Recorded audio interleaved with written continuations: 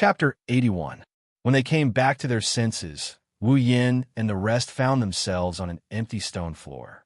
No matter how I look at it, this place doesn't look like a treasure location. Mikoto wrinkled her nose and snorted as she looked at this place. Wu Yin looked like he already knew this would happen. He calmly scanned the surroundings and sighed. I knew it. Things weren't that simple. Hinajiku walked around the area, her yellow-green eyes constantly turning around. She didn't know what to look at. After all, there was nothing here except for rocks.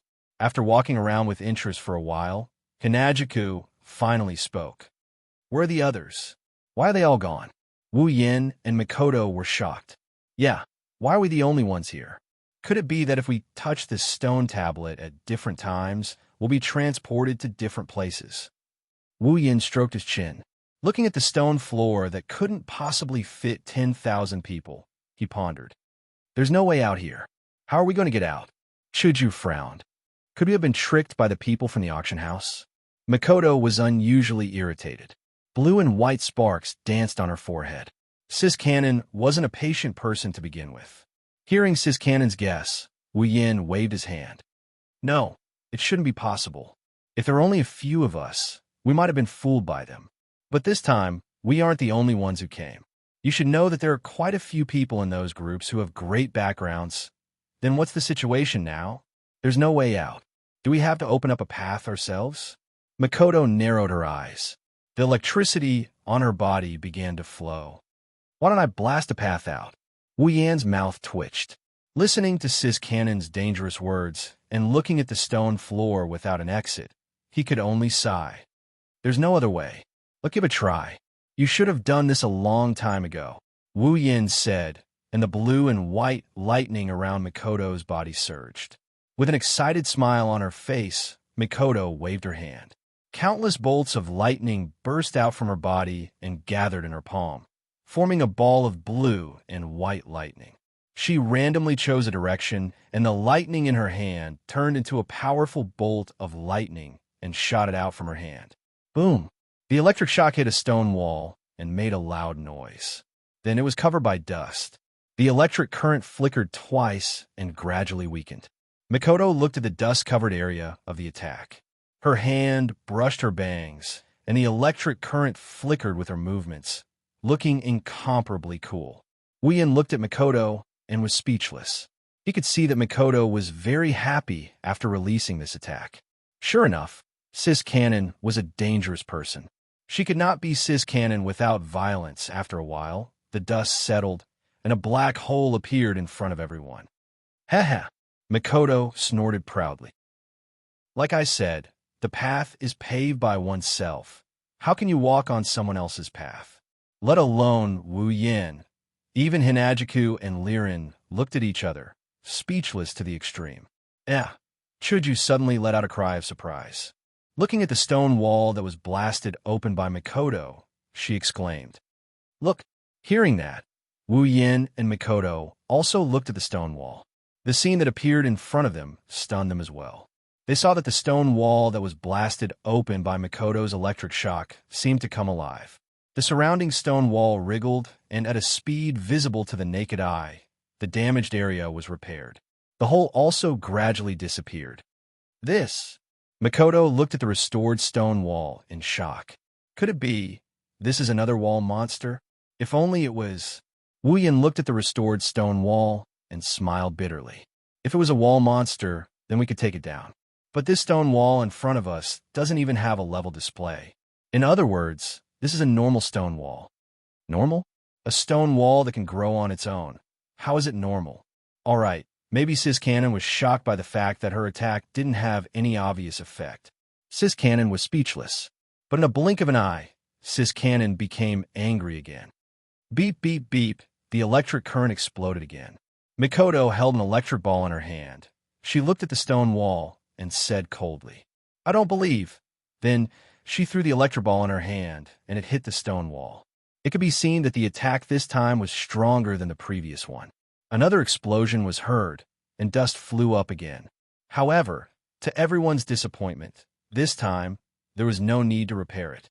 The stone wall was completely intact. Wu Yin quickly stopped Mikoto when he saw that she was about to take out a token and fire a railgun. Forget it, Mikoto. No matter how much you attack, it will still grow back. Let's observe carefully before we take action. Hearing Wu Yan's words, Mikoto could only retract her electric current. She looked at the stone wall as if she was looking at her nemesis and gritted her teeth. This damned wall is so annoying. Chuju sighed and knocked on her head in frustration. This attack is useless, and there's no way out. What should we do? Wu Yan's eyes flashed helplessly. Ikaros, who had been calculating since the beginning, stopped her complicated calculations and pulled Wu Yan's sleeve. She pointed in a direction and said to Wu Yan, "Master, there are some words. Before Wu Yan could react, Mikoto ran over impatiently.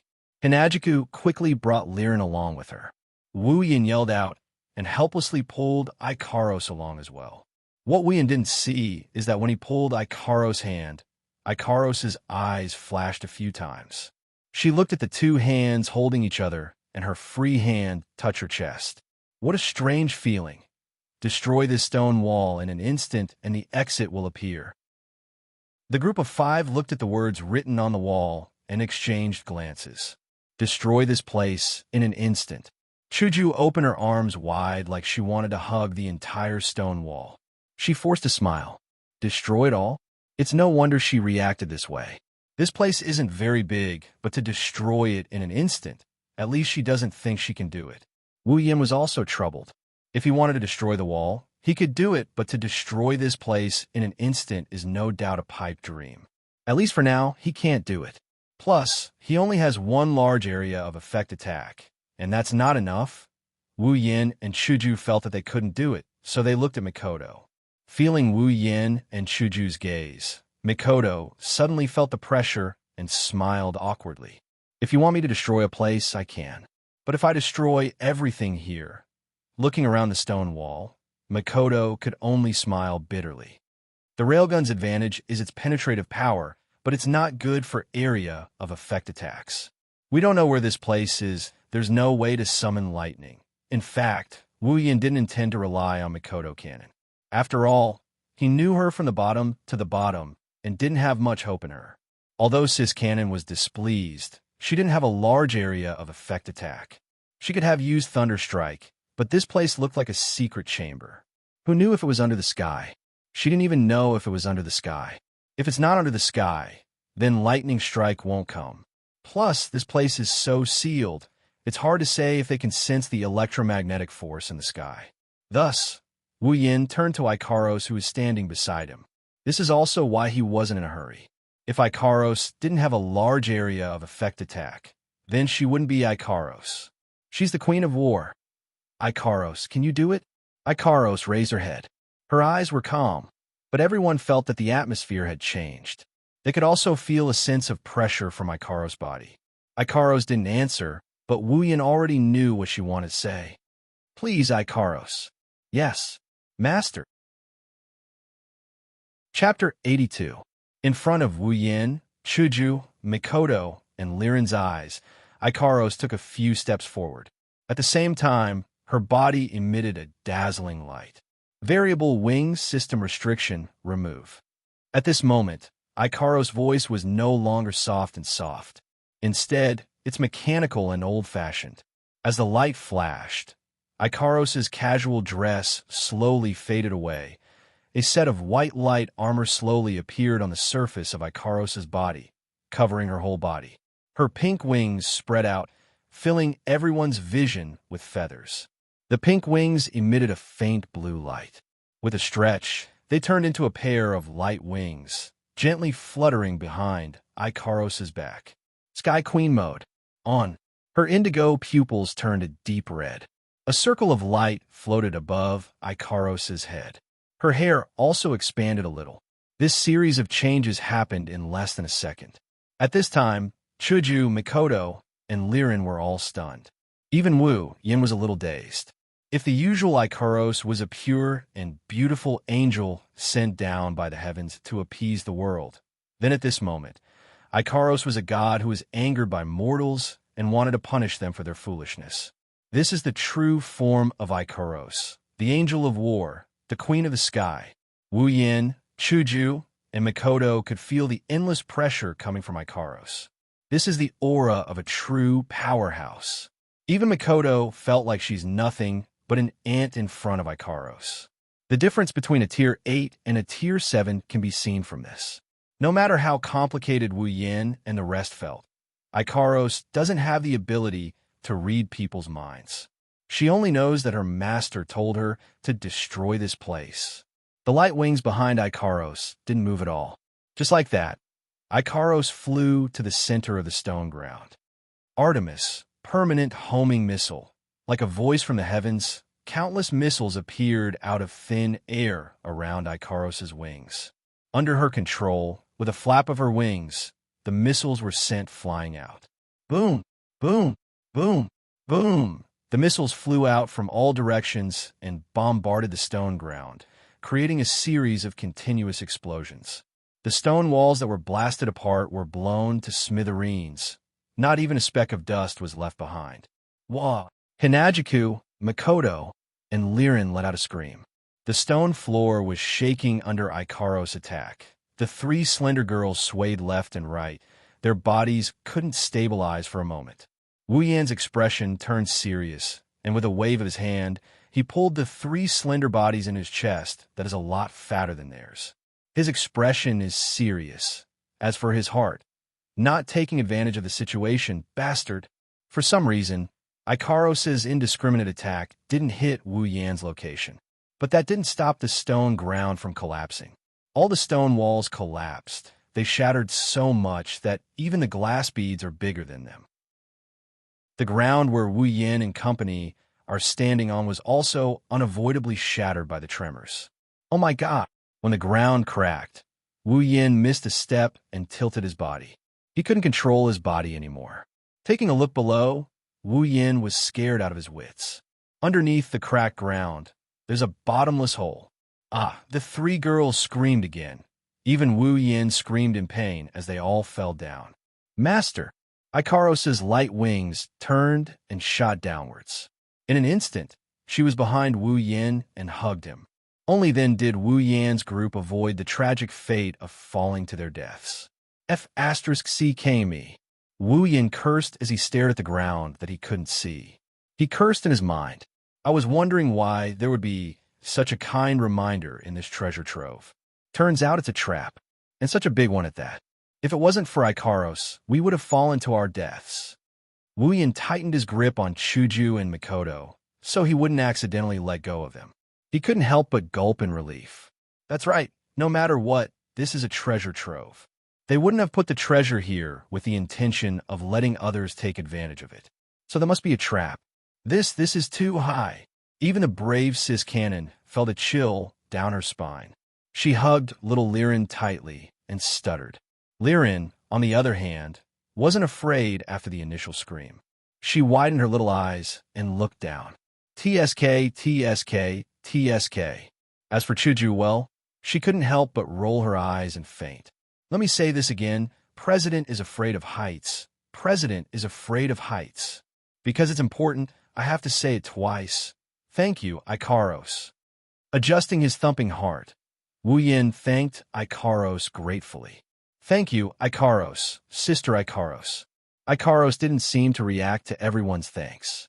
She just stood there stunned. But Wu Yin knew she didn't know how to deal with such a situation. As a life form created as a weapon, it's obvious to normal people. But for Ikaros, it's definitely a first.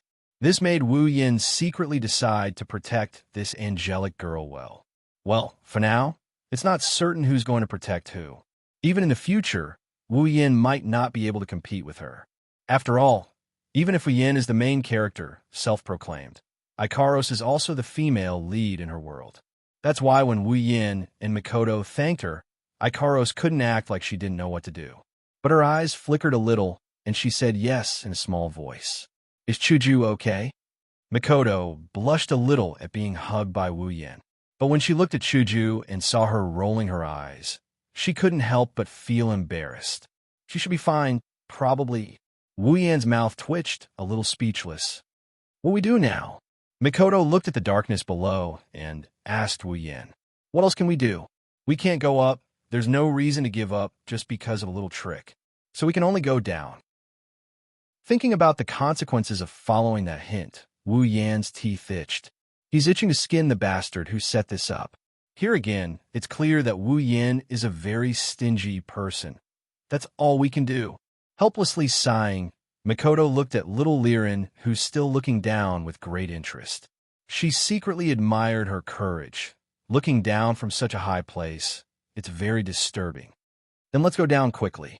Otherwise, when Chuju wakes up, she might faint again. Wu Yan ridiculed. Makoto could only laugh dryly, and little Liren giggled. Go down, Ikaros. Yes, master. Ikaros's pupils have returned to their original indigo color. Her light wings have turned back into a beautiful light pink color. The halo on her head disappeared, and her hair became smooth again. However, she's still wearing that revealing white light armor. Those two large mounds pressed against Wu Yan's back, making him feel good inside. After all, there's no need to use force. If it's just flying, she could do it in normal mode. Using Sky Queen mode to fly is a bit of waste. Under Ikaros's lead, they flew down. Looking at Makoto, who's secretly swallowing her saliva, and little Liren, who doesn't seem to care, then looking at Chuju, whose eyes are still spinning, Wu Yan suddenly had an idea. Should he take advantage of Kaishu-sama's unconscious state to take advantage of her? This is a very serious question. Chapter 83. Wu Yan felt that after jumping into so many traps in his life, he should be good at dealing with traps. But today, Wu Yan felt that his previous thoughts were too sweet. Even though he didn't know how much time has passed, but from the way Wu Yan's arms are weak from carrying girls around, it's clear that it hasn't been a short period of time. But still, there's no end in sight. It's like a bottomless pit. Not only is it big, it's deep enough to send chills down one's spine. Even after flying for so long, there's still no end in sight. Just as Makoto was about to complain, Wu Yan's eyes lit up. Ikaros, stop. Spreading her wings, Ikaros braked and came to a steady stop. What are you doing so sudden? Makoto rubbed her head and gave Wu Yan a dissatisfied look. That sudden braking caused her to hit Wu Yan's chin. She didn't think about who would be more hurt from the collision. Take a look at the walls. The stone walls that didn't change in the slightest are now filled with countless holes. They're densely packed like a hornet's nest, and they're all the same size. A weak wind blew from the tens of thousands of holes and gathered at the center of the giant pit. Who knows how the wind changed direction, but the wind all strangely flowed away. You can see the wind with your naked eye, but it didn't touch her body at all. This scene surprised Wu Yan, and company Makoto turned to look at the countless holes until she felt dizzy. She retracted her gaze, speechless. So many holes, and they're all the same. Which one should we enter? Wu Yan frowned when he heard Makoto, and he turned to ask Ikaros. Ikaros, can you see if there's any hole that's special, different from the others? Ikaros immediately activated her Sky Queen mode's crimson-red pupils. One could see a lot of light flowing through her crimson-red pupils and swirling around the holes. Calculation results, similarity 99%, 0 error. In other words, all of them are the same. Wu Yan couldn't help but have a headache. Even Ikaros couldn't find anything in these holes, let alone him. He believed Makoto was the same.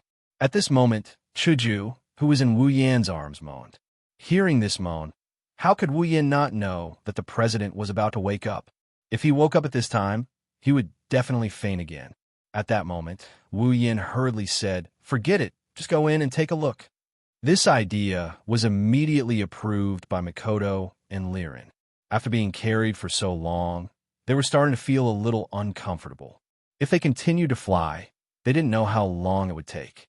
Waiting any longer wasn't a solution. Ikaros blankly glanced at the numerous holes and randomly chose the nearest one and flew in. When they landed, Wu Yan and Makoto sighed in relief. At the same time, Chuju woke up. Looking blankly at Wu Yan and Ko surrounding her, Chuju slowly sat up.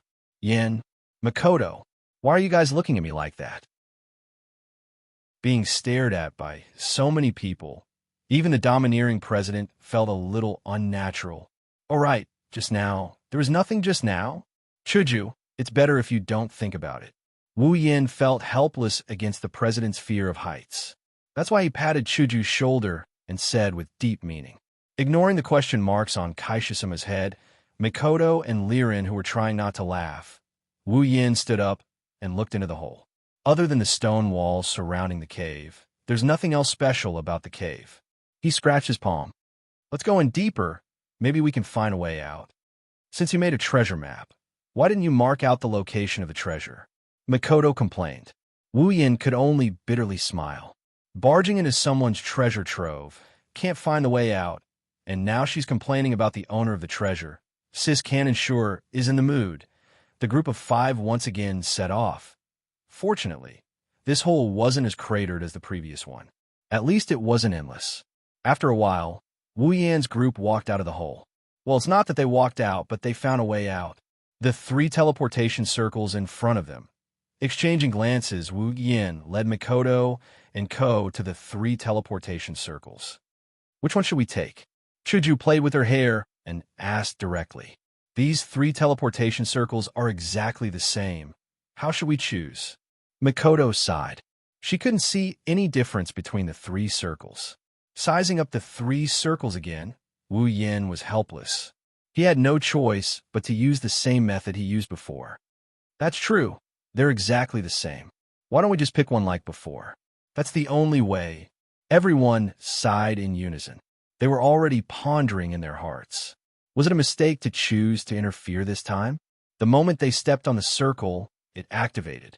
With a flash of light, Wu Yan's group was teleported away. The scene that appeared in front of Wu Yan's group shocked them. This. Mikoto couldn't help but take a few steps back. Her face paled. Hinajiku immediately pulled Liren into her arms and covered her eyes.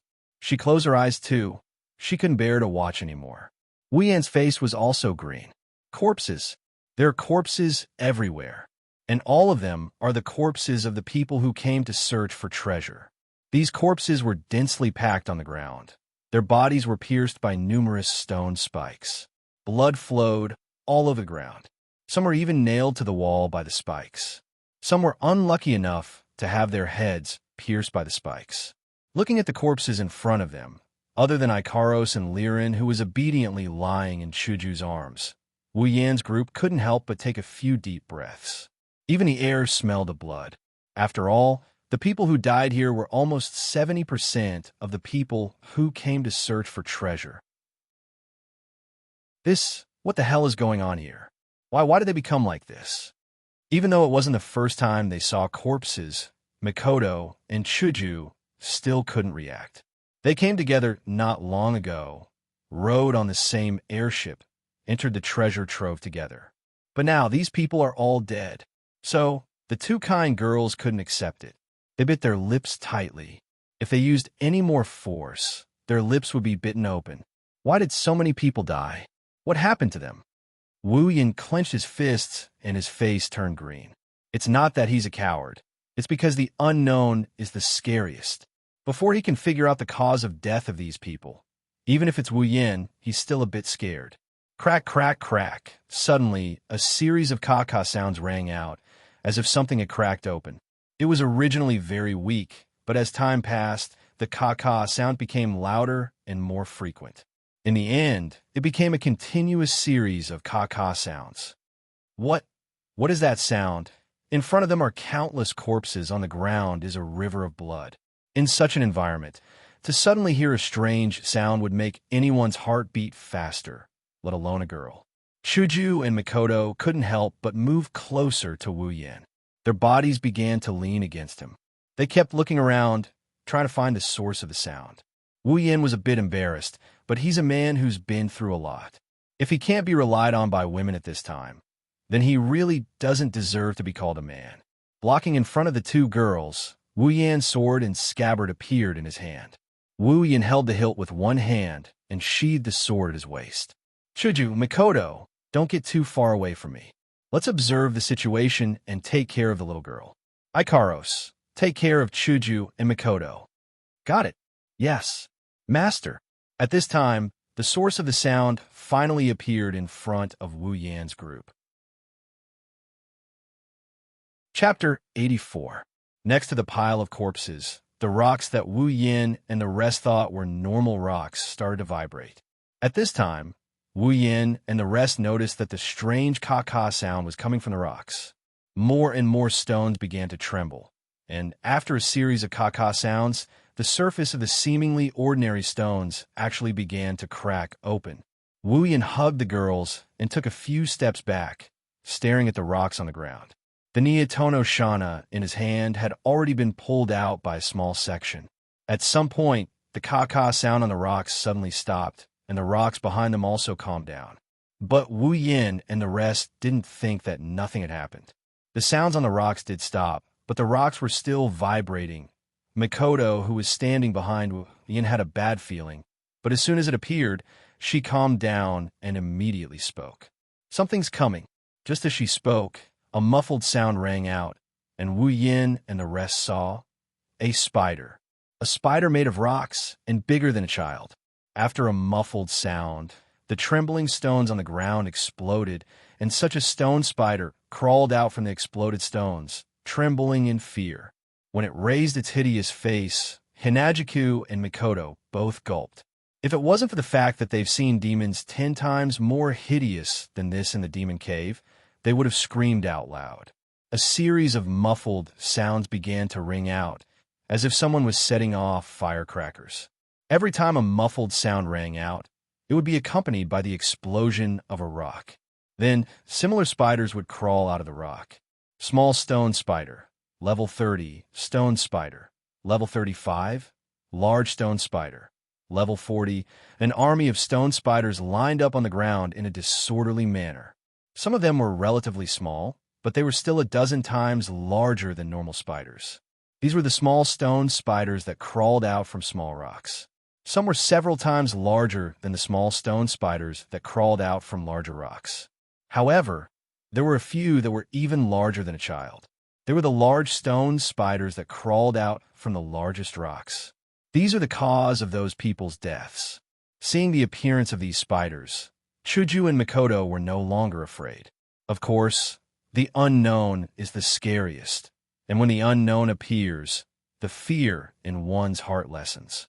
As for Chuju and Mikoto, who have seen the monster army, they wouldn't be scared by mere spiders. Even though there are girls who are afraid of these insects, and Mikoto and Chuju are one of them, if they really had to face them, they would only feel a little disgusted. Before Wu Yin could reply, Ikaros, who was standing behind Wu Yin, took the lead and walked out. Deep red pupils appeared in Ikaros's eyes.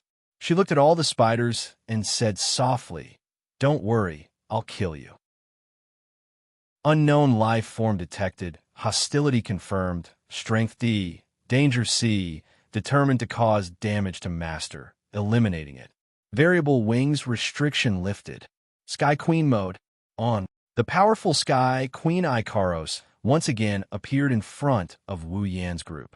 Her blue wings of light unfurled, and Ikaros faced the spiders with her back, facing Wu Yan's group.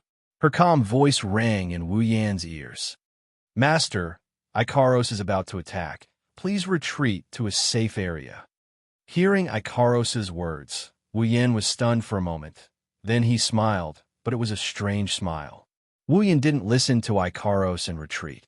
Instead, he stood beside Ikaros, and under Ikaros' puzzled gaze, he rubbed Ikaros's fluffy hair after entering Sky Empress mode. "Ikaros, your master. I'm not just your master."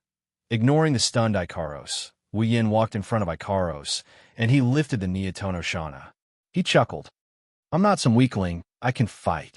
Ikaros, I hope you remember that I'm not just your master. I'm also your comrade who will share life and death with you. Since we're comrade in life and death, how can I be left out of the battle? How can I let a girl like you charge in a battle alone?" Her eyes flashed. Ikaros looked at her master's back and lowered her head. "I understand. I can't. It doesn't matter if you don't understand, Ikaros. Just remember what I said today. One day you'll understand." Repeating Wu Yan's words twice in her mind, Ikaros replied in a soft voice. "Yes, sir. Master." Don't forget about me." Chuju and Mikoto, who were reduced to background since the beginning, couldn't help but shout. Making their presence known, Mikoto took a big stride to Wu Yan's side, her face showing some dissatisfaction. "You said comrade in life and death should fight together. In the end, you still forgot about us." Wu Yan's face started to turn awkward. He half-heartedly said, Well, don't mind the details. So our existence is just a detail?" While saying this, Mikoto's body started to glow with electricity. "Stop fooling around. They're coming over." Seeing Wu Yan and Mikoto fooling around like there's no one else around, Chuju rolled her eyes at them and quickly reminded them. While they were talking, the spiders were already closing in on Wu Yan's group with their long, thin legs. But they seemed to have sensed that Wu Yan's group wasn't as easy to bully as the ones they killed before, so their speed was very slow. "Mikoto, Chuju, remember to protect the little girl." Seeing this, Wu Yan put away his playful smile and turned serious. The stone spiders in front of him are no different from the monster army from before in terms of both quantity and quality. Of course, he wouldn't dare to be careless, but he wasn't as cautious as before. After all, the quality and quantity were the same. But Wu Yan's group was different. Not to mention that Wu Yan was only level 30 at that time. Even Chuju was level 35 now. Although they had to take care of little Liren at the same time, it didn't affect them at all. After all, they had the goddess of war on their side. "Chuju, don't go too far away. Take care of the little girl. And Mikoto, don't charge. Stay beside Chuju and the others so that you can take care of them." Chuju and Mikoto nodded silently, indicating that they understood. After a long time, without seeing Wu Yan's group move, the spiders who weren't very intelligent started to get impatient. And so, the spiders opened their mouths and spat towards Wu Yan's group. Stone spikes shot out from their mouths, attacking Wu Yan's group. Aegis, absolute defense circle. Ikaros appeared in front of Wu Yan's group in an instant. Facing the stone spikes that blotted out the sky, Ikaros spoke softly and a blue transparent barrier formed in front of her.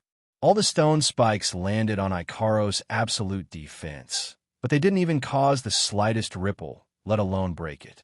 After a series of cracking noises, all the stone spikes were blocked by the absolute defense. Just from this scene alone, Wu Yan could see that Ikaros' absolute defense circle was also AC-grade equipment, but in terms of defense, it was above his mental dragon armor. But the real advantage of the mental dragon armor was that it was a completely automatic defense. It didn't need Wu Yan to control it. Even if Wu Yan himself couldn't react in time, the mental dragon armor would automatically open up, unlike the absolute defense circle, which required Ikaros to use it. Artemis, permanent rear-end missile. The barrier was retracted by Ikaros in a blink of an eye. Almost at the same time, the rear-end missile was fired, blowing up the front line of spiders. Chapter 85. What destructive power! What an AoE attack! This wasn't the first time Wu Yan saw Ikaros' homing missiles, but seeing it again, he couldn't help but mutter in his heart. As expected of the Angel of War, the strongest sky queen, under Ikaros' homing missiles, the stone spiders were smashed to pieces, leaving behind a pile of rocks. Wu Yan wondered if these spiders were actually spiders, or stone. As soon as the spiders in the front line were killed, the spiders in the back rushed forward like a swarm of bees. They stepped on the bodies of their companions, as well as the bodies of the treasure hunters, and rushed towards Wu Yan's group. Wu Yan's eyes narrowed, and with a lift of his feet, he charged towards the spiders. The distance between Wu Yan and the spiders was just a short while before they encountered each other. Facing a giant stone spider charging at him, Wu Yan raised his hand and smashed it into the spider's disgusting face, sending it flying. As soon as the large stone spider was sent flying, a few spiders and smaller ones brushed past the body of the large stone spider. With a leap, they opened their mouths and shot several stone spikes at Wu Yan. With a flash of silver light, Wu Yan pulled out the Neotono Shana, and with a horizontal swing, he smashed all the stone spikes into pieces. The stone spiders and smaller ones that jumped over were cut in half by Wu Yan with a few swings of his blade. The sound of wind came from behind Wu Yin. Wu Yin had just killed a few spiders, and he didn't have time to pull back his sword. Several spiders attacked Wu Yin from behind. At the critical moment, Wu Yin turned around, and a black sword minced all the incoming spiders, leaving no trace behind. In Wu Yin's left hand, which should have been empty, a black katana appeared out of thin air. The blade was pitch black, and if one looked closely, they could see that the blade was vibrating at an extremely high frequency. Hefting the black blade in his left hand, Wu Yin nodded in satisfaction. This iron sand sword created with superpower coupled with high vibration speed. In terms of sharpness, compared to the armaments of the masses, it's not inferior in any way. With two swords in hand, Wu Yin swung them twice, and another two spiders were cut in half. He then charged into the group of spiders, and with each swing, he killed a spider. In an instant, a large number of spiders died under Wu Yin's sword. With the Kendo Mastery ability, using two swords was a piece of cake. If it wasn't for the fact that the iron sand sword was as sharp as a common armament, and it could be made at any time, Wu Yin wouldn't have put the Kusanagi sword up in the auction house. TSH, using someone else's ability and using it so happily, Mikoto was still standing in the same spot protecting Liren. As long as there were spiders that attacked, they would all be electrocuted by Mikoto. At first, Mikoto was worried that these spiders were made of stone and that her electrocution wouldn't work. Reality proved that the spiders were somewhat immune to Mikoto's electrocution. It wasn't until Mikoto increased her electrocution to LV5 that the spiders were electrocuted. She took the time to glance at Wu Yin and saw him holding the iron sandsword in one hand and the iron sandsword in the other, and was happily killing the spiders. Mikoto's mouth twitched. Of course, Mikoto was just jealous of someone's luck. After all, it took her a few years to level up her superpower to LV4. Unlike Wu Yin, with just a card he was able to steal the fruit of someone's hard work for several years. Not only that, he used it so skillfully, the iron sandsword is more useful in his hands than in her own. Luckily, this person is Wu Yin. If it was anyone else, Mikoto would definitely challenge him to a duel. Yan's swordsmanship is really good. Chuju was standing not far from Mikoto, and the white cherry in her hand danced as she cut down a level 30 spider. Just from this one move, it was clear that Chuju's strength was much stronger than when she was in the demon cave. She was even stronger than Wu Yin at that time. Of course, Chuju didn't think that her swordsmanship was as good as Wu Yan's. After all, Wu Yin directly received the Kendo Mastery ability, and his swordsmanship was comparable to those Kendo masters who spent their entire lives practicing their swordsmanship. Chuju, on the other hand, had only been learning swordsmanship for a few years. I need to get stronger quickly, otherwise when the day comes, I won't even have the right to stand next to him, let alone. Hinagika's face turned red as she thought of something, making her look very cute. A strong electric current suddenly flashed by Chuju's side and turned a large spider that was about to ambush Chuju into dust. It also gave Kaisha-sama a fright. What are you doing, Chuju? Spacing out at a time like this? Not far away, Mikoto retracted her lightning arm and shouted at Hinagiku, her voice full of ridicule. It's rare to see Kaisha-sama spacing out like this. Chuju's face turned red again, and she quickly put on a serious face to deal with the incoming spiders. Compared to Wu Yin and Hinagiku, or even Mikoto, Ikaros is a lot sharper in her attacks. Floating in the air, Ikaros' crimson eyes lit up with two circles of light, and like a sniper rifle scope, she scanned the spiders below. Every time Ikaros chose a position, a large number of missiles would appear behind her. With a thought, the missiles would rapidly bombard the numerous stone spiders. Every shot would kill a group of stone spiders. It could be said to be extremely sharp.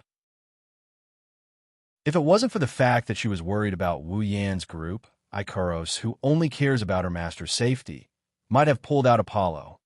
Under the forced slaughter, the number of spiders kept decreasing and decreasing by the time the last spider died under Wu Yan's blade.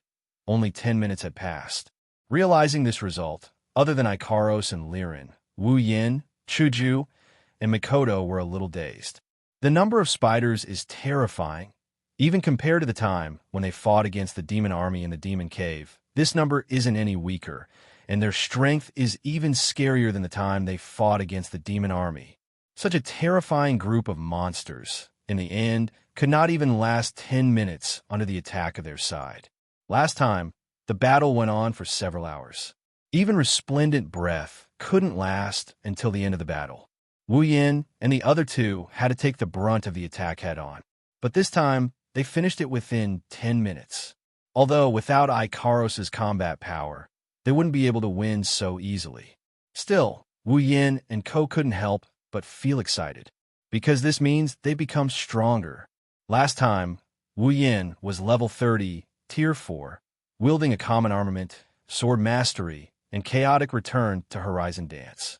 This time, Wu Yin was level 50, tier 6, wielding 2 rare armaments, sword mastery, chaotic return to Horizon Dance, and Electromaster, LV4. Wu Yin's strength has indeed become a lot stronger. Last time, Chuju was level 18, tier 3, wielding a common armament. This time, even though she's wielding her own Chuju, but this time, she's level is 35, tier 4. Her strength has improved, there's no doubt about it. As for Makoto, even though the difference between the two battles is only 1 level, her improvement isn't as big as Wu Yin and Chuju's, but it's not small either. After all, the difference between 2 high tiers, even though it's not that big, it can't be that small, right?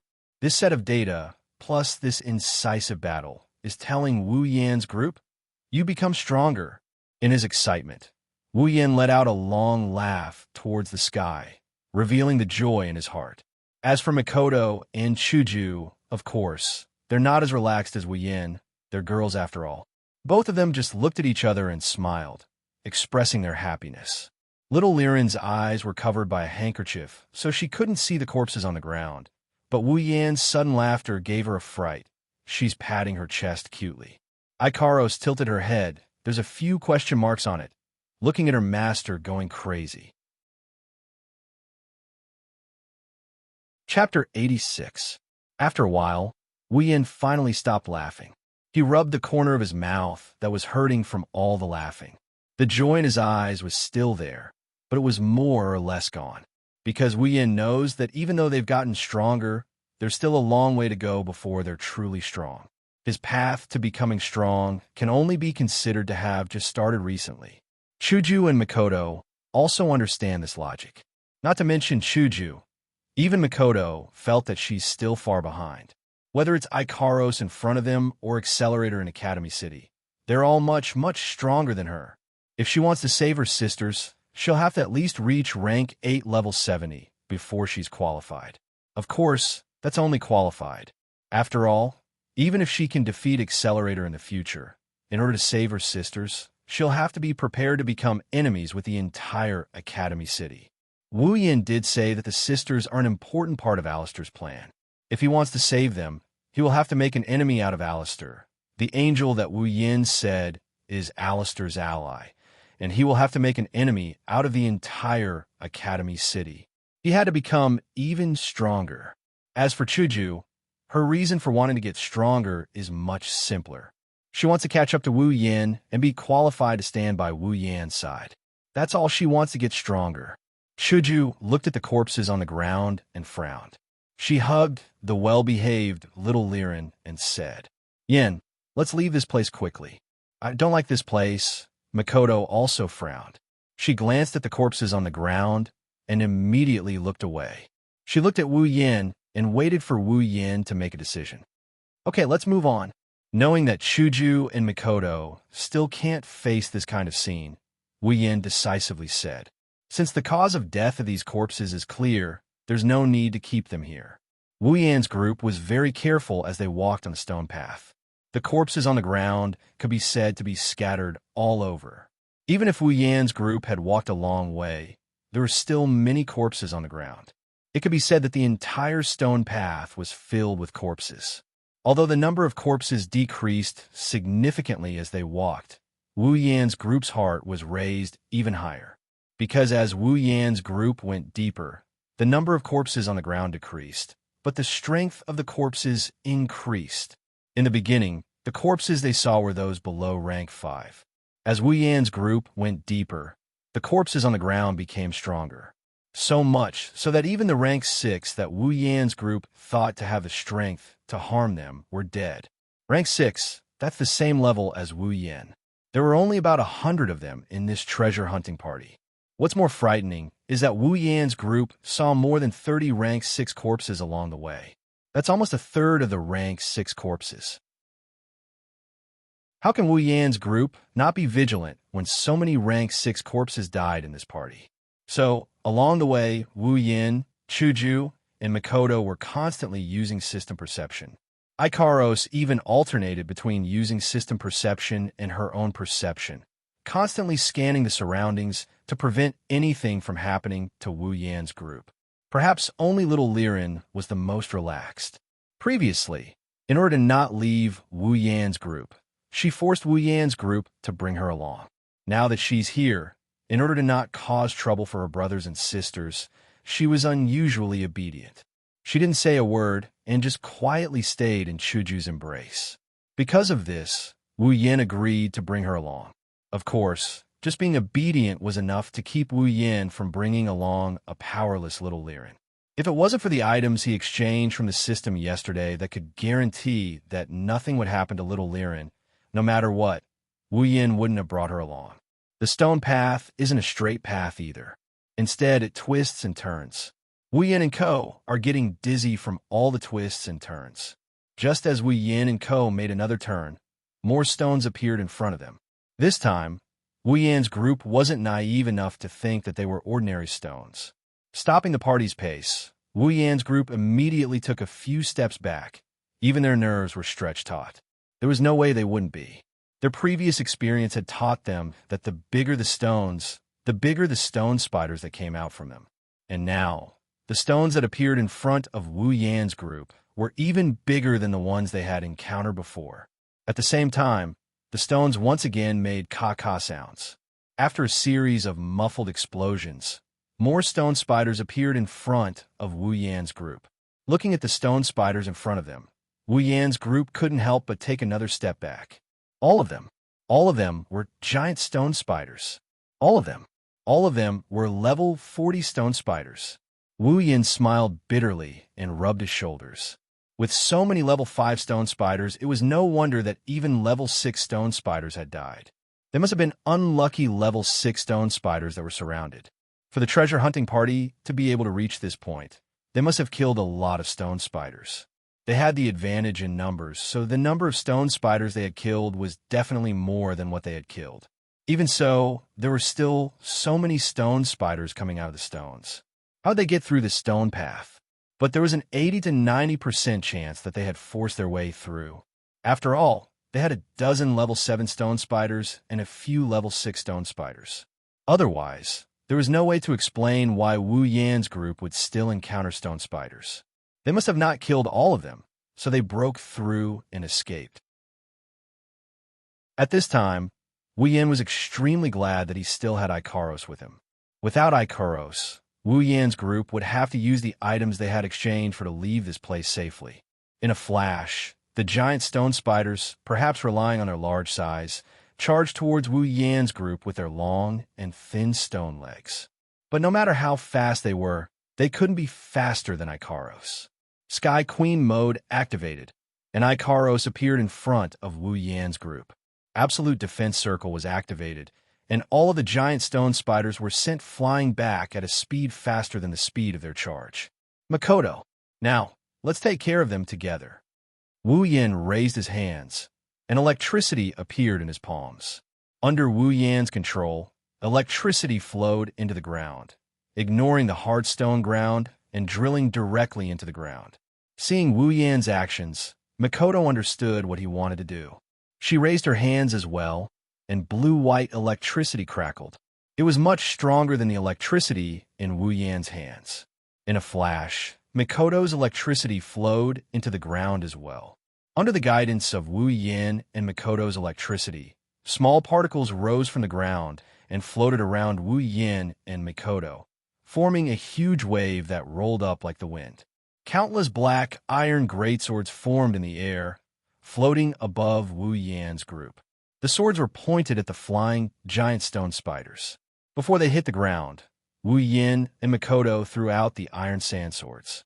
Ikaros's eyes flashed, and missiles as many as the iron sand swords appeared in the air. When Wu Yan's group threw out their iron sand swords, Ikaros also fired her missiles. Go! Iron sand swords Artemis! Instantly, the iron sand swords flew back, and the missiles came flying. The giant stone spiders that were sent flying didn't even have time to hit the ground. They were either pierced full of holes by the iron sand swords or destroyed by the missiles. Seeing their companions die, the remaining giant stone spiders didn't retreat. Instead, they rushed forward as if they'd eaten Jinkala. Of course, these spiders didn't even get close before they were blown away by Ikaros' permanent homing missile. Wu Yin couldn't help but chuckle bitterly in his heart. Ikaros dealt with the Stonehenge army that was enough to cause a lot of trouble for him and the treasure hunters. He didn't know whether to laugh or cry. Ikaros really is the best fighter in a group battle.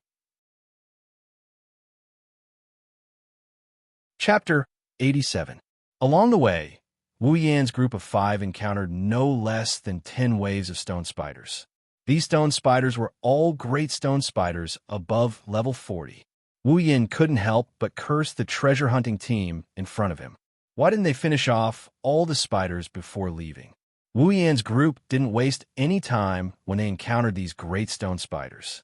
They used their iron sand swords and permanent homing missiles to destroy them before they could even get close.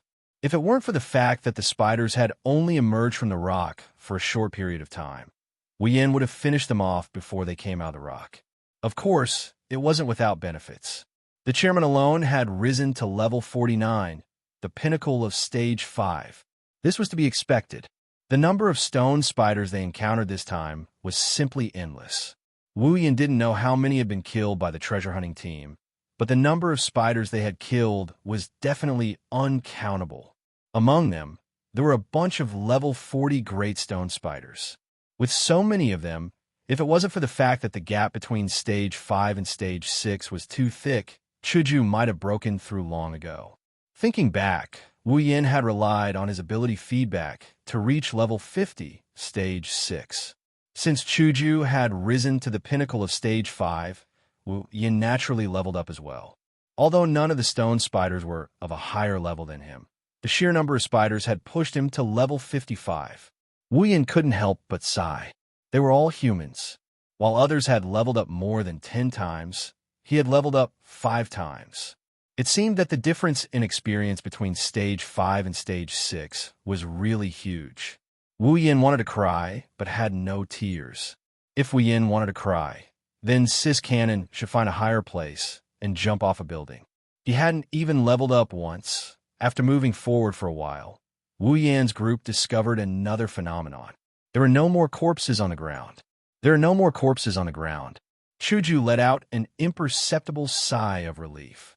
Even though she was no longer the same as before and had seen a lot of things, Chuju still felt uncomfortable when there were corpses around.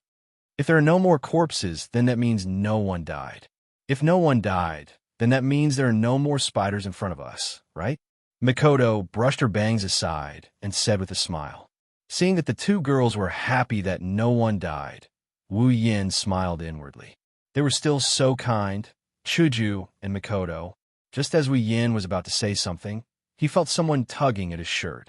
When Wu Yin turned around, he saw Ikaros tugging at his shirt and pointing to the front. Master, we've discovered a large number of life forms in front of us. Based on our preliminary calculations, it's the same team that set off together. Hearing this, Wu Yin and the others were stunned. We finally caught up to the previous team, Chuju said. Ikaros spoke again. Master, a large number of life forms have encountered this group. Another large number of life forms? Is it the stone spiders? Ikaros. Wu Yin looked at Ikaros and said. Ikaros's eyes moved in the direction she was pointing at. Then she shook her head and nodded. The life forms have the same reaction, but the energy levels are different. It's stronger than the previous ones. Hearing this, Wu Yin, Chuju, and Makoto looked at each other and said, "The life forms have the same reaction, which means it's definitely the stone spiders, but stronger. Looks like the previous team has encountered something even more troublesome than the giant stone spiders. Yin, should we go help?" Chuju said immediately. Since they've encountered something even stronger than the giant stone spiders, then it should be easier to fight it together with the rest of the team. She doesn't want to fight the spiders that were already killed by others. Plus, she hasn't done anything since the start. It's no wonder the spiders were wiped out by Wu Yin, Makoto, and Ikaros before they could even attack. Kaishu-sama doesn't have any long-range attacks. She only has swordsmanship. So, she's been lurking around, a classic example of leeching experience. But even if it's a good thing to leech experience, Kaishu-sama doesn't feel good about it. It feels like she's unnecessary. Makoto was also itching for action. The stronger the spiders, the more experience they'll get. Along the way, Wu Yin and Chuju both leveled up quite a bit. She's the only one who hasn't shown any signs of leveling up yet. So, when she saw Wu Yin and Chuju leveling up, she was eager to level up as well. Wu Yin looked ahead, glanced at Ikaros, then at Chuju and Makoto. After some thought, he said, "Let's not be too hasty. Let's go check out the situation first." "Check out the situation? Aren't we going to help?" Makoto sighed in disappointment at Wu Yan's words. "Isn't that a little inappropriate? We came together after all." Chuju walked up to Wu Yan's side and said hesitantly, "If they went up and didn't help, the team wouldn't agree. With the mindset that one more person is one more cannon fodder, they'll force them to go up and kill the enemies." Wu Yan's group wasn't afraid. After all, they have a peak rank 7 Makoto and a high rank 8 Ikaros. But even if there's no big trouble, there's bound to be a lot of small troubles. Who knows if they'll use their numbers advantage to trip them up. Of course, Wu Yin knew what Chuju was trying to say. But personally, Wu Yin didn't support blindly going up to help. The team ahead is made up of countless smaller teams. There's no way they're united. They're bound to be suspicious of each other. They try to trip each other up. Some of them even want everyone to die, so they can take the treasure for themselves. Under such circumstances, if Wu Yan's group went up like this, it'll make the already murky water even dirtier. They might even get splashed on themselves. Let's wait and see. Wu Yan clapped his hands. He still thinks it's better for them to wait and see. But what if they force us to go up? Makoto crossed her arms in front of her chest, lowered her head, and thought for a while. Wu Yan laughed at Makoto's words. "About that, as long as they don't discover us, won't that be fine? Don't discover us." Chuju and Makoto were surprised. But this is a stone path. I believe the situation ahead is the same. There's no place to hide. How are we going to hide? Even if there's a place for us to hide, they have dozens of rank 7. Can we hide and not be discovered? Looking at Hinajiku and Makoto who are talking, he laughed and puffed out his chest. The hermit has his own plans. With the system, nothing is impossible. I prepared a lot of items before coming here. Now there's one item that can be put to good use. Oh, the two girls' eyes lit up. Of course, they know how magical the system is, especially the items section. There's all kinds of strange items. The list of items has dazzled them before. Wu Yan didn't keep them in suspense. He took out a large cloak from his interspatial ring and held it in front of the two girls. "What's this?" Chuju and Makoto reached out their delicate hands and touched the cloak. They asked Wu Yan curiously, "Can't you use the system's perception? Why don't you see for yourself?"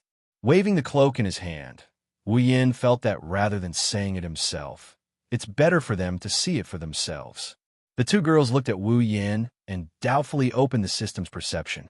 Cloak removal has the ability to conceal the existence and aura of everything within a cloak.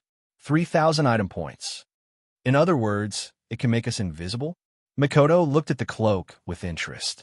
She wanted to see if it was really that magical. Well, you can say it like that. Although the specifics are a bit lacking, it's not impossible to understand it this way. Wu Yan was too lazy to explain.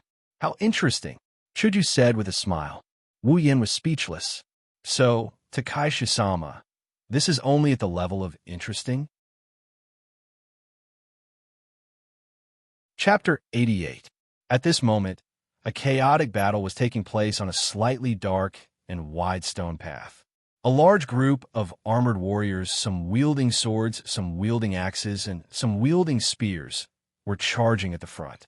They were fighting a group of monsters here. These warriors would occasionally use battle techniques to deal damage to the enemies in front of them. As for those who just used battle techniques, they would wait for their do-chi to slowly recover while raising their weapons and attacking the enemies from time to time. Behind these people, there was a group of mages wearing light robes. Unlike the warriors who were fighting in close combat, their weapons were more similar. Almost all of them were magic staffs. Furthermore, they did not rush forward like their companions. Instead, they raised the magic staffs in their hands and muttered incantations. After chanting a spell, these magicians would shoot out fireballs, icicles, and wind blades to bombard their enemies from afar, while also supporting the warriors in front of them. Compared to the simple battle techniques of the warriors, magicians have a variety of magic. What kind of scene would it be if a group of magicians were to use magic together? Just like in front of them, the sky was filled with wind, rain, lightning, and fire. Everything was dazzling. Instead of saying that they were fighting, this scene would make most people think that it was simply a banquet. And what were their enemies? Stone spiders. A group of stone spiders that were about the same height as an adult. When these giant stone spiders were fighting, they didn't have a clear division of labor and variety of attacks like the warriors and magicians who were fighting them. They only relied on their large bodies to charge at the enemies in front of them. Those who couldn't charge at them would raise their thin and long stone spider legs and wave them around nimbly. When they were charging around or engaging in close combat, these gigantic stone spiders would open their mouths wide enough to swallow a sheep at a warrior or mage from time to time. Then, they would shoot out stone alls from their mouths. The battle could be said to be extremely chaotic. Some stone spiders were chopped to death or directly smashed to death by a big move. Some stone spiders were smashed into pieces by spells like fireballs, icicles, and wind blades that fell from the sky. On the other hand, the warriors and magicians were not as brave. They also sacrificed their lives. On the ground, some were killed by the rampaging stone spiders. Some were impaled by the stone spiders' long legs. Of course, there were also some unlucky ones who were directly hit by a stone awl. Among them, there was even a magician who was standing at the back. Stone Spider, level 50. When they saw this information, Wu Yin and the others were stunned. Not for anything else, but because it was too strong. A level 6 stone spider. If there were as many stone spiders as there had been before, would there still be any results to this treasure hunt? Also, if this stone spider was already level 50 and combined with the previous ones, then who could guarantee that there wouldn't be stronger stone spiders? Level 7? Level 8? Or maybe, thinking up to this point, Wu Yin, Chuju, and Mikoto's face became serious. If that was the case, then this treasure hunt was really dangerous. No wonder even a level 9 powerhouse would run away with heavy injuries and die in the end. If Wu Yin didn't have items that could protect his life, then Wu Yin would have taken the girls and run away. After all, no matter how precious this treasure was compared to their lives, as long as they weren't idiots, they would know what to choose. Although as long as Wu Yin didn't die, he could use the summoning points to revive Mikoto and the others. But not to mention that Mikoto and the others were women he liked. Even a man with a bit of heroic spirit wouldn't let a woman stay behind. Wearing a cloak, Wu Yin, Mikoto, Chuju, Ikuros, and little Liren hid behind a stone spider in the corner and watched the battle. There were a lot of stone spiders. Of course, compared to the previous spiders, it was a lot less. But even so, there were about 100 of them. Against these 100 level 6 stone spiders, there was no doubt that the level 6 warriors would be the main force. They would be fighting in the front, while the surviving level 5 and below warriors would be harassing the spider from the sides, giving the level 6 warriors a chance to kill them in one hit.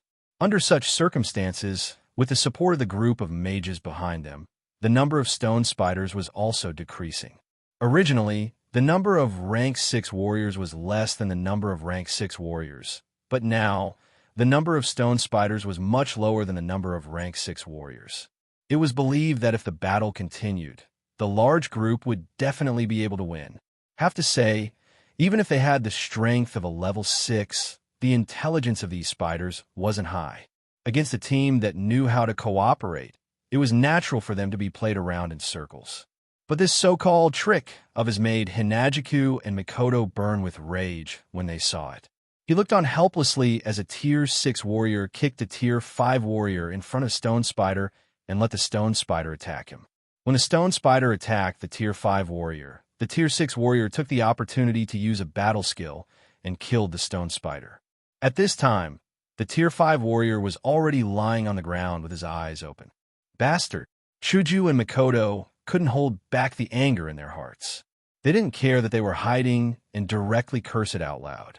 If it wasn't for the soundproofing effect of the cloak, Wu Yan's group would have been discovered.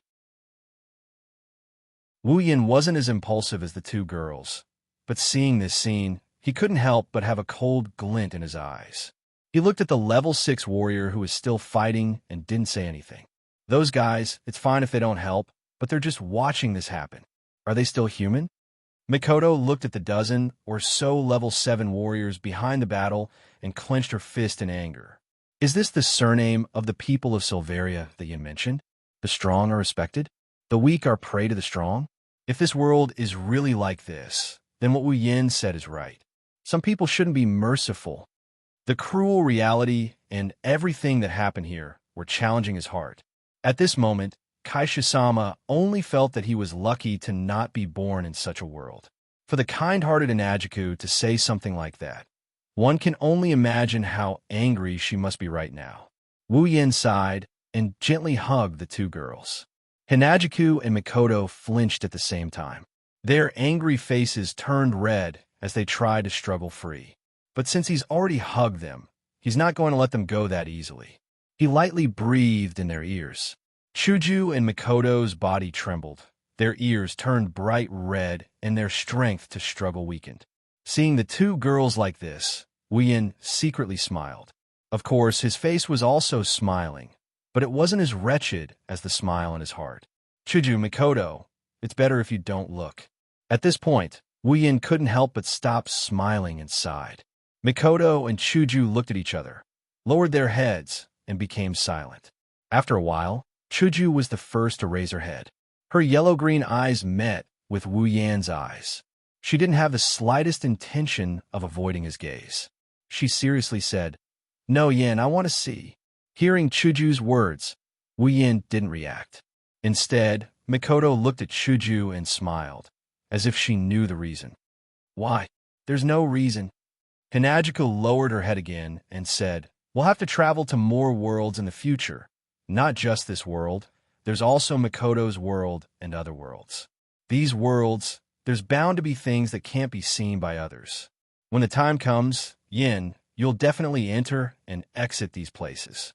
So, rather than waiting to get used to it, why not now? Don't look at me, I'm the same. Not to mention, the world I'm in has some shady existences. I need to adapt even more." Seeing Wu Yin looking at her, Mikoto immediately said. After looking at Chuju and Mikoto seriously for a while, Wu Yin sighed and pressed their heads into his arms. Smelling the fragrance in their hair, he softly said, "It's been hard on you too."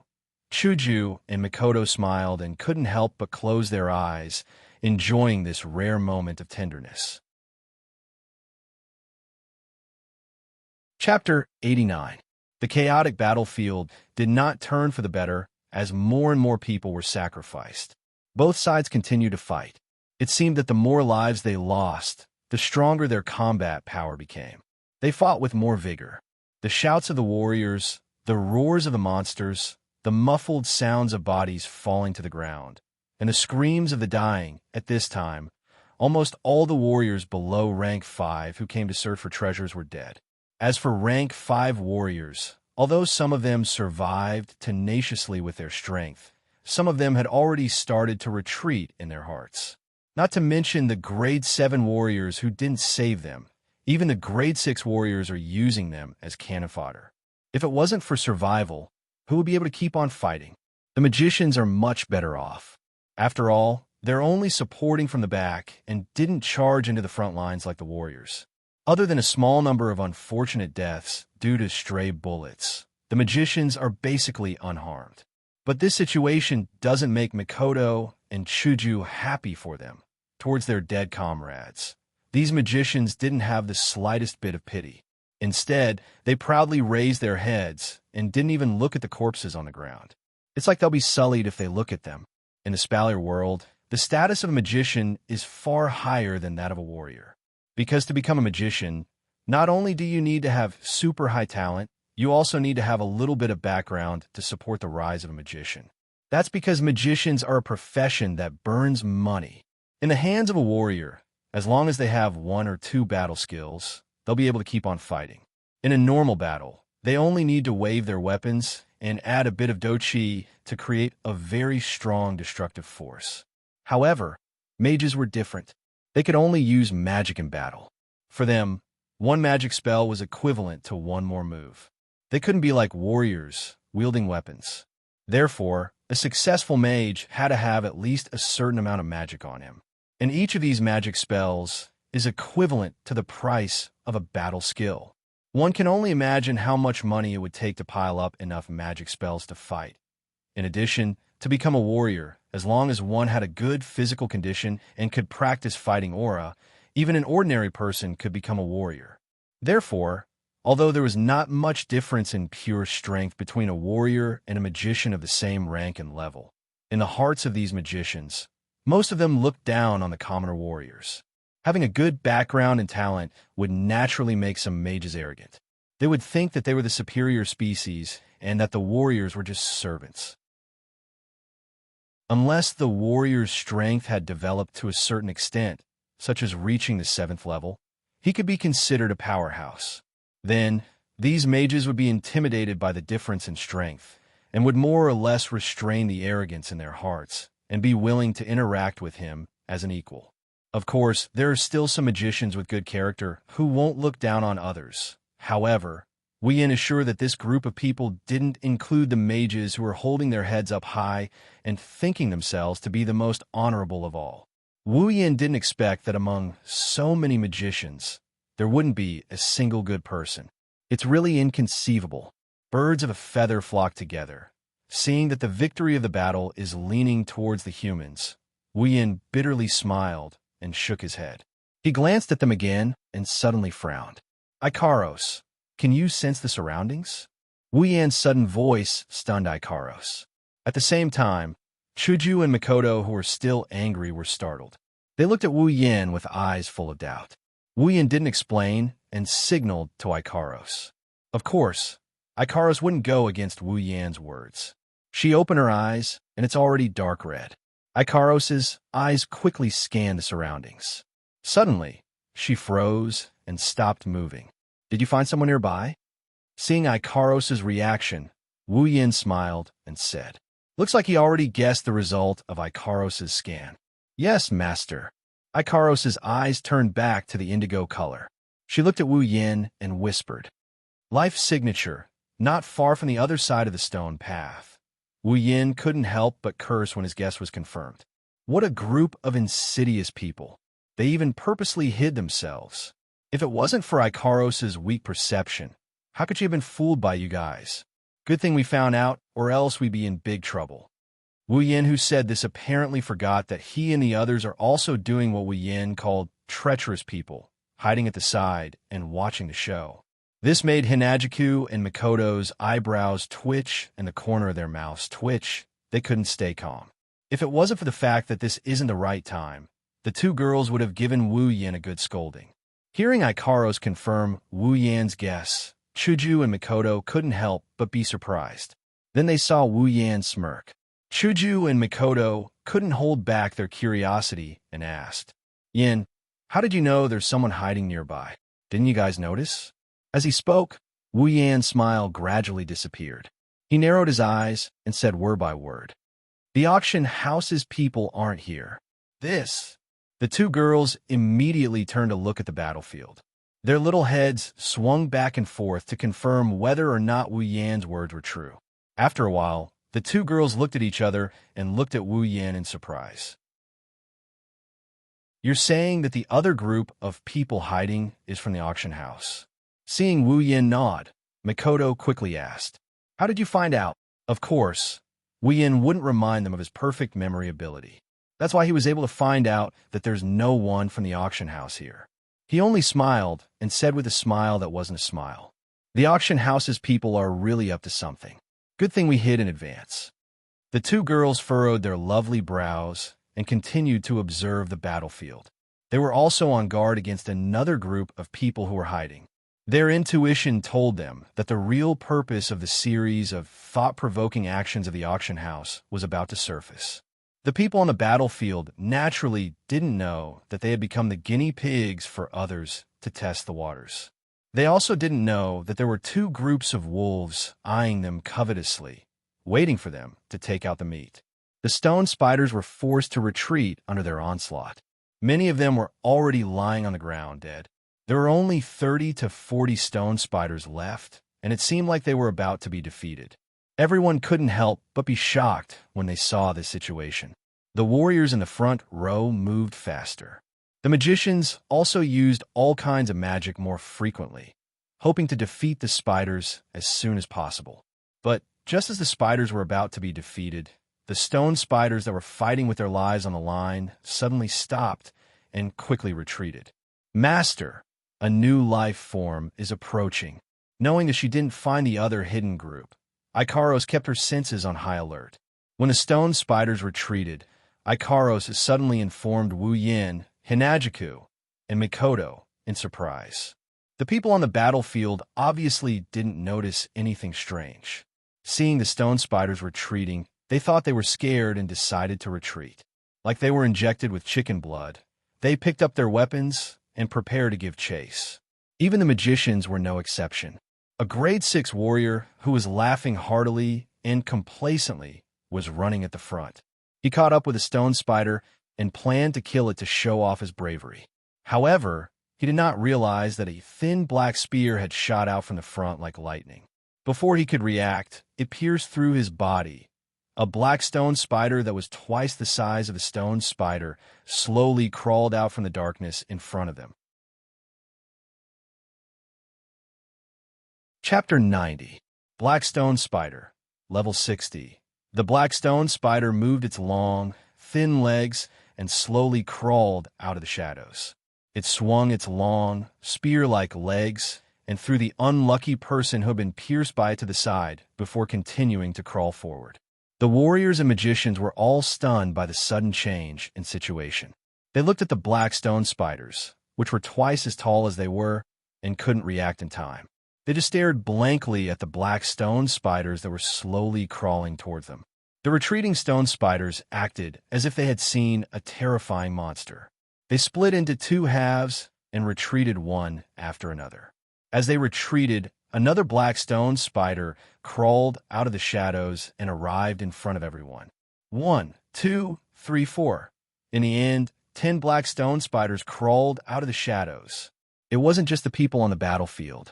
Even Wu Yin and the others couldn't help but be stunned. Looking at the tall black stone spiders, they were almost speechless. Just now, a warrior of the same level as Wu Yin was insta-killed by him, although level didn't represent strength. And that rank 6 warrior was of the same level as Wu Yin. In a real battle, in front of Wu Yin, who had 2 rare armaments, he was still nothing. Moreover, that rank 6 warrior had been careless, which was why he died so quickly. But this scene still made Wu Yan's heart go cold. 10 rank 7 black stone spiders. They were like a wall in front of everyone, their long legs swinging impatiently as if they would charge at any moment. Faint roars came from their mouths as they looked at the treasure hunters in front of them, their eyes filled with a berserk red light. Not good. These black stone spiders aren't on the same level as the previous ones. At the back of the treasure hunters, a dozen rank 7 powerhouses who were watching the entire process immediately knew that things weren't going well when they saw the 10 black stone spiders.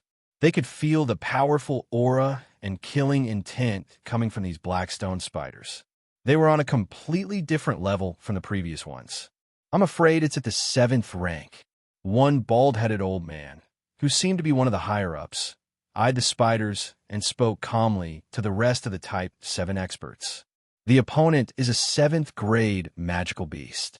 If we let those little fellows deal with it, they definitely won't be a match for it. Then what should we do?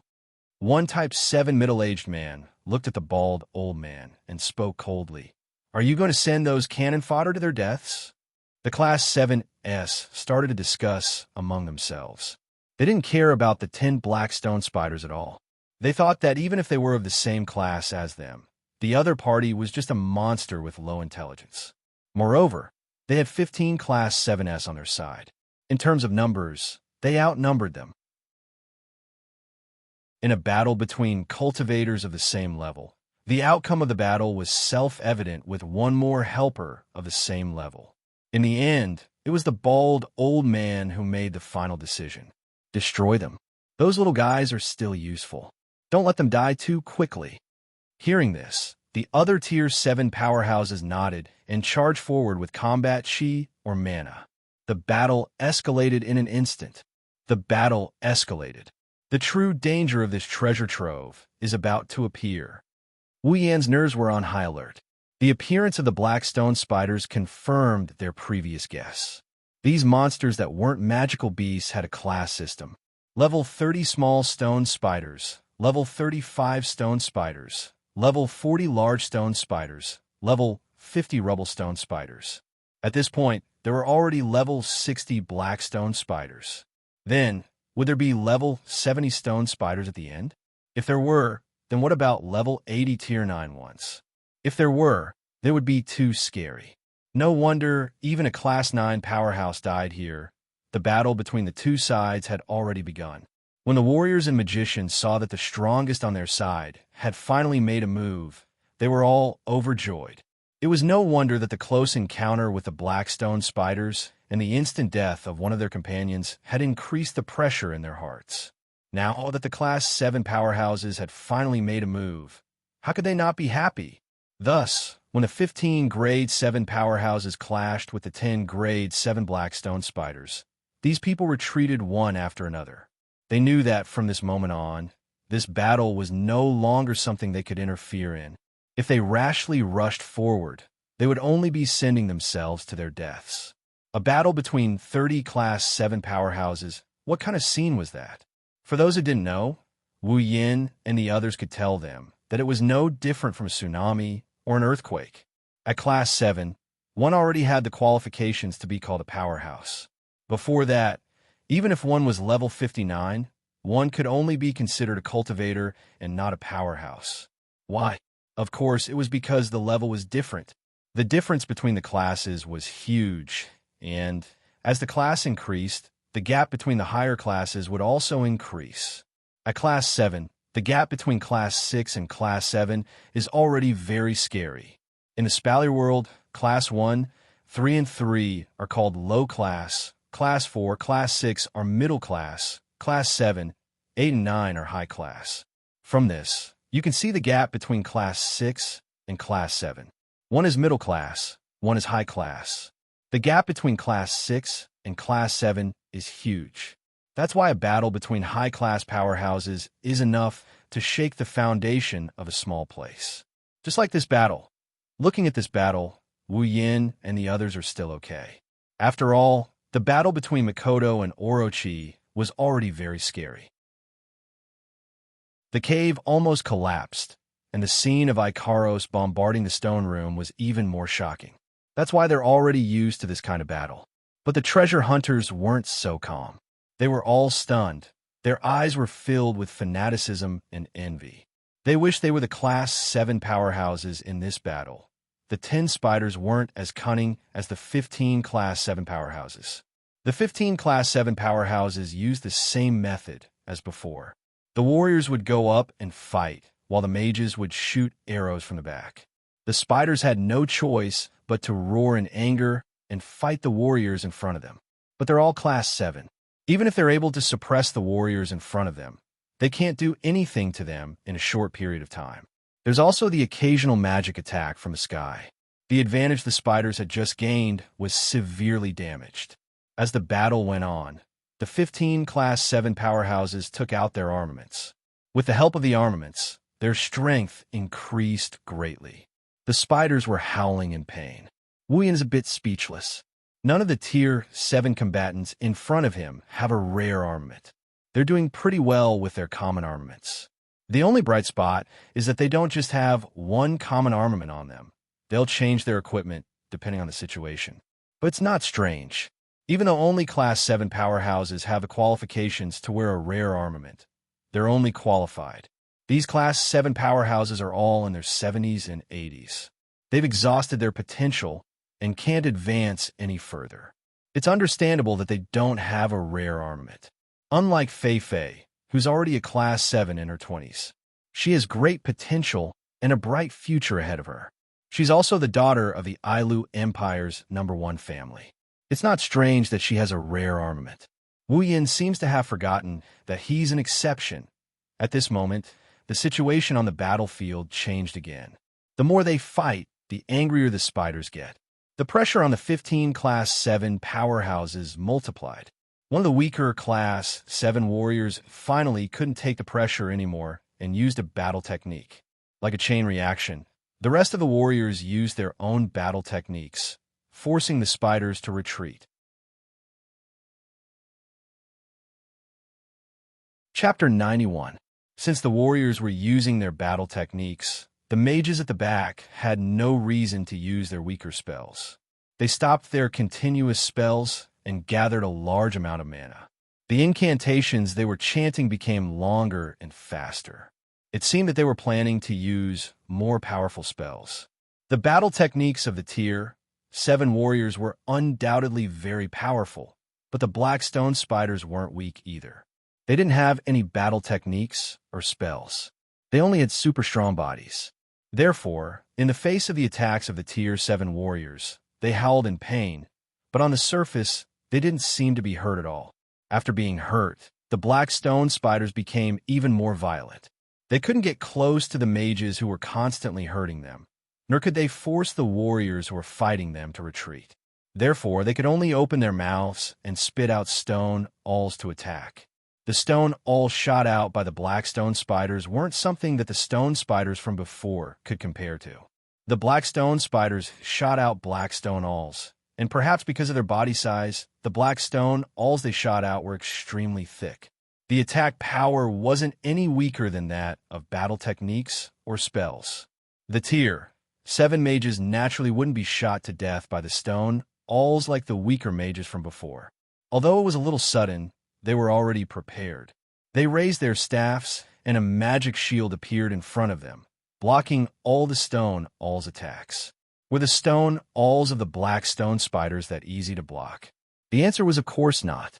Although the Tier 7 mages didn't suffer much damage, the magic shields that could normally block 2 or 3 attacks from powerhouses of the same level were now shattered by the stone alls. It was obvious how powerful the stone alls were. After all, it was the only long-range attack of the stone spiders. Naturally, it wasn't weak.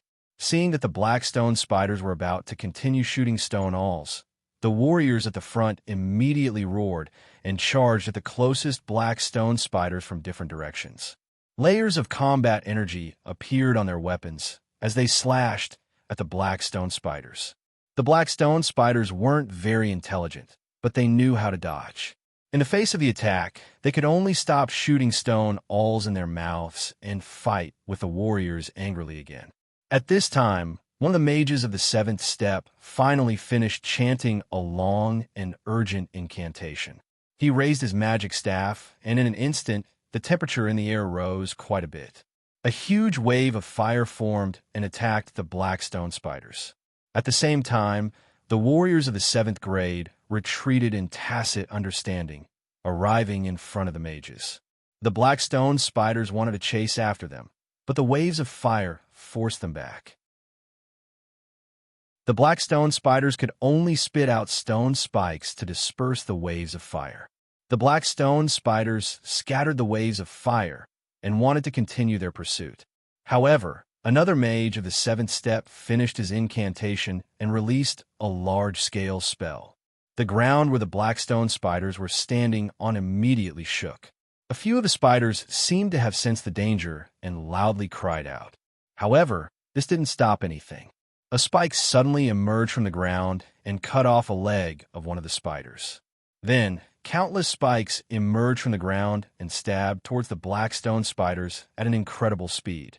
The black stone spiders cried out in pain as the spikes mercilessly pierced their bodies.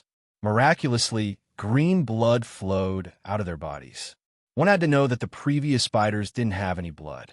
The area where the black stone spiders were standing was filled with spikes in just a short while. The black stone spiders were injured and went completely crazy. However, before they could attack, the other mages of the seventh step all stopped their incantations. Several huge bolts of lightning appeared from all directions and blasted towards the black stone spiders. After a few loud bangs, the black stone spiders were heavily injured under the joint attack of the 15 mages. Green blood flowed all over the ground. Under the attack of the spikes and lightning, the black stone spiders lost legs and their flesh was burnt to a crisp. They screamed as if they wanted to leave behind their last cry in this world. Seeing this, how could the warriors not know that this is the best time to beat the black stone spiders up? They all grabbed their armaments and rushed towards the heavily injured black stone spiders and used their battle techniques. After a series of attacks, the 10 black stone spiders finally completed their first and last appearance. Their huge bodies fell to the ground and died one after another. Oh, when the treasure hunting team saw that their strongest members had finally killed these powerful monsters, they immediately cheered. They raised the weapons in their hands and excitedly knocked on the ground to express the joy in their hearts. At this moment, their morale has reached its peak. Wu Yin, Chuju, and Mikoto saw the entire battle with their own eyes. They looked at each other and nodded. Wu Yin was the first to break the silence. He said to the two girls, "These 15 mages of the seventh step aren't weak. 10 black stone spiders of the same rank were killed without any injuries. Although there are factors such as numbers, armaments, and teamwork, it's undeniable that they'll be hard to deal with if they become opponents." Wu Yin couldn't help but raise this question. From a battle, just now, he can see that these guys are a bit cold-blooded and heartless. They didn't do anything even when their subordinates were injured. If they find the treasure and make a move, they'll definitely be killed without hesitation. Although Wu Yin already exchanged for items that can guarantee their safety, if possible, Wu Yin really didn't want to use them. Because when that time comes, it means that they're already in a very dangerous situation. Chuju and Mikoto nodded, agreeing with Wu Yin's words. Including Mikoto, although she's stronger than any of the 15 mages here, if she's surrounded and doesn't use items, her end won't be any better than the dead spiders. Master, hearing Ikaros' voice, Wu Yin and Ko turned their heads towards Ikaros at the same time. With all their gazes on her, Ikaros felt a bit uneasy even though she has the same personality as Ikaros. Ikaros, did something happen? Wu Yin's question isn't without reason. Usually, if there's nothing going on, Ikaros will just stay silent like a loyal bodyguard. Ikaros said softly to Wu Yin's group. There's a very strong life signature approaching. A very strong life signature? Since it was discovered by Ikaros, that means it's not someone who's hiding like them. That means Ikaros' crimson eyes flashed. There's 3 of them. 2 of them are A's, and 1 of them is S. S. Wu Yin, Chuju, and Mikoto were shocked. Strength A means that it's on the same level as Ikaros. Something that Ikaros thinks can cause her harm is A. S means that even Ikaros would be threatened by it. Such a character is approaching. How can Wu Yan's group not be shocked? Of course, Wu Yan's situation isn't known to the people who are cheering. Because of this, these people who are still in a state of joy don't know that the last moment of their lives is about to arrive. The 15-stage, 7 powerhouses who had been standing there calmly and accepting the crowd's support suddenly felt an aura of death looming over them, causing their bodies to tremble and their expressions to change greatly. Run.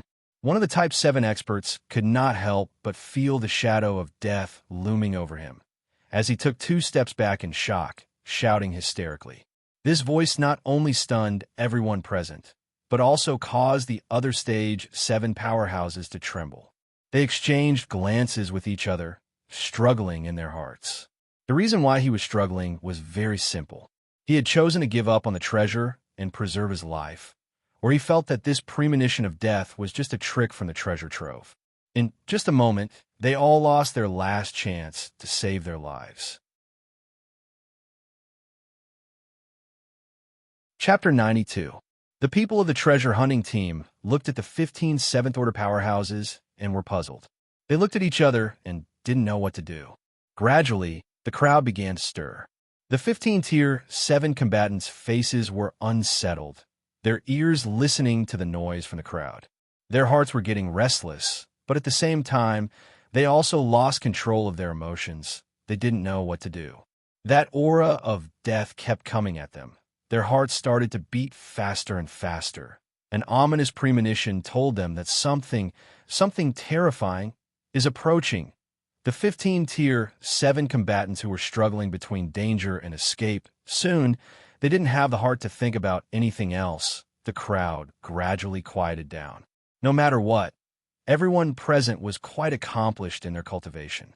Even if they couldn't compare to the 15 7th Order powerhouses at this time, no matter how slow they were, they could feel that the situation was not good. A strange atmosphere started to spread in the crowd. The scene became inexplicably quiet. Even the 15-tier 7 combatants couldn't help but stop what they were doing, shrouded in this strange atmosphere. Master, a strong life force, it's approaching. Other than Wu Yan's group, no one else could hear Ikaros's words. While the scene was quiet, Wu Yan's group was still in shock. Everyone heard sound. It was the sound of something being dragged on the ground. Following the sound, Wu Yan, Chuju, and Mikoto started to get nervous.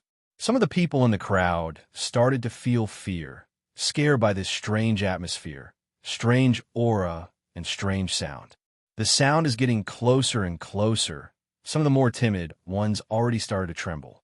The 15-tier 7 combatants looked at each other, took out their armaments at the same time, and looked around vigilantly. Their hearts started to beat faster. In the crowd, one of the warriors inadvertently glanced in front, and with that glance, the warrior's eyes widened, and he took 2 steps back in fear. There! The warrior raised his trembling hand and pointed to the front. His voice was filled with fear. The warrior's voice suddenly rang out in the silent arena. It could be said that it was unusually clear. The warrior's voice was filled with fear, and it also raised the strange atmosphere to its peak. The people heard the voice and looked over. The scene that appeared in front of them finally became the last straw that crushed their hearts. 2 incomparably large and ferocious spiders slowly appeared in front of everyone's eyes. They were 10 meters tall, and compared to them, the black stone spiders from before were like children. Of course, if it were just 2 giant stone spiders, they wouldn't be so shocked. These 2 giant spiders weren't stone spiders, but real spiders. Its entire body was covered in black needle-like hair. Its long legs were filled with barbs. On its huge head, there was a ferocious face, a pair of strange eyes, and 2 stone pillar-like teeth. Its entire body was filled with deterrence. Looking at the 2 terrifying and ferocious giant spider faces, everyone couldn't help but step back in an attempt to distance themselves from these 2 figures that were like death gods. At this moment, fear had already filled their hearts. When the entire body of the spiders appeared in front of everyone. The 2 ferocious giant spiders arched their bodies and opened their mouths. 2 powerful roars came out from their mouths, and a strong wind blew towards the crowd. Giant Spider Guard, level 70.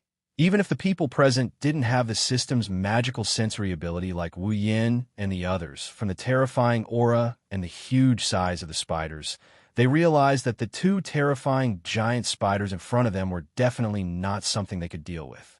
The aura of death had already completely enveloped them. Fear, horror, fear. At this moment, there were no other words that could express their inner feelings better than this. This included the 15-stage 7 powerhouses who were still awe-inspiring just a moment ago.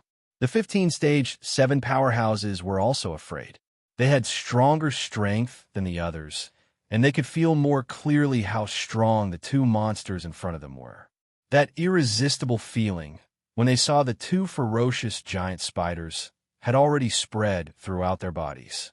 Among them, any one of them had the confidence that even if they met a peak stage 7 powerhouse with a rare armament, they would be able to withstand 2 moves. But now, the two monsters in front of them gave them an irresistible feeling of fear. Then, there was only one explanation: Stage 8. Run. No one knew better than them how terrifying Stage 8 was. Because they were only one stage away from a Stage 8, they knew that if they went up against a Stage 8, even if there were 15 of them, they would only be able to drag out the time of death by a little. In the end, only death would await them.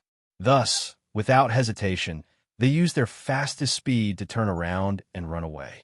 Of course, it was all in vain. Almost at the same time when they turned around, a group of stone all shot towards the 15 stage 7 powerhouses at a speed faster than anyone could react. When the 15 stage 7 powerhouses turned around, it just so happened that their backs were exposed to the soul-snatching envoys. The stone alls mercilessly pierced through their skin, piercing through their bodies, piercing through their organs, and bringing them to their deaths. In just a short while, the 15 stage 7 powerhouses were all dead. It was a pity for them. If they had been able to resist for a while, they might have been able to find a sliver of a chance to survive. Unfortunately, they had chosen the stupidest choice. Everyone present cried out in fear at the same time. None of them intended to resist. Even the strongest 15 7th order powerhouses among them had been wiped out in an instant. How could they resist by themselves? Thus, everyone present followed the 15 stage 7 powerhouses and chose the stupidest path. At the same time, everyone turned around and fled as if their lives depended on it. The two giant spider guards were more than happy to shoot live targets. Stone spikes fell from the sky, shooting down those who were a little slower. Screams, for a moment, spread out in this space. Only the screams of fear and the screams of death spread out in this spacious stone ground. Chuju and Mikoto closed their eyes at the same time when the massacre started. Even with their stubborn personalities, they couldn't bear to watch any longer. They lowered their heads and buried themselves in Wu Yan's arms. Wu Yan also bitterly smiled. Just a moment ago, they sacrificed their comrades to obtain victory. They were even cheering and jumping for joy. But in a blink of an eye, they accompanied their cannon fodder to the underworld. Have to say, this is a bit ironic. But Wu Yan also knows that this is just the beginning. With just these 2 level 70 spider guards and Ikaros' strength, Wu Yan doesn't need to be afraid of them. What really made his heart clench was the S-class lifeform reaction that Ikaros mentioned. Under the stone alls of the 2 giant spider guards, people fell to the ground and died. Their bodies were pierced by the stone alls, but the 2 giant spider guards were not satisfied. They continued to shoot stone alls at the densest areas of the crowd. After a series of random shooting, close to 90% of the people fell to the ground and shed their last drop of blood. Perhaps it was because there were too many people, so the 2 giant spider guards couldn't take care of a portion of them. The group of people who ran the fastest had already left the giant spider guard's shooting range and escaped in all directions. Hearing the sound of the stone alls behind them stopping, this group of people couldn't help but feel happy. Feeling that there's hope for survival, they quickly increased their pace and ran towards the other side of the stone path. Just as the spider escorts were about to give chase, Wu Yan saw them suddenly stop, and then they stopped in their tracks. Chapter 93. Master. Not sure if it's just Wu Yan's imagination, but even though Ikaros called out softly and softly, Wu Yan felt a trace of heaviness in her tone. Ikaros, could it be? Wu Yan looked at Ikaros' beautiful eyes. His heart gradually sank. Yes, Master. A very powerful life form is approaching. It will reach here in 10 seconds. It's very dangerous. I suggest Master evacuate. Ikaros raised her head and looked at Wu Yan, as if waiting for Wu Yan's decision. Yan, Chuju and Mikoto also looked at Wu Yan. Even Ikaros used the word very dangerous to describe it and suggested Wu Yin evacuate. That means even Ikaros doesn't have a guarantee of victory. Wu Yin could feel everyone's eyes on him. He pondered for a moment and couldn't help but let out a bitter laugh. There's a life form here that even Ikaros doesn't have a guarantee of victory over. Regardless of how strong this life form is, since it's guarding this treasure, it means this treasure is definitely extraordinary. Wu Yin didn't know if it's worth it to give up this unprecedented treasure. If he's alone, maybe he'll risk it all and take the risk. Since he has the system and his points are enough, Wu Yin has the confidence to escape from here. But no matter how precious the treasure is, can it be compared to the women he loves? The answer, of course, is no. Wu Yin said decisively. Chuju, Mikoto, Ikaros, if I tell you to leave, immediately use that, and we'll leave this place. Chuju, you take the little girl with you. Hinajiku and Mikoto nodded solemnly. Ikaros replied with a yes, master. She remained silent and continued to observe the scene with her beautiful crimson eyes. Wu Yin narrowed his eyes and focused his attention on the battlefield. Even if they have to evacuate, Wu Yin wants to see with his own eyes this so-called powerful life form that even Ikaros thinks is dangerous.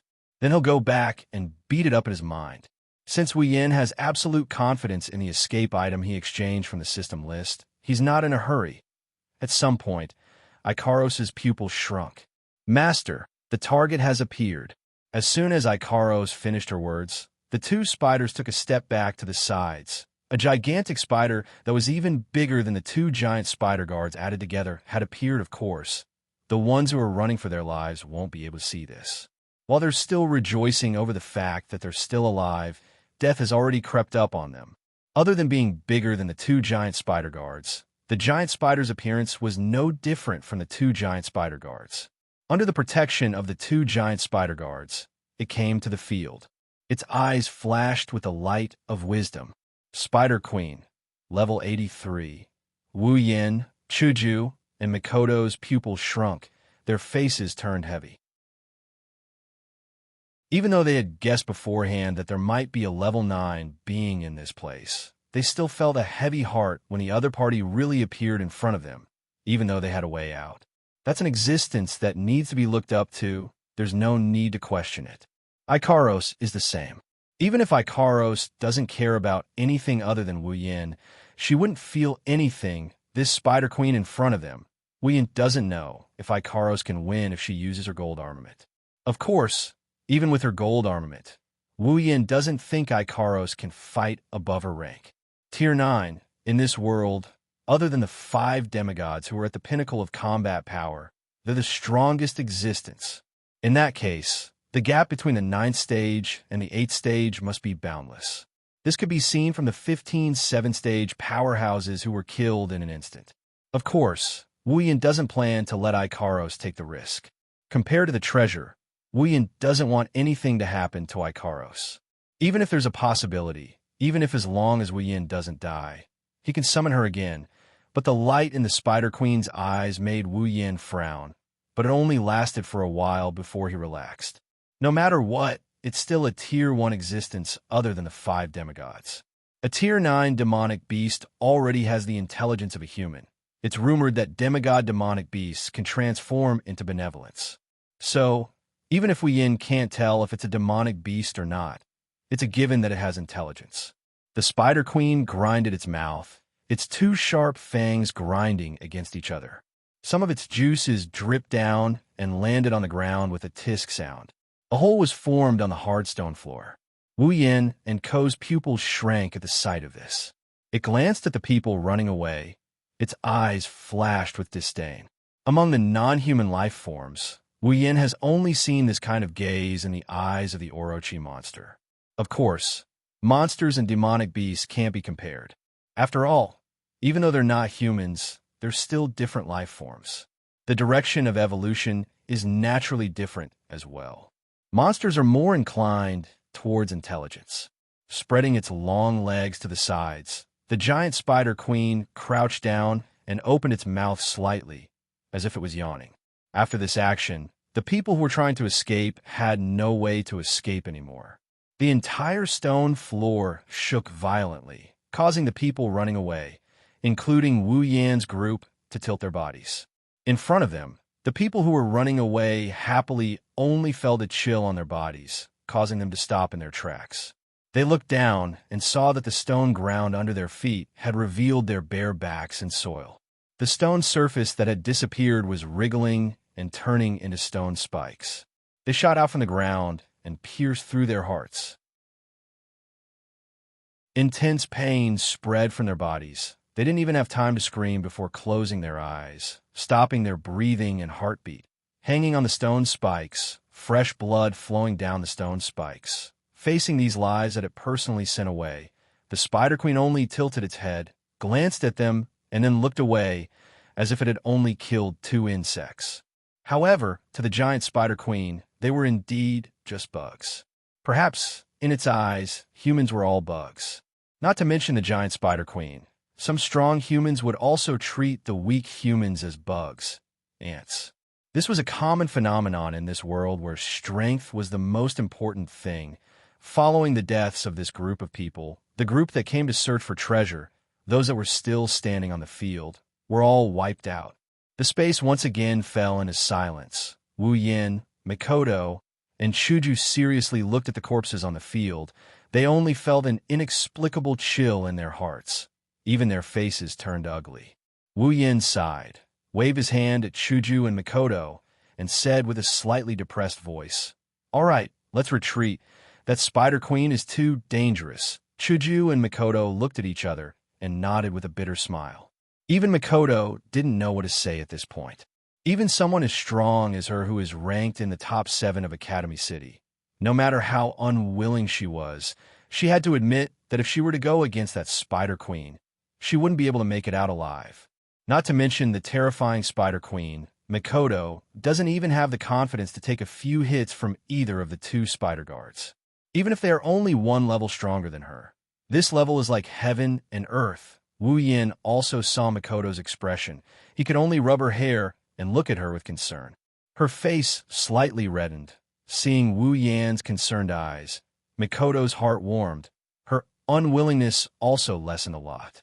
Smiling, Wu Yin looked at the Spider Queen again. This time it made his heart skip a beat, because the Spider Queen that was lazily lying on the ground was currently looking in their direction. Not good. Wu Yin was shocked. Chapter 94. That glance from the Spider Queen made all the hairs on Wu Yan's body stand on end. The chill in his heart intensified, and a drop of cold sweat dripped down from his forehead. "I've been discovered. I've been discovered. I've been discovered. Run, run, run, run, run, run in an instant." Wu Yan's mind was filled with such thoughts. He grabbed Chuju and Mikoto's hands and held them tightly, planning to use the items he exchanged to escape. Chuju and Mikoto also seemed to have noticed something wrong with Wu Yan. Seeing Wu Yan's face full of cold sweat, Chuju and Mikoto's heart also flashed a trace of unease. After Wu Yan shouted, "Not good," this trace of unease grew stronger. "Master!" Ikaros also noticed her master's mental activity. Seeing her master's expression, she looked at Wu Yan worriedly and planned to come forward. "Let's retreat." Before Mikoto and the others could ask, Wu Yan immediately said. They didn't notice the Spider Queen's gaze. That's natural, because from the moment Wu Yan noticed the Spider Queen's gaze to now, when he shouted, "Let's retreat," only a few seconds have passed. Chuju and the others didn't say anything. Since Wu Yan said so, there must be a reason. At that moment, everyone took out something from their bodies. Even the blindfolded little Liren took out something when she heard Wu Yan's words. A scroll made of crystal. Just when Wu Yan and the others were planning to use this scroll to do something, a whistling sound suddenly sounded in this deathly silent area due to the death of the treasure hunters. It was also this sudden whistling sound that made Wu Yan and the others stop what they were doing. The Spider Queen also moved its gaze away, allowing Wu Yan to breathe a sigh of relief. 3 flashes of light came from not far away. Their speed is comparable to Fei Yu, flying sound. While they are flying, the sound of wind whistling could be heard. By the time the sound reached Wu Yin and Ko's ears, the 3 flashes of light had already arrived beside the Spider Queen and the 2 spider escorts. Because it was too sudden, even the Spider Queen only reacted when the sound of the wind was heard. Although it lifted its body very quickly, that little bit of time was enough for the 3 streaks of light to arrive beside it. Wu Yin and the others looked towards the source of the sound. The 3 streaks of light had already stopped beside the Spider Queen and the spider guards in a triangular formation, surrounding them in the middle. At this time, Wu Yin and the others finally saw clearly that there were 3 people, 3 very strong people. Momiri, level 72, Jared, level 73, Cullis, level 75, Master, the life forms on the airship. Ikaros's words were a bit confusing, but Wu Yin and the others understood what she meant. The 3 rank 8 individuals that Ikaros detected on the airship were the 3 in front of them. Why did they suddenly appear? Aren't they looking for death by appearing at this time? Wu Yin looked at the 3 rank 8 individuals and frowned. He also signaled Mikoto and the others to wait and see the situation first. Of course, Wu Yin didn't let them put away the crystal scroll. If there's anything wrong, Wu Yin and the others would immediately use it. However, Cullis's actions still made Wu Yin very suspicious. Even if they're rank 8, there's no way they didn't notice that the Spider Queen in front of them is rank 9. At this time, instead of running away, they appeared here. Are they looking for death? They must be hiding at the side like them. They must have seen the deaths of the people before and the strength of the Spider Queen. Could it be that they were really greedy for the treasure and decided to take a gamble? But thinking up to here, Wu Yin quickly shook his head. To be able to become rank 8, they're definitely not idiots. If they chose to appear at this time, there must be a reason. At the same time, Wu Yin couldn't help but laugh in his heart. Of course, he's laughing at himself. He almost forgot that other than them, there's still another group of people hiding. The people from the auction, and these 3 rank 8 individuals who suddenly appeared. It doesn't matter what Wu Yin is thinking. The moment the Tier 8 powerhouses surrounded the Spider Queen and her escorts, they took out a bottle of blood-red potion from their sleeves. Quick!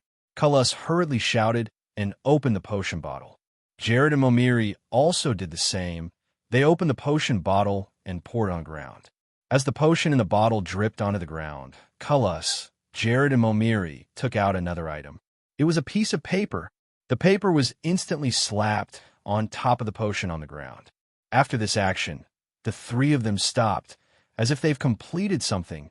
A slight smile appeared on their faces. The giant Spider Queen looked at Cullis and the other 2's actions with cold eyes. Although she had said so much, this series of actions had already been completed by the time the giant Spider Queen raised her body and the giant spider guard reacted and stood guard beside her. Even Wu Yin, Mikoto, and Chuju only felt a blink of an eye before Cullis and the others finished what they wanted to do. Their actions were practiced and fast. Suddenly, under the paper on the ground that came in contact with the potion, a red light suddenly lit up. Looking at this red light, the Spider Queen felt an inexplicable sense of unease. The red light became brighter and brighter until it was as red as blood. At this moment, the unease in the Spider Queen's heart reached its limit, causing it to instinctively want to stop what was about to happen. Thus, the giant Spider Queen roared, and the 2 giant spider guards flew out as if they had received an order, charging towards Jared and Momiri. As for the giant Spider Queen herself, she opened her mouth, preparing to do something. Unfortunately, before the 2 giant spider guards could reach them and before the giant Spider Queen could do anything, Cullis and the other 2 giant spider guards leaped into the air. In a flash, they arrived behind the giant Spider Queen and pulled a long distance away from it. Around the Spider Queen, the 3 papers on the ground suddenly caught fire and burned to ashes. As the papers burned to ashes, the potion on the ground also disappeared and turned into 3 blood-red light beams. The blood-red light beams shook slightly and then quickly flew, turning into a trail. As the blood-red light beams moved, they left behind a red line. Seeing the 3 blood-red light beams flying around it, the Spider Queen was furious. Its gaze towards Cullis and the other 2 became colder and colder. A strong, murderous aura enveloped Cullis and the other 2, causing them to take a step back and lower their waists by quite a bit. However, it was obvious that they were afraid of the Spider Queen, but there was no fear. It was as if victory was already in their hands, as if they were sure to eat the Spider Queen. Seeing this, Wu Yin and the others couldn't help but feel puzzled. As the light beams moved, the red line became denser and denser. The Spider Queen finally let out a roar, unable to bear the uneasiness in its heart, and attacked Cullis and the other 2. At this moment, the red line on the ground flashed and bounced the Spider Queen's body back, as if there was an invisible wall there. The Spider Queen was enraged and violently charged, but it was constantly bounced back. Seeing this situation, Cullis and the other 2's faces relaxed. It seems that they were also afraid that their methods wouldn't work on the Spider Queen. The Spider Queen's ramming force was getting stronger and stronger. From the sound of the ramming, it could be heard that every time the Spider Queen rammed, the red line on the ground would flash and the Spider Queen would be bounced back. It seemed that the Spider Queen was really pinned down. However, Wu Yan's heart tightened. He realized that not only did the Spider Queen's ramming force increase, even the distance it was bounced back was getting shorter and shorter. At this point, the Spider Queen was basically not retreating anymore. Cullis and the other 2 obviously realized something as well. Their faces all changed, and when the red line on the ground weakened, their bodies also tensed up. But then, as if they discovered something again, their originally tense bodies relaxed, and their faces lit up with joy.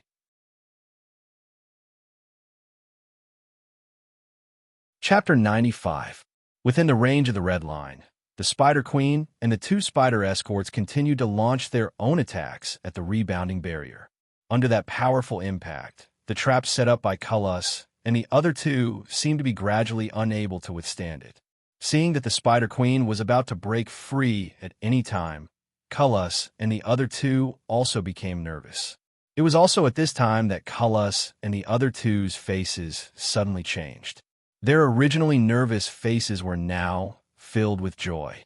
Seeing Cullis and the other 2's faces, Wu Yin knew that the situation was about to change. Suddenly, the red light expanded and dyed the entire space blood red. The rebounding force of the red barrier also increased greatly. With a muffled sound, the giant Spider Queen and the 2 giant Spider Guard were bounced back, causing them to retreat a great distance and once again enter the center of the red barrier. Wu Yin and the rest who were hiding at the side felt their eyes hurt from the red light. Shocked, they quickly closed their eyes and raised their hands to block the strong light. As the red light expanded, the red line on the ground also flowed like water, as if it was given life at this moment, surrounding the Spider Queen and pulsating. When Wu Yin and the rest opened their eyes, they saw that the red line on the ground had formed a large blood-red magic formation, trapping the 3 spiders in it like a cage, trapping the Spider Queen and the 2 spider escorts. The Spider Queen was furious. He had been living in this space for countless years. In this space, there was no other living being except for the weakened ones that he had produced out of boredom in the endless years. And here it was the king. Not long ago, a powerful human had barged into this place. Not only did he possess the same level of strength as himself, but he was also equally matched with himself in battle. If it wasn't for the Stone Spider Empire that had been born in this place for countless years, he would have had to pay a heavy price to get rid of this human. But even so, under the siege of the entire Stone Spider Empire, this powerful human still suffered heavy injuries, destroyed more than half of its descendants, and escaped. It thought that it was just an accident in the endless years and that it would still be the king of this space in the days to come. But who would have thought that after that, humans would swarm in and break into this place one after another? Unfortunately, those humans were too weak. It only needed to raise its claws to squash them to death. The arrival of those humans was just the spice of life for the Spider Queen. In the beginning, the giant Spider Queen had thought that it would be the same this time. Who knew that there would be so many humans this time? Not only did they kill all of her descendants, leaving only the two she had given birth to alive, they even set up this strange area to trap her. If the other party was as strong as that powerful human from before, then he could only admit that he was unlucky. However, this time, the three humans who had played him in circles were just three weak ants. How could the giant spider queen not be furious? With a roar full of anger, the spider queen used all of its strength to release the roar. The two spider guards beside it were shaken by this roar and immediately fell to the ground, trembling. The roar reverberated throughout the entire space. In an instant, the entire space made of stone shook violently. The intensity of a shaking was greater than any of the previous times. Wu Yin pulled the two girls into his arms again. He hugged them tightly. His heart was filled with shock. Although he didn't know what that blood-red magic formation was, what it did, and how strong it was, since it could trap the Spider Queen, it proved that it wasn't weak.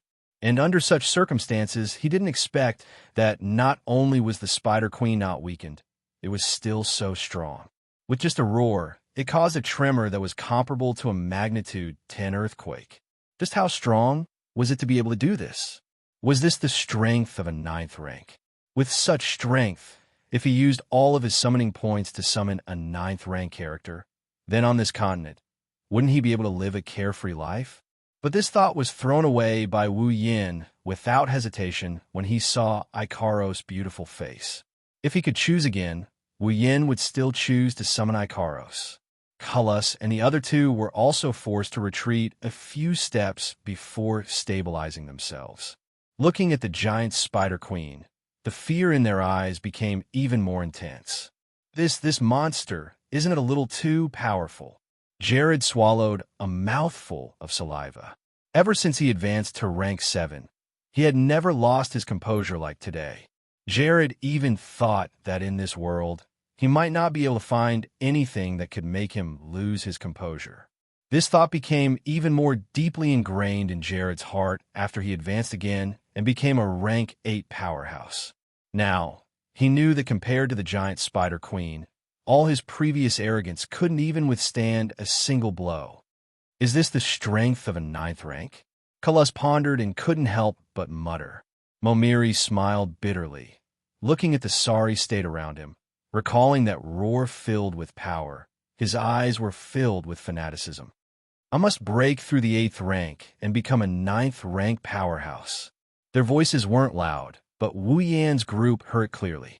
At this time, Wu Yan's eyes narrowed as he looked at the trio. Although these three were intimidated by the Spider Queen's strength, they weren't afraid at all. At most, they were afraid. What was it that gave them so much confidence? But soon, Wu Yan didn't need to think anymore because the answer was already on the table. Master! Ikaros' voice sounded again, making Wu Yan, Chuju, and Mikoto tremble. The way they looked at Ikaros also became strange. Ikaros! Wu Yan's mouth twitched as he looked at Ikaros, asking in a weak voice, could it be that there's another powerful life form approaching? Hearing Wu Yan's words, Ikaros' eyes flashed, a little confused, but she still said, No, Master. It's that magic formation. It's gathering a powerful energy. Gathering a powerful energy? Wu Yan's group looked over in confusion, but what they saw made them pale. Inside the magic formation, the Spider Queen looked like it couldn't move. It's shaking its body with all its might, but it didn't move at all. The two spider guards were also doing the same thing. The magic formation was flashing with a blood-red light. The light was getting stronger and stronger, and the reason for it was the blood on the ground that was continuously flowing into the magic formation. Wu Yan's group saw that the blood was all flowing out from the bodies of the dead. Chuju and Mikoto were speechless.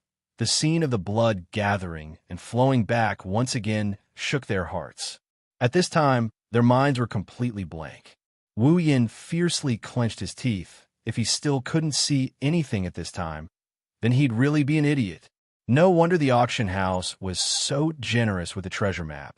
No wonder the supply town was wantonly spreading the news of the treasure. All of this was a conspiracy. Everything the auction house did was for this magic formation that could deal with the Spider Queen, spreading the news in the supply town and the auction house, attracting those who were greedy for the treasure and gathering enough people. Once they entered this place, they would immediately hide, wait for everyone to be killed, then activate the magic formation, gather the blood of the dead, and use it as the condition to activate the magic formation. Perhaps the auction house had already sent their men of sacrifice here to scout the situation. They knew that there was a rank 9 Spider Queen here, so they arranged all of this. They knew that by themselves, they couldn't do anything to the rank 9 Spider Queen, so they came up with such a sinister plan. They knew that the large group that came to search for the treasure was definitely here to deliver food to the Spider Queen. Once the Spider Queen killed everyone, they would come out and reap the fruits of its labor, gather the blood, activate the evil magic formation, and kill the Spider Queen. This way, the treasure would be theirs.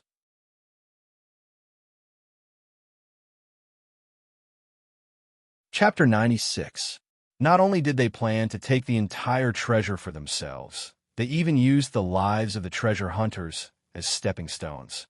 How sinister! Perhaps after they get the entire treasure, they'll claim that the treasure is just a scam, that it's just a nest of 9th-level magical beasts. They'll just make up a lie and deny it, even if they die. After all, everyone is dead, and they're the only ones left.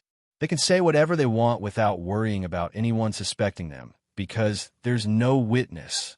All they have to do is to destroy the stone tablet when they leave and then announce that they had no choice but to destroy the stone tablet to prevent the magical beast from coming after them. This way, there won't be any evidence, and they can sit at home laughing and counting everything they got. One has to say, this scheme of the auction house is really vicious. Really vicious. After telling his thoughts to Chuju and Mikoto, the two girls covered their mouths with their hands, their eyes filled with disbelief. Perhaps in their hearts, this kind of scheme is simply unforgivable, so they can't believe it. Looking at Cullis and the other two's face filled with joy and confidence, Wu Yin sneered in his heart. It's indeed a very thoughtful plan. Too bad. You guys probably didn't expect that under the pressure of the Stone Spider Army and the Giant Spider Queen, there would still be people alive, right? You guys probably didn't expect that there would be people like us who weren't part of the plan, right?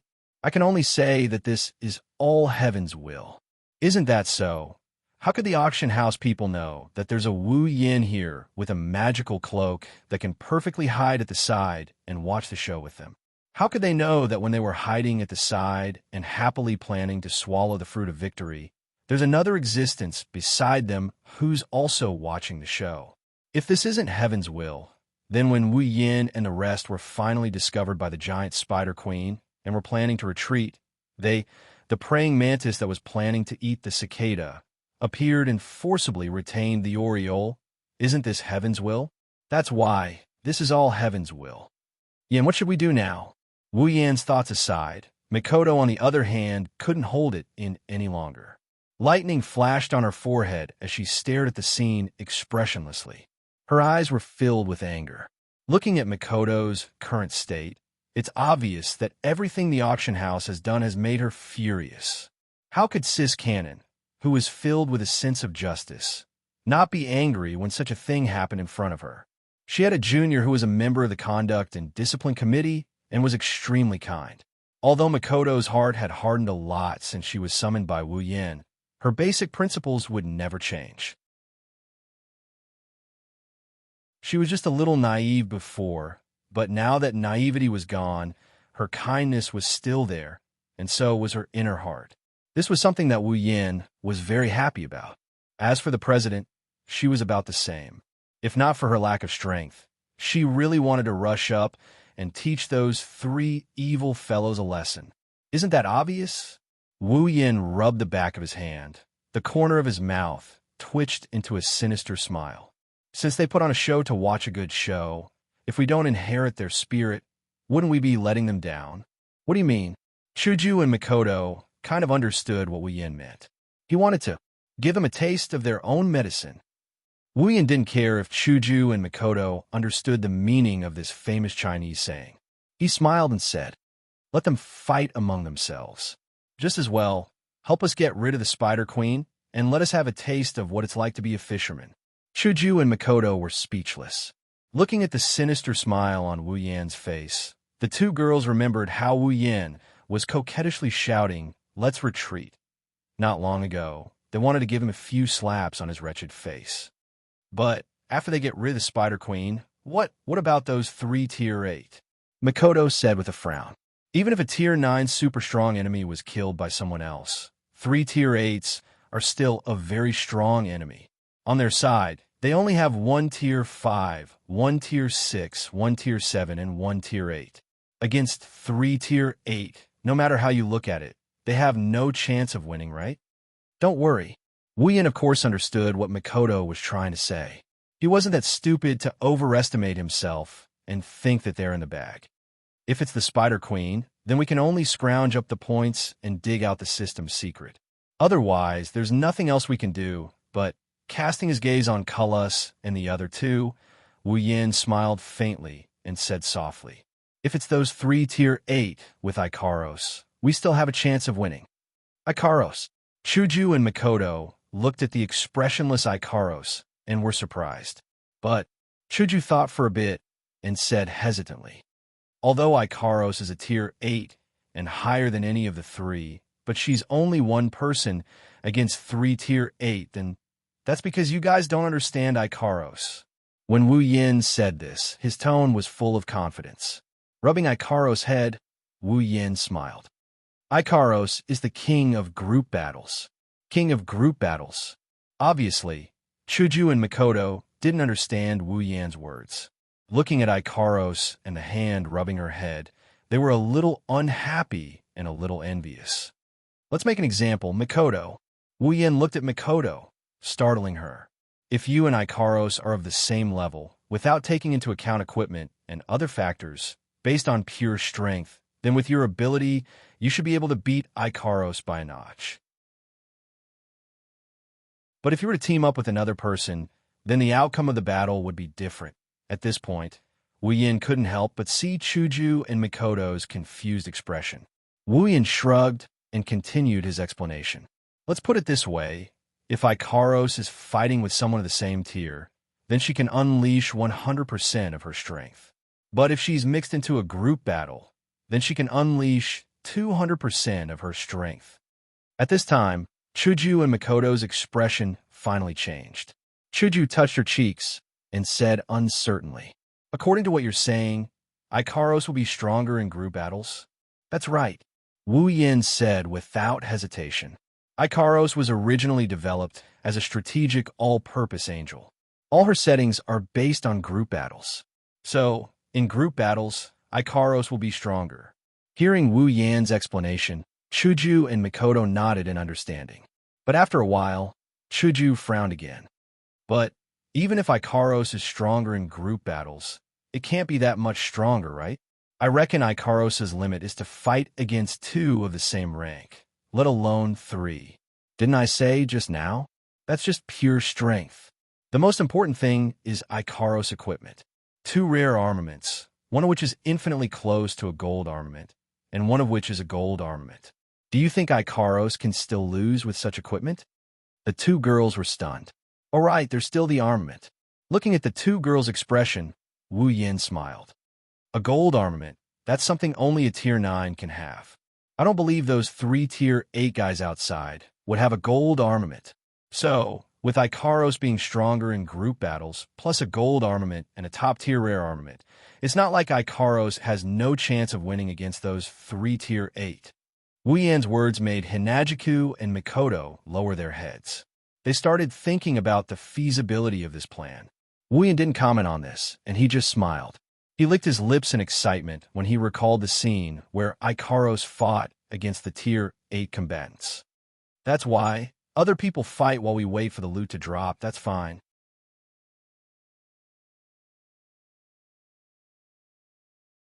Chapter 97. Seeing Wu Yan's confidence in Ikaros, the 2 girls couldn't help but feel a little jealous. Makoto turned her head away in dissatisfaction, but still asked with concern, "Are you so sure that Ikaros can take on 3 people of the same rank?" Even though Ikaros is strong in group fights, but against 3 people of the same rank, won't that be too much? Yeah, Yin, isn't this too dangerous? Chuju looked at Ikaros worriedly. Are you so sure that they don't have a gold armament? What if something happens and Ikaros gets hurt? Whether it's Ikaros' ability to fight in groups or the gold armament, it's all your own assumptions.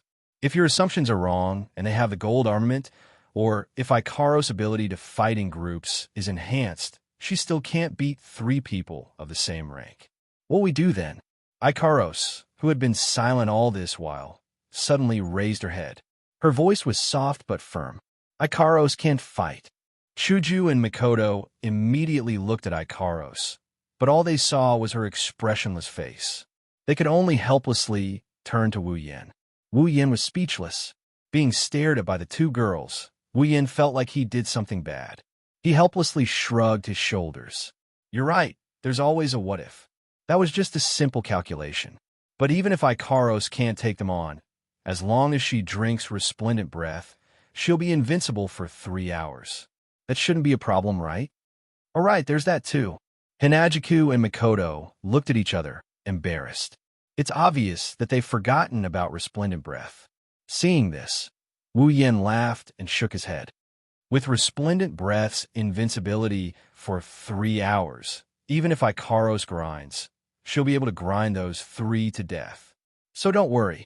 Chuju and Mikoto nodded. Mikoto lamented. Sometimes, I really feel like having a system is cheating. With such a strong item, whoever goes up against it will be the unlucky one. Listening to Mikoto's mumbling, Wu Yin couldn't help but laugh. The system is a cheat to begin with. Ugh, it's still a trap. Finally, when all the corpses on the ground were dried up and their blood was sucked dry by the magic circle finally unleashed its full power. The blood-red color that was like the setting sun at dusk, with the last drop of blood flowing into the magic circle. The blood-red color weakened and slowly disappeared. The magic circle also became ordinary, like a decoration. Seeing this scene, Cullis, Momiri, and Jared weren't surprised at all. Instead, the joy on their faces grew. At the same time, they dropped all their defenses, the corners of their mouths twitched, and a smile appeared on their faces. In the end, they couldn't help but laugh out loud. This can only mean that they've achieved their goal. Everything they wanted to do has basically been declared a success. And the fact is, it's indeed so. The magic circle below lost all its luster. Inside the magic circle, the Spider Queen felt a sense of danger. All the anxiety in its heart turned into a deadly premonition of death, driving it crazy. Taking advantage of the magic circle's disappearance, the Spider Queen let out a loud cry. Its numerous long legs fiercely stomped on the ground, shattering the ground and shaking the space. The Spider Queen nimbly jumped up and left the magic circle on the ground. However, before it could rejoice, an invisible force suddenly hit its body. That huge body that even a 9th-rank powerhouse would not be able to move was like a piece of paper. It was hit by this invisible force and heavily fell to the ground. Back in the original magic array, seeing the Spider Queen struggle, Cullis and the other 2 revealed a look of disdain. It's completely different from the vigilant and fearful look from before. It also exposed their true colors of all characters, causing Wu Yin to sneer. Just now, before the magic formation had taken effect, he had looked like he would run away if there was even the slightest hint of danger. Now that he was relying on the power of the magic formation to suppress the giant Spider Queen, thinking that victory was within his grasp, he had started mocking him. He really was a true villain. The giant Spider Queen kept struggling, and its screams echoed throughout the space. However, no matter how much it struggled, it couldn't lift its body. It felt as if a huge mountain was pressing down on its back. It felt as if its entire body was extremely heavy, and it couldn't move at all. As for the 2 giant spider guards, they were already lying on the ground. Cullis and the other 2 looked at each other and laughed even more cheerfully. Who knows if their laughter was a signal, but after their laughter, the sound of chaotic footsteps came from the other side of the stone path. Following that, People from the auction house appeared in front of Wu Yan's group. What made Wu Yan surprised was that it wasn't just the auction house. There were also people from two other forces that came in. Just thinking about it, Wu Yan came to a realization. I was wondering why there were 3 8th-step powerhouses. They couldn't all be from the auction house. Otherwise, the auction house would have already unscrupulously dominated the entire supply town. So it turns out that there are 2 more from other forces. You can't blame Wu Yan for not noticing. Even with his complete memory ability, all his attention was focused on the auction house.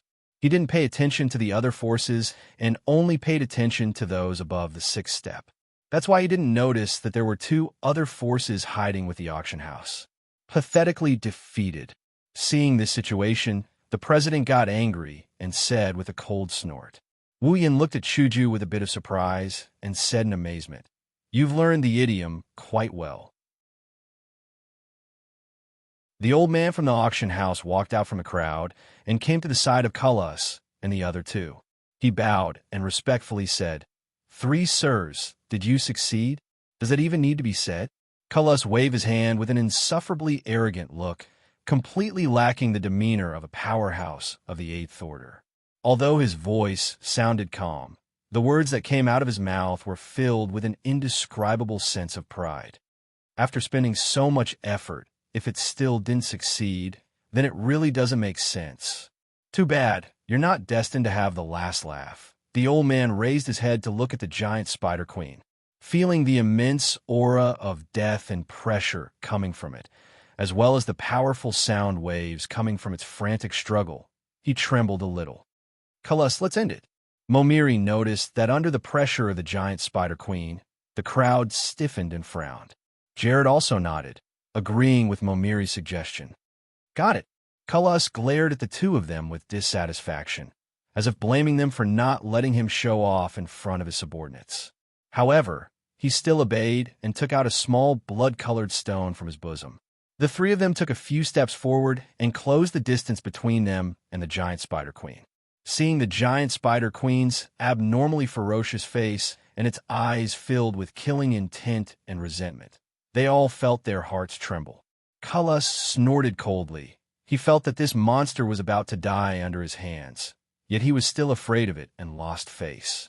Thus he viciously said, "Humph, so what if you're a 9th-step monster? You still lost to me, you still died under my hands. Remember my name? Cullis." That pretentious look made Wu Yan and the rest want to vomit. Flicking the small blood-colored stone into the magic formation, Cullis and the other 2 retreated. Under the gaze of the giant spider queen, the stone fell into the magic formation and slid in front of it. Then it instantly vaporized. Following the vaporization of the stone, the magic formation seemed to have received some kind of order and started to rotate. Complex and hard-to-understand runes jumped in the air. The blood turned into a fluid that flowed around the giant spider queen and the 2 giant spider guards. A blood-colored transparent barrier rose from the bottom of the magic formation and then covered the entire magic formation, as well as the giant spider queen and the 2 giant spider guards. The giant spider queen seemed to have predicted its own outcome and let out a mournful cry that shook people's hearts. Boom.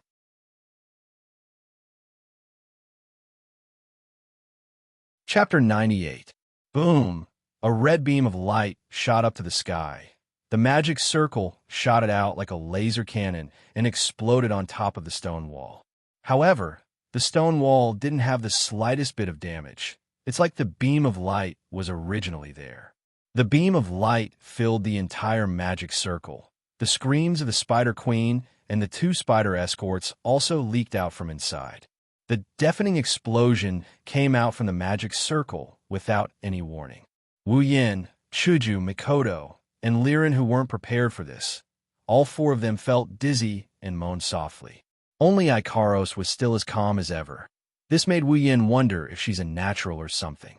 As for the people from the auction house, they looked at the magic array indifferently. At this time, the magic array was already in full operation, and the bright red light covered everything inside the magic array. Aside from a loud bang and the occasional miserable howl, no one could see anything inside the magic array. Seeing this situation, Cullis and the other two couldn't help but laugh out loud. The people behind them also let out a joyful expression, because at this moment, their plan has succeeded. Listening to the laughter coming from the crowd, Chuju and Mikoto clenched their teeth. If they didn't do this, they're really afraid that they wouldn't be able to hold it in and jump out. At this moment, they only felt pity for those who had died. Not only were they deceived, but they were also used after their deaths. Moreover, they were used to such an extent that they were worthless. At least, those who were immersed in the joy of the success of the plan did not care about their value. Woo-yin knows about the anger in the two girls' heart, but he can only stay silent. He's not as kind as Chuju and Mikoto to not care about the people who died. Those people from before also didn't care about the death of their companions. In Woo-Yan's view, they deserve to die, so there's no need to care about them, of course. He also knows that he can't be as kind and forgiving as Chuju and Mikoto. He's just that selfish. No one knew how long the magic circle lasted. It was only when the screams stopped that the magic circle started to slow down. The red light became weaker and weaker. Finally, it stopped and gradually disappeared. The giant spider queen and the two giant spider guards lay quietly in the magic array that had already disappeared. There wasn't the slightest injury on their bodies. However, their originally pitch-black bodies were now deathly pale. There was no light in their eyes. The aura of death that had filled the giant spider queen's body had also disappeared without a trace. All signs of life had disappeared. I've finally succeeded. The treasure belongs to us now.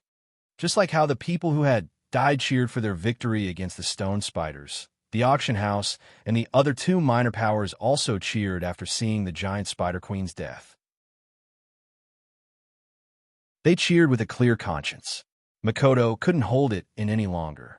Looking at the cheering crowd, she couldn't help but feel infuriated, incomparably infuriated.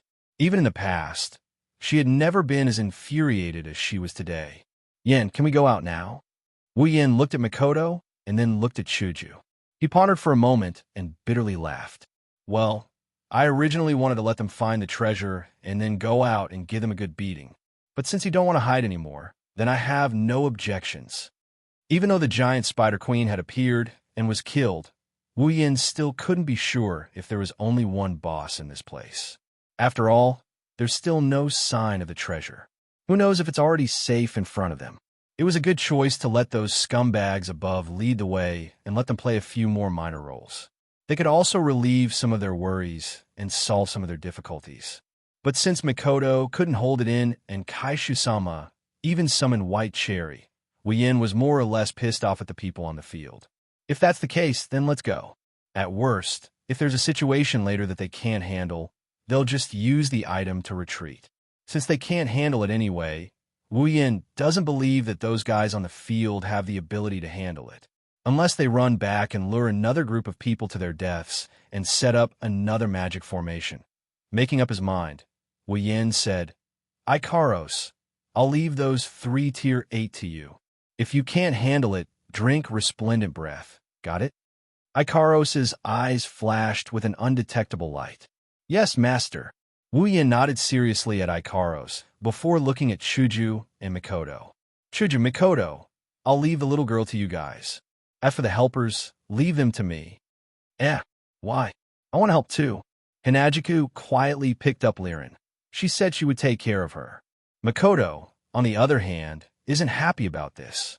She was just getting ready to go all out, but who knew Woo-Yin would suddenly do something like this? Woo-Yin retorted at Mikoto's words. Can you do it? Mikoto choked. She looked at the crowd on the field and weakly said, At least let me help out. I'll just injure them. Woo-Yin didn't know whether to laugh or cry looking at her. Injuring, but not killing, that'll take a lot of effort. There's no lack of cockroaches in this world. Even if you knock them down, they'll get back up again. Understanding Woo-Yan's meaning, Mikoto paused and mustered up her courage to look into Woo-Yan's eyes. Her brown eyes were filled with determination, but there was also a trace of pleading hidden deep within. Let me help out a bit. There are a few tier 7 fighters among them, and quite a few tier 6 pinnacle. You're only tier 6. It's too far-fetched for you to fight alone. Let me help. I don't want to watch my companions fight while I watch from the sidelines. Lowering his head, Wu Yin went silent. Mikoto was still looking at Wu Yin with hope and expectation. Chuju nodded silently and went silent as well. Her mission is to take care of little Liren. There's still a long way to go in the future. She'll have to wait until she gets stronger before she can share his burden. She still has some ideas. After a while, Wu Yin smiled bitterly. Fine, I'm afraid. Cullis walked in front of the Spider Queen and kicked it, scolding. Damn it, for a monster like you, I've put in a lot of effort. Now that you're finally dead, it's really satisfying. Momiri coldly swept a glance at the Spider Queen and retracted his gaze. Looking at the stone path ahead, he impatiently said to Cullis and Jared, Now, can we go get the treasure? Hearing the word treasure, Cullis and Jared instantly became spirited. After spending so much effort, the treasure is now right in front of their eyes. A treasure guarded by a rank 9 Spider Queen. Even if one were to think with their knees, they would know that it's definitely not simple. The three of them also became a little impatient at this moment. Just as they were about to lift their feet, a figure suddenly appeared in front of them. Without a sound, Cullis, Momiri, and Jared were all stunned. Their eyes widened, and when they saw clearly that it was indeed a person in front of them, the three of them couldn't help but take a step back with cold sweat dripping down their backs. Someone appeared in front of them, and they didn't even notice? Just now, if it was a sneak attack, thinking up to here, plus the fact that there's something on the figure that shouldn't appear on a human, the three of them took a few steps back and became alert out of reflex. Of course, it's not that their alertness isn't high. It's just that they didn't expect there to be a survivor here. If it was a sneak attack, just now, it would have alerted them. That's why they chose a direct confrontation. Who are you? Cullis coldly shouted. Momiri and Jared beside him also had the same expression, staring at the figure in front of them with shock in their hearts. Because the figure in front of them is not only unbelievably beautiful, but there's also a halo on top of her head and a pair of wings of light growing out of her back. Staring at the opponent in front of her with her crimson eyes, Ikaros lifted her head. Her face was as calm as an ancient well, and her aura was raised to its peak. Ikaros, attack!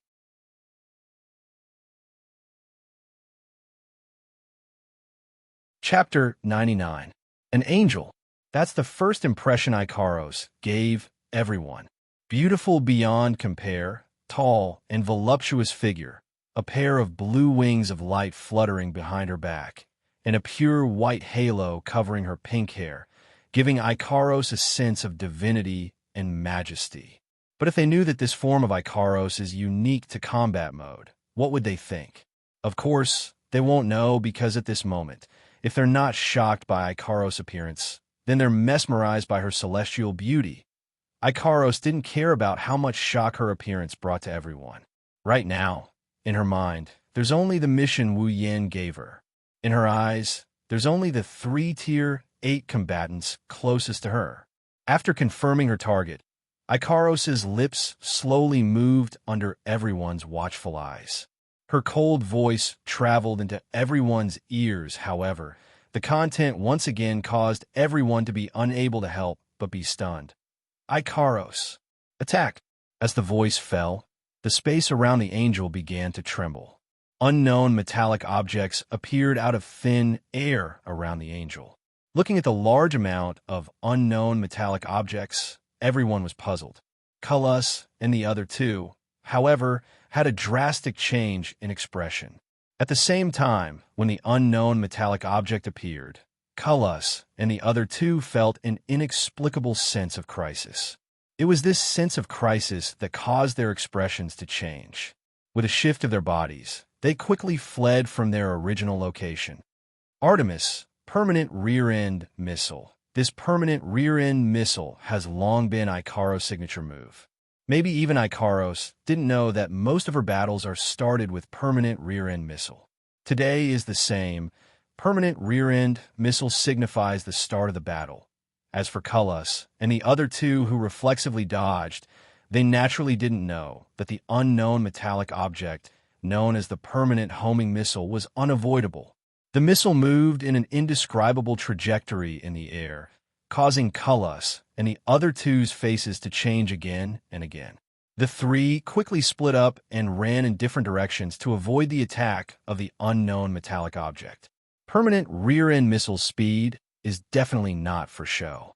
Compared to a real missile, it's even faster. If it wasn't for the fact that Cullis and the other two aren't normal characters, they would have been hit long ago. When the rear-ending missiles split into several directions and attacked them again, their expressions finally changed from a slight change to one of shock. From the speed of these unknown metal objects, they could tell that if they were hit, it would definitely not be over with just a little injury. Caught off guard by Icaros, Cullis, and the other two were furious after the initial shock. Not long ago, they were the ones who had to watch others dodge their attacks. Now, they're being toyed with by a girl who popped out of nowhere. How can they not be furious? Damn, don't look down on me. Cullis roared. A huge knight's sword appeared in his hand. This sword doesn't look any different from a normal knight's sword. However, if you treat it as a normal knight's sword, you'll definitely die a horrible death. The moment Cullis drew his sword, the homing missile immediately caught up to him. Cullis roared. The veins on his sword-wielding hand bulged out. Cullis fiercely swung his sword. A sword formed from dough, chi flew out from his sword to meet the homing missile. Momiri and Jared also took out their weapons at the same time. Momiri's is a black spear while Jared's is a double-sided axe that's as long as a spear. Rare armament. With just a glance, Wu Yin saw through the level of Cullis and the other two's armaments. With the system's perceptive sensing and the same rare armament, Wu Yan's eyes are much easier to distinguish compared to those so-called discerning people. However, this also allowed Wu Yin to breathe a sigh of relief. At least, he hasn't seen a gold armament yet. But why is it a sigh of relief? Wu Yan's only fear is that Cullis and the other two might have some trump cards up their sleeves, but after a quick glance, Wu Yin didn't have the time to observe any further. Those angry-looking warriors who are pouncing at him like wolves and tigers didn't intend to let him enjoy the show any longer. How can he not be angry? Ever since that beautiful angel appeared, this black-haired, black-eyed man and the short brown-haired girl standing beside him have been staring at the battle between the angel and the three lords.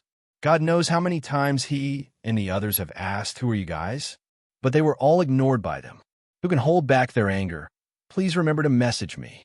Following the charge of these warriors, the magicians at the back also started chanting their spells, preparing to release their magic. Seeing this, Wu Yan's head started to hurt. What he's most afraid of are these sneak attacks. If he were to get hit by a cannon during the battle, he's afraid he'll be chopped up by a flurry of blades. Even though he has the spiritual dragon armor and can completely ignore attack below rank 6, but there are still quite a number of rank 6 here. At that moment, Wu Yin could only sigh and say to Mikoto, "Mikoto, a group battle is disadvantageous for us. Let's go." Hearing this, Mikoto unhappily glanced at the attacking magicians at the back. She took out a bottle of potion and in a few gulps, gulped it down. With the same action, Wu Yin gulped down the potion wolf in an even swifter manner than Mikoto. Then, he chuckled and tossed away the empty potion bottle in his hand. Exchanging glances with Mikoto, he charged into the crowd. Facing Icaros who can fly, Cullis and the other two are undoubtedly at a disadvantage. Even though they can also use Do-Chi to fly for a short period of time, but obviously they can't fly as nimbly as Icaros who has wings. Icaros's instantaneous change in flying technique gave them a headache. Apart from a 7-step magician who can use flying magic, who else can fly as freely as Icaros without the use of other tools? Unless it's those demigods who can fly as if they're walking, even a rank 9 powerhouse can't fly as freely as she does. This is something that Wu Yin didn't expect. Being able to fly as freely as she wants gave Icaros an obvious advantage in this battle. Add to that her extraordinary performance in the group battle and her series of armaments. Maybe Icaros really doesn't need to drink the resplendent breath like Wu Yin and Mikoto.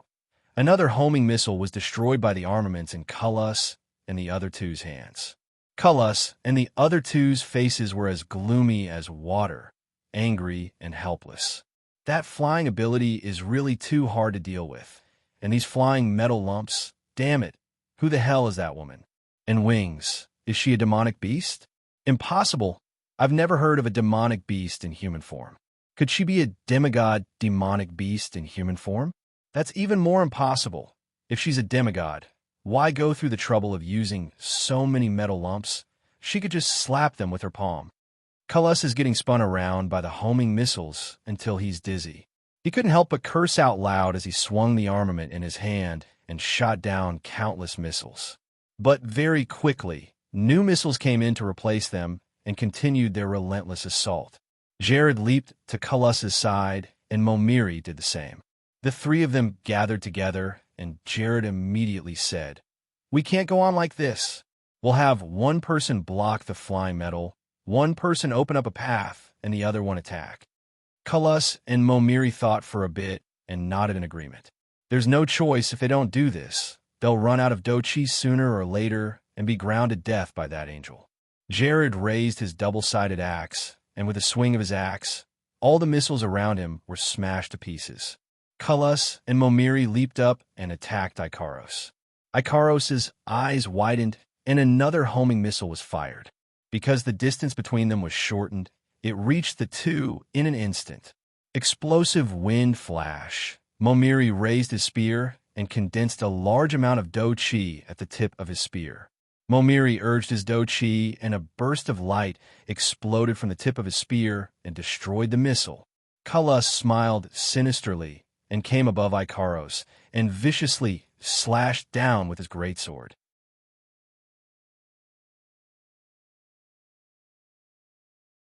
Chapter 100. The greatsword mercilessly slashed towards her own face. The pressure from the greatsword caused her hair to swell even more after entering Sky Queen mode. One could see just how strong this blow is. Facing such a powerful attack, Ikaros ignored it like it was nothing. She didn't even bother to lift her head. Her lips parted and she chanted a few more words. Aegis, absolute defense circle. Cullis' greatsword that could split Mount Hua shuddered and stopped right above Ikaros. Cullis was stunned. Even though he pushed his do-chi a bit faster, it still didn't budge an inch. Cullis looked down in surprise, only to see a layer of blue translucent shield in front of Ikaros, blocking his armament. Cullis's face changed. He hardened his resolve and raised his greatsword again, slashing down on the absolute defense circle. A crisp sound rang out, but it still didn't move an inch. Without waiting for Cullis to attack again, Ikaros dispelled the absolute defense circle and turned around. The wings on her back unfurled, and like a giant palm, she sent Cullis flying. Momiri suddenly appeared in front of Ikaros again, thrusting his spear towards her chest, while Jared appeared behind her, swinging his great axe towards her back. Ikaros's crimson pupils shrunk, and with a flap of her wings, she flew towards the sky, dodging both Momiri and Jared's attacks. Too bad. Above her, Cullis was already waiting for her, crazily condensing the do-chi in his body and channeling it into the greatsword in his hand like it doesn't cost him anything. The greatsword flashed a glaring red light. Looking at Ikaros, who delivered herself to his doorstep, Cullis grinned sinisterly. "I'd like to see if that shitty shield of yours can stop my strongest battle skill." Blood soul slash. Her already crimson pupils were illuminated even brighter by the red light from the greatsword. Left with no choice, Ikaros once again activated her absolute defense circle. Cullis's vicious slash landed on the blue barrier. Against the strongest battle skill of an opponent of the same rank, the absolute defense circle could only hold on for a moment before being chopped into pieces. Cullis's battle skill, however, continued to slash towards Ikaros. However, even though the absolute defense circle didn't block the opponent's strongest battle skill, it did weaken the power of the greatsword by quite a bit. Ikaros raised her hand, condensing a small absolute defense circle in her palm like a shield, blocking Cullis's greatsword. What? He didn't even have the time to celebrate destroying the turtle shell when his attack was blocked by another small turtle shell. Cullis couldn't believe that his strongest attack was blocked just like that. Ikaros's fist landed heavily on Kalus's astonished face. Poor Kalus was sent flying twice by Ikaros. One was a slap, the other was a slap to his face. Jared and Mamira's face darkened at the sight. Among them, Kalus is the strongest, and Kalus's Blood Soul Slash is also the strongest battle skill among the three of them. Even that couldn't do any damage to her. Is she really a monster? Artemis, the missile fired again. Seeing this flying metal that's as sticky as a mosquito, the three of them felt their scalp tingle. It's as sticky as a mosquito, but if you get hit, it won't just be a mosquito bite. They hurriedly evaded the homing missile, and as expected, the homing missile chased after them again. Kalus and the other two quickly used their battle techniques to block the homing missile, and for a moment, they were in a difficult situation. On the ground, Wu Yin, who was in the middle of his killing spree, saw this and was pleasantly surprised. To be honest, Wu Yin really didn't have the confidence to let Ikaros face three of the same rank alone. If it wasn't for the existence of Resplendent Breath and that crystal scroll, Wu Yin really didn't want to let Ikaros take the risk. Who would have thought that Ikaros, who had the advantage in the air, could actually fight 3 Tier 8 and even find a chance to counterattack? She really is the queen of the sky. When we get back, I'll have to reward Ikaros well. Let's do that. Not sure what kind of reward he thought of, Wu Yin grinned. That creepy laughter made one of the warriors who wanted to ambush him shiver and have the urge to run. No choice. Fighting her in the air is too disadvantageous for us. Her defense is so strong. Let's all attack together. Shouting so loudly. Aren't you afraid Ikaros will hear you? Barely able to fly using Do-Chi, Kalus, Jared, and Momiri surrounded Ikaros from 3 different directions and flew towards her. The armaments in their hands buzzed, shattering the missiles and destroying them. When they arrived in front of Ikaros, they immediately used their battle skills. Explosive Gale Flash, Mad Strike, Blood Soul, Slash, 3 people, 3 battle skills, 3 different directions, all of them attacked Ikaros. If she gets hit, needless to say, even Ikaros would be heavily injured. With a few flashes of light in her eyes, Ikaros calculated how strong these 3 battle skills are. She instantly activated her absolute defense circle and wrapped herself in it, forming a circle. Bang Kalus and the other 2's battle skills also arrived in a blink of an eye. The 3 battle skills hit the absolute defense circle with a loud bang. In an instant, the blue light of the absolute defense circle, the white light of explosive Gale Flash, the black light of Mad Strike, and the blood light of Blood Soul Slash, all of them came to a standstill in the air with a loud bang. Wu Yin and Makoto's hearts skipped a beat. Their hands moved faster in an attempt to end the battle quickly and help Ikaros. Bang! Another loud explosion rang out. This time, it was Ikaros' absolute defense that was broken. Seeing this, Kalus and the other 2 were overjoyed. They increased the strength in their hands and attacked Ikaros ferociously. Ikaros. Shuju, who was hiding in the cloak and hugging little Liren, watched this scene with worry in her heart. With 3 battle skills on her, Ikaros won't be able to dodge in time. Ikaros' crimson eyes flashed again, and the wings behind her flapped. It's no use. Thinking that Ikaros wants to rely on her wings to fly away again, Kalus, Momiri, and Jared laughed without a care in the world. Right now, Ikaros is already surrounded by their attacks. Where else can she fly to? With that thought in mind, the 3 of them immediately used their armaments to send their battle skills towards Ikaros' hot body. Bang! Hearing this sound, Wu Yin's pupils shrunk to the size of a needle. Gritting his teeth, Wu Yin immediately used Chaotic Return to Horizon Waltz to blast the 3 warriors into pieces before looking up at the sky. The scene that entered his eyes stunned him for a moment before he calmed down. Ikaros used her wings to cover her body and used her wings to block the 3 battle skills. This is impossible. Kalus was in a state of madness. His strongest attacks were blocked one after another. How could the prideful Kalus accept this? Momiri and Jared exerted all their strength to circulate their fighting energy, but the light wings in front of them were like an iron wall. Even when they used all their strength, they still couldn't move them. If this was the moment they used their battle skills, Ikaros's wings, of course, wouldn't be able to block their attacks. Too bad. Kalas and the other two already used up a lot of energy when they were facing off against Ikaros's absolute defense circle. What's left is obviously not enough to break through Ikaros's wings. Kalas and the other two thought for a moment and understood what's going on. Withdrawing their armaments, they planned to use their battle skills again to take down Ikaros in one fell swoop. Ikaros lifted her head and her wings grew several times bigger, which is to push Kalas and the other two who were just inches away from her were pushed back by her wings, causing them to fall back.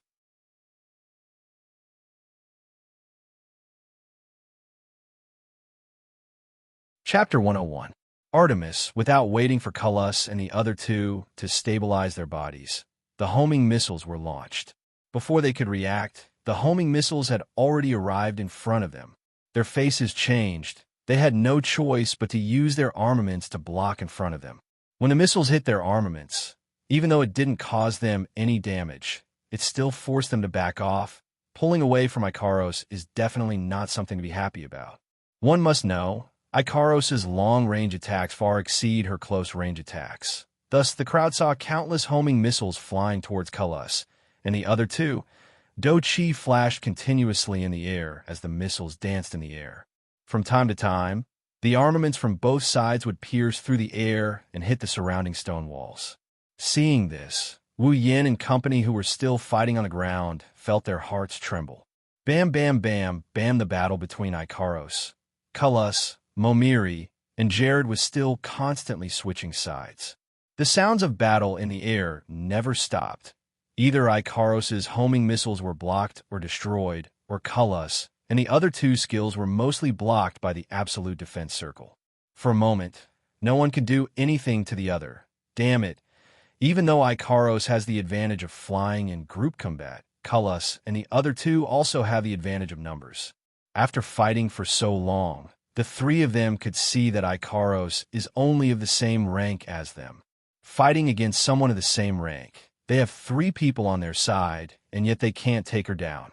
Not only that, she would seize the opportunity to attack them from time to time. This made the three of them so angry that they're about to explode. She's obviously someone of the same rank. Other than flying, she has one more armament than them and no other advantages. But even so, she can't possibly go up against three of them of the same rank and not be at a disadvantage, right? However, this angelic girl in front of him had forcefully turned the impossible into a possibility. Kalas, Momiri, and Jared didn't know why, but they could clearly see that this angelic girl's strength was only a bit stronger than the strongest among them, Kalas. What was it that allowed her to not lose against the three of them? After the confusion, what replaced it is a thick sense of jealousy. Why? Why can she go up against three of them, even though she's of the same rank as us? We're all of the same rank. Why could she do it? Could it be that being able to fly can really increase one's strength by so much? They'll never be able to figure out in their lifetime. Under the support of anger and jealousy, Kalas and the other two's attacks became even more ferocious. Instantly, Ikaros felt the pressure getting heavier and heavier. She's flustered and in a sorry state. Kalas and the other two thought Ikaros was hard to deal with, but wasn't Ikaros the same? Relying on her superior ability in group battles and the aid of her wings, she's able to hold her own against the three of them. But as time goes by, Ikaros is getting weaker and weaker. No matter what, the opponent has the advantage in numbers. There are three of them of the same rank, and on the surface, it looks like she's on par with them. But Ikaros can't say anything about it.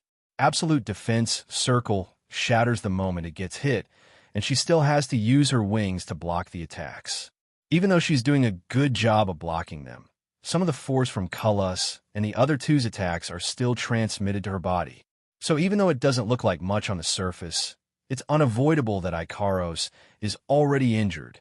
As Kalas and the other two continue to attack, Ikaros' internal injuries will sooner or later turn from light to heavy. Only Ikaros knows that battle techniques aren't without effect. Actually, this is also within Wu Yan's expectations. Even though he's confident in Ikaros, the opponents are still 3 of the same rank as her. Even if Ikaros has the advantage in group battles and flying, at most it'll be a stalemate. It's not going to be easy for Ikaros to defeat them originally. Wu Yan planned to let Ikaros use these advantages to deal with Cullis and the other 2. After they're done with the small ones, they'll deal with the big ones together. Even though Wu Yan and Mikoto can't compare to the Tier 8 Cullis and the other 2, but with the miraculous effect of Resplendent Breath, it's not like they can't put up a fight against them. But Ikaros didn't think that way. These 3 are Master's enemies. They're a threat to Master. She must eliminate them. That's what Ikaros is thinking. This is something Wu Yan didn't expect. But even if he did, Wu Yan wouldn't care. After all, Ikaros has Resplendent Breath as well. As long as she consumes it, she'll win no matter what. Besides, Ikaros hasn't used her full strength yet. Relying on her flying and group battle advantage, she can only fight Cullis and the other 2 to a stalemate. That's true, but doesn't Ikaros have any other advantages? Wrong. Wu Yan and the rest know that Ikaros still has a huge advantage. Once again, Ikaros didn't panic in the face of the trio's attacks. Again, she used her absolute defense to block the majority of their power and her wings of light to block the rest of their power. Once again, she sent them flying. Only this time, Ikaros didn't fire any missiles but instead stretched out her left hand and made a grabbing motion. A strangely shaped black bow covered in barbs appeared in her hand. Everyone be careful. That woman took out another armament. Jared's face changed when he saw the armament in Ikaros' hand and yelled at Cullis and Momiri. The 3 of them looked at Ikaros with vigilance, gritting their teeth. Even if it's them, each of them only has 1 rare armament. But this winged woman already has an invisible armament that can shoot flying iron and a defensive armament. Now, she even has another armament. Even Momiri, who runs an auction house, doesn't have this kind of treatment. Ikaros doesn't care what they're thinking. Her left hand is holding the bow while her right hand is slowly pulling the string. Purple light slowly condensed on the bow and an arrow appeared in her hand. She knocked the arrow. Purple light flowed on the surface of the bow and black light condensed on the arrowhead. A destructive force filled the arrowhead and pointed at Cullis and the other 2. With just this one action, Cullis, Momiri, and Jared shuddered. Their eyes widened and the hairs on their bodies stood up in an instant.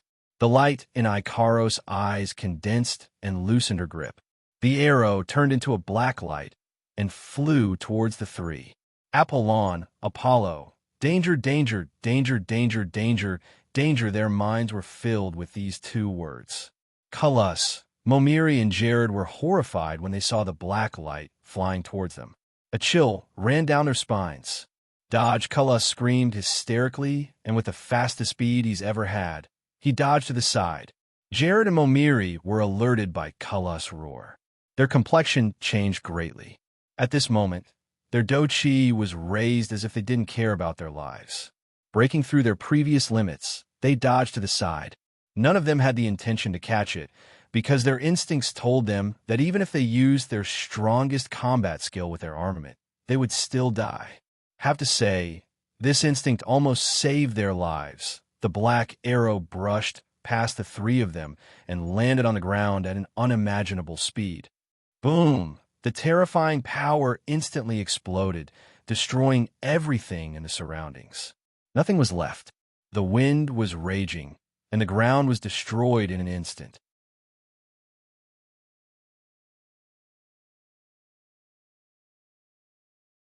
Chapter 102. This is really... Wu Yan and Mikoto looked at the scene in front of them. Both of them had the same expression in their eyes. That's luck.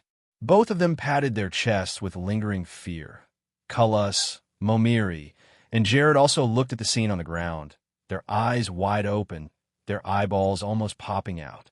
What kind of scene is that? What they saw was a ground that was only slightly cracked after a few battles. But now the area that was hit by Ikaros Apollo has completely disappeared. Not just the ground, Even the people who were fighting Wu Yin and Mikoto were all smashed into pieces. There's not a single trace of them left in this world. The only thing left is a huge crater with a diameter of 100 meters. Gulp. Gulp sounds kept ringing in this silent space. Those were the lucky ones who weren't caught in the shockwave. Of course, that includes Cullis and the other two. Ikaros' move killed at least 70% of the people fighting Wu Yin and Mikoto on the ground. As for the others, they were either injured by the shockwave or blown away by the wind. Even those who were knocked down by Mikoto and lost their ability to fight, but were still alive, were unlucky enough to die under Apollo's attack.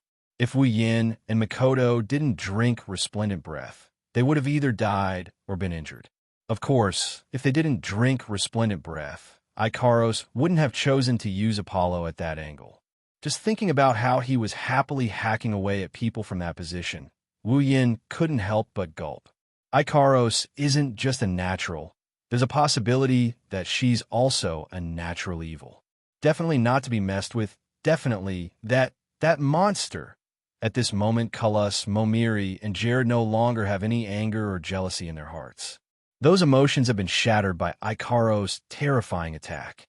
Following that, Cullis and the other two's gazes towards Ikaros carried a little bit of fear. One has to know, this fear in their entire life, they only felt it once when they faced the Spider Queen. Seeing that her attack didn't work, Ikaros once again placed her jade hand on the bow. Stop her. Don't let her use that armament again. Cullis and the other two were scared out of their wits. They almost threw their weapons away. That kind of destructive power, that bow is definitely a top-tier rare armament. Just now, in order to avoid that arrow, they had used up 50% of their Do Chi. Using Do Chi beyond their limits, their bodies were still in pain. They almost couldn't dodge that arrow. If there was another one, Cullis and the other two don't dare to imagine anymore. Ignoring the screams coming from their bodies, the three madly pushed their Do Chi and rushed towards Ikaros with their lives on the line. Drawing a bow and knocking an arrow also needs time. Not to mention Apollo still needs to gather his energy. Even though this period of time isn't that long, it's still enough. If it was Cullis and the other two before, they wouldn't be able to stop this. But now, under the threat of death, the three of them completely exploded. They didn't care about overloading their Do Chi and rushed towards Ikaros like madmen. So, before Ikaros knocked an arrow, they raised their armament and attacked her. Ikaros could only raise the bow in her hand, clang. After blocking their attack, Ikaros was pushed back by the huge force. When she looked up, she saw Cullis and the other two once again appear in front of her with bloodshot eyes and continue to attack her. The absolute defense circle instantly expanded, blocking the attacks of Cullis and the other two. The absolute defense circle that required them to use their strongest combat skills to break was obviously not something that could be broken with just a normal attack of theirs. But at this moment, Cullis and the other two couldn't care less. As long as they stop, that terrifying arrow will be shot again, and they have no confidence in dodging it. Thus, with twisted faces, Cullis, Momiri, and Jared crazily swung their armaments and attacked the absolute defense circle. Even with the absolute defense circle, Ikaros can't use Apollo. She can't even use her permanent homing missile. She can only use the absolute defense circle to back away and look for a chance to draw her bow again. But Cullis and the other two won't let Ikaros have the chance to use Apollo again. When Ikaros retreated, they pressed forward and continued to attack the absolute defense circle. It's not that they don't want to use their combat skills, but if they do, Ikaros will use Apollo, and at that time, they'll be the ones to die. So, even if the situation isn't looking good, they can only hold on, while Ikaros and Cullis and the other two are stuck in a stalemate. Wu Yin and Mikoto already finished off the rest of the people. Looking at the sky, they didn't know what to do at the moment. After all, they don't know how to fly. Even if Wu Yin could exchange for something that allows them to fly temporarily, there's nothing he can do about it in this situation. So, all he can do is stand there and stare. Ikaros also noticed that Wu Yan's group has finished off their opponents. Looking at Cullis and the other two who were still attacking the absolute defense circle, She seemed to have made some kind of decision and put away the bow in her hand, Cullis, and the other two were stunned. The armaments in their hands also paused. They didn't react. Why did she put away such a terrifying armament? What they don't know is the real terror is yet to come. Ikaros suddenly spread out the light wings behind her back, and with a flash, they turned into 12 light ribbons. Seeing this, Cullis and the other two are even more confused, but this is an opportunity. So they stop what they're doing and gather their Do-Chi, preparing to use their combat skills to break through the absolute defense circle in one fell swoop. But Wu Yan's eyes lit up, because on the screen, he's seen this scene countless times. He knows the next Ikaros is the strongest Ikaros in the truest sense. Connect. The light ribbons behind Ikaros spread out and extended backwards. Suddenly, the front end of the light ribbons caused a ripple in space. The light ribbons extended inwards and unbelievably pierced into the void. At the same time, a flash of light came from the void where the light ribbons pierced into. Like electric wires, a shadow extended out from Ikaros' back, and after that, a fighter jet-shaped shadow appeared behind her back. What does she try to do now? Such a strange scene naturally wouldn't go unnoticed. Having experienced it once before, Cullis and the other two's hearts skipped a beat. A bad premonition rose from the bottom of their hearts. Looking at the stunned Cullis trio, Ikaros' expressionless face unnoticeably turned cold. With a wave of her hand, several cannons emerged from the void. Uranus system, what the hell is that? The sudden appearance of the cannons gave Cullis and the other two a fright. They felt like the number of times they've been scared in their entire life wasn't as many as today. Looking at the cannons behind Ikaros, the three couldn't help but take a step back. That's a fighter jet. Mikoto and Chuju, who's hiding on the side. Both of them were dumbstruck looking at the Uranus system behind Ikaros. Their jaws dropped, and their jaws almost dropped to the ground. Compared to a fighter jet, Ikaros' Uranus system looks more like a battle fortress. Wu Yan looked at the Uranus system with great interest. His eyes sparkled with excitement. He's been wanting to see it in real life for a long time now. Mikoto turned around and looked at Wu Yan. Uranus system? That's Ikaros' gold armament, right? After Wu Yan nodded, Mikoto once again looked at the Uranus system. Her mouth twitched. Who would have thought?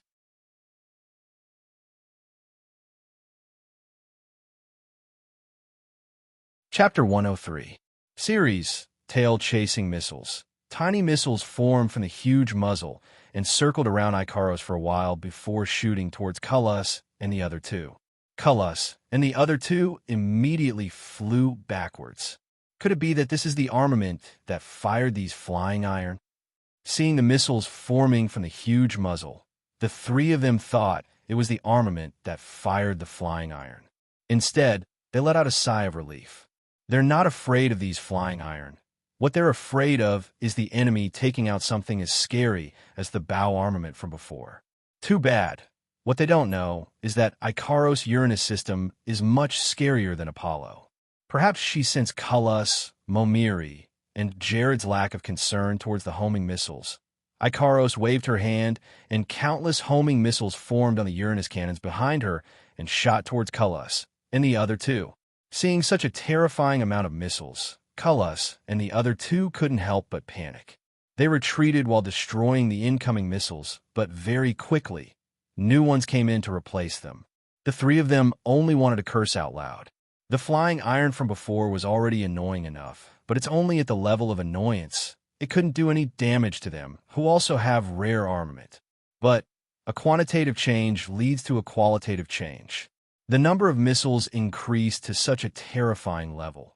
If they still think this won't cause them any trouble, then they can go have a chat with the Spider Queen, gritting their teeth looking at Ikaros from afar.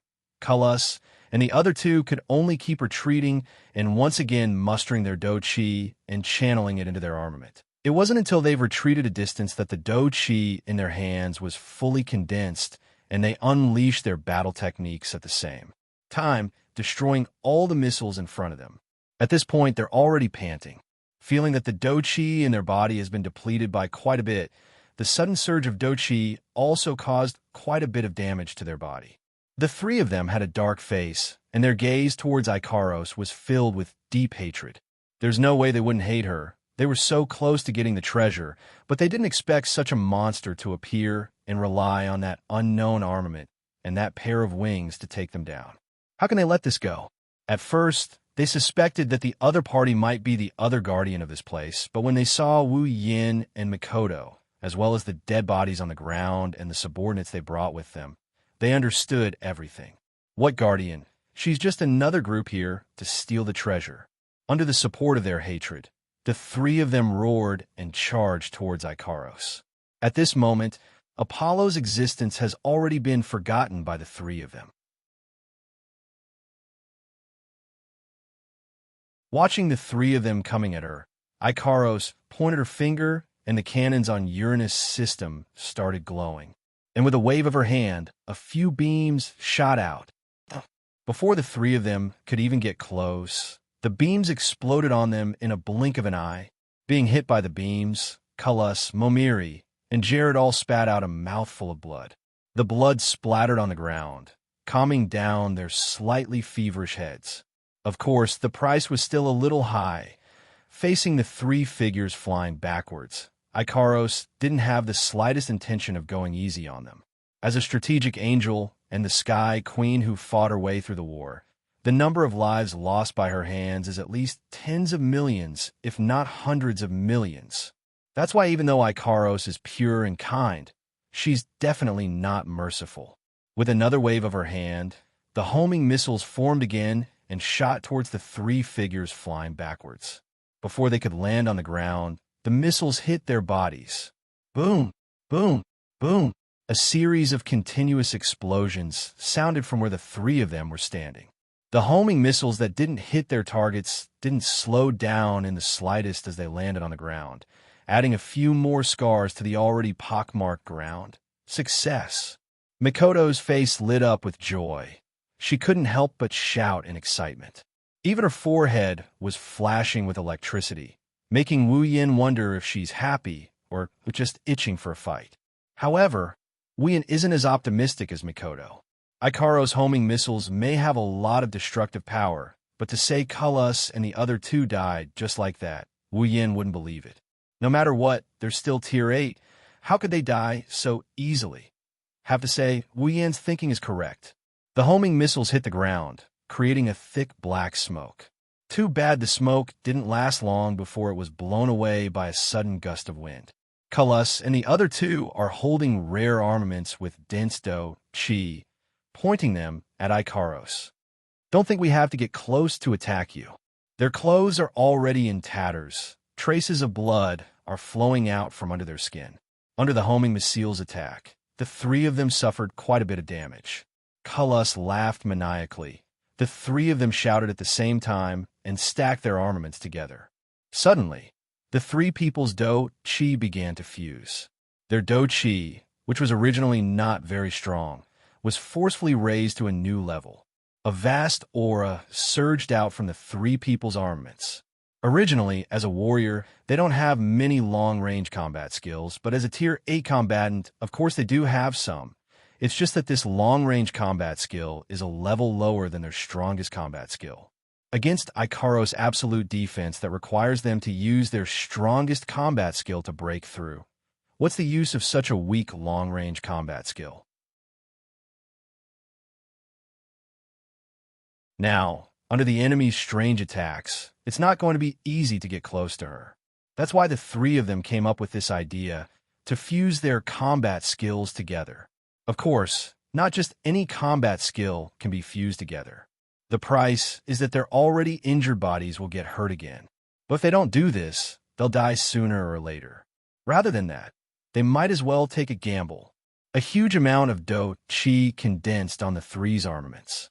An aura leaked out from the armaments, creating a small gust of wind on the ground, blowing away all the pebbles on the ground. Wu Yin and Mikoto retreated to a safe distance. Even though they drank resplendent breath, they still instinctively left the danger zone and looked at the battlefield. Wu Yin and Mikoto's actions At this moment, it's like a gunshot at the start of a long run. As the two retreated, Cullis and the other two's aura and Do-Chi were raised to the max, glancing at each other in tacit understanding. The three of them raised their arms, raised their armaments, and slashed towards Ikaros' direction.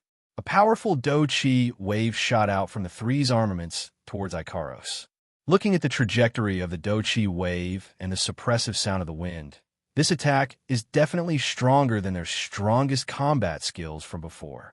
Too bad, Ikaros didn't care about it at all. The Do-Chi wave coming towards her was a very dangerous moment for anyone, but Ikaros just stood there quietly. Her expression didn't change at all, and she didn't express anything either. Seeing this, Cullis and the other two's faces lit up. They're even more confident in the damage this attack can cause. When the Do-Chi wave was right in front of her, Ikaros finally made a move. She slightly lifted her head, and a few small machines flew out from the Uranus system and stopped in front of her. They lightly moved in front of Ikaros, and a light screen formed in front of her, intercepting the Do-Chi wave.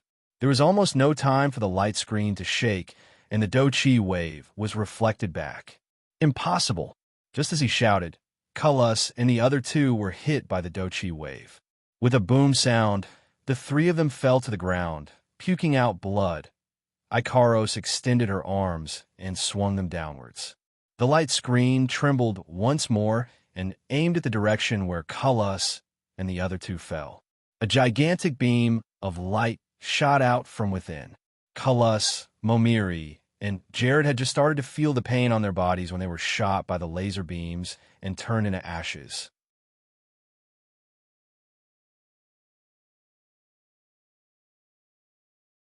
Chapter 104. Wu Yin, Chuju, and Mikoto, all three of them fell into a state of stupor. Even Wu Yin, who had full confidence in Ikaros, was the same.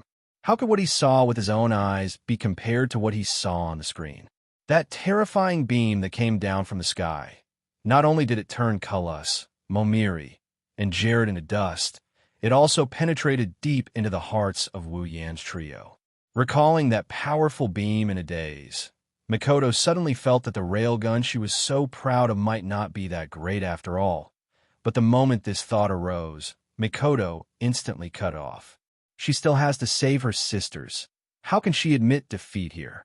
Disheartened thoughts were tossed aside, replaced by a burning flame in Mikoto's heart. One day, Misaka Mikoto's railgun will be as powerful as that beam of light. No, it will surpass that beam of light. Suddenly, bluish-white electric current flashed wildly on Mikoto's body. The electric current flowed through Mikoto's body, faster and faster, faster and faster, and finally, it shined brightly. The sudden change on Mikoto's body gave Wu Yin and Chuju, who came to their side, a big fright. The strong light suddenly increased. The electric current raged wildly and even flowed into the ground, aimlessly attacking Wu Yin and Chuju. Wu Yan's face changed. He quickly raised his hand and blocked the electric current. Originally, Wu Yin, who has the same ability as Mikoto, should have no problem blocking the electric current. But what surprised Wu Yin was that the electric current became so strong that he couldn't even control it. The electric current flowed through his body. Even though Wu Yin didn't get hurt because of the same ability as Mikoto, his body was numb from the electric current, and he couldn't move. This time, Wu Yin was really shocked. This is something that has never happened before. This electric current is clearly several times stronger than Mikoto's strongest electric current. Moreover, looking at Mikoto's bewildered expression, it's likely that all of this wasn't her doing. What's going on? Hiding behind Wu Yin, Chuju still couldn't react. Why did Mikoto suddenly go crazy? Wu Yin furrowed his brows as he looked at the increasingly powerful aura emanating from Mikoto's body. His eyebrows suddenly twitched as he came to a realization. Oh, I think Mikoto has leveled up. Promotion? Chuju and Mikoto were stunned for a moment before they were overjoyed. Trying her best to control the electric current in her body, Mikoto's computing power was fully activated.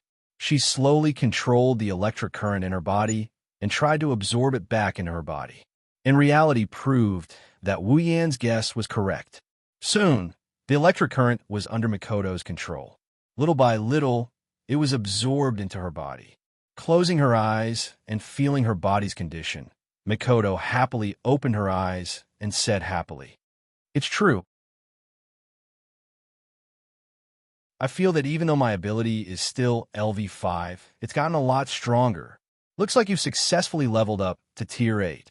Looking at Makoto's happy face, Wu Yin couldn't help but feel happy for her.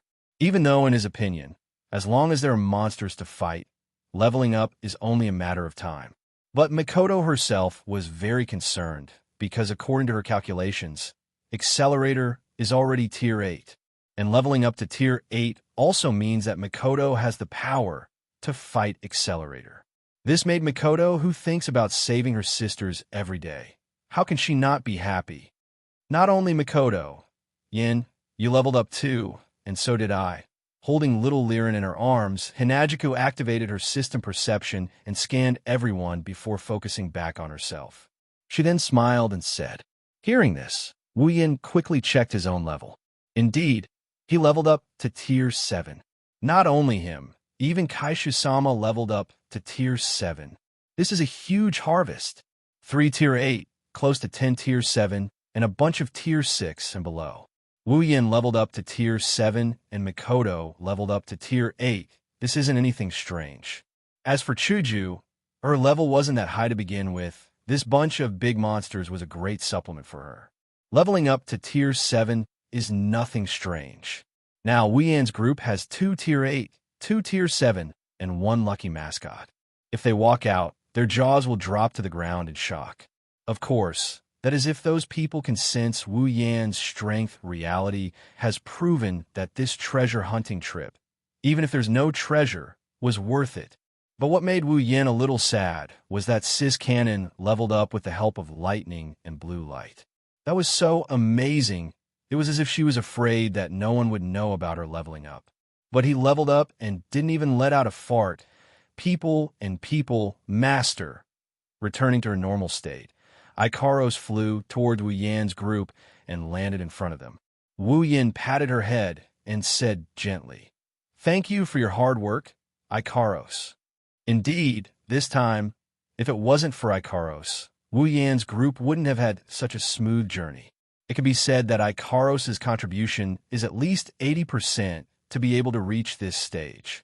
Hearing Wu Yan's words, Ikaros lowered her head and felt the hand on her head, giving her an unimaginable warmth. Even her heart warmed up. She couldn't help but close her eyes to enjoy this rare warmth. After that, Wu Yan's group cleaned up all the corpses on the scene and helped little Liren remove the handkerchief from her face. The usually cheerful and lively little Liren is finally back. After cleaning up the battlefield, Wu Yan's group also left behind all the useful items. Have to say, this is another surprise. Close to 30 common armaments and 3 rare armaments from Cullis, and the other 2 were all taken by Wu Yan.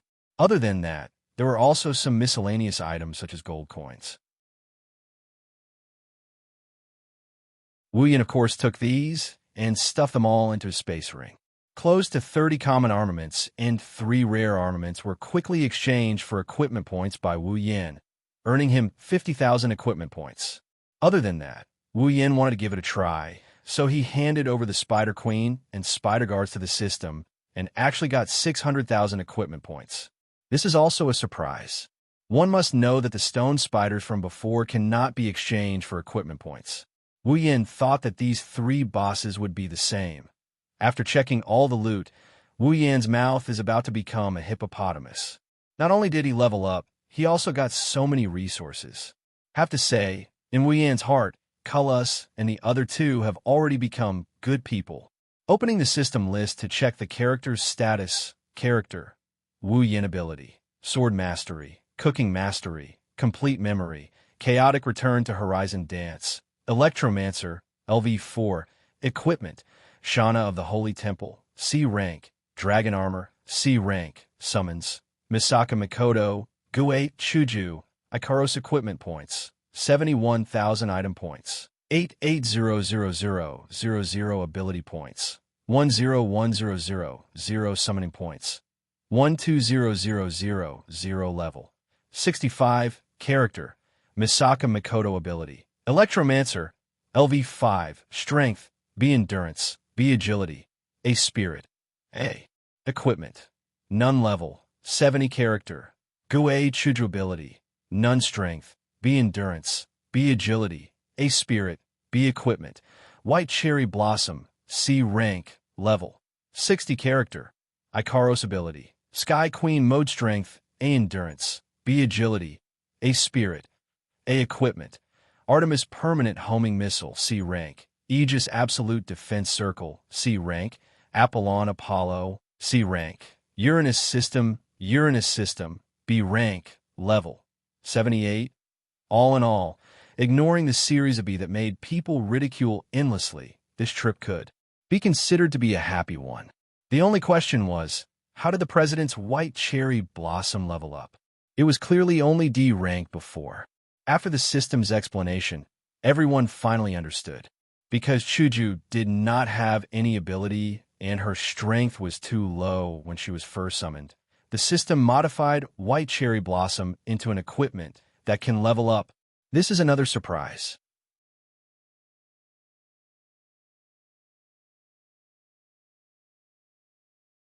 Chapter 105. After asking the system said that because Hinajika's strength was too low, she didn't have the ability to protect herself, so the system modified her white cherry into an upgraded version. However, Wuyan's first reaction was not joy like Chuju and Mikoto, but caution. His countless experiences told him that the system was a scam. It would not be so kind. Thus, a conversation that appeared to be very retarded in the eyes of the bystanders began. System, are you sure it's because Hinajika's strength is too low that you decided to modify her equipment? Yes. I don't need to pay anything, like points or something. This is the system's own judgment and action. There is no need for the user to pay any points. What about the other costs? None. Are you sure? Yes. No conspiracy? Please do not slander the system, or the system will sue you. F*CKU. A system will sue people for slander? I want to know who you are going to sue me to. Please do not slander the system, or the system will ban your account. No one to sue, and you want to ban my account?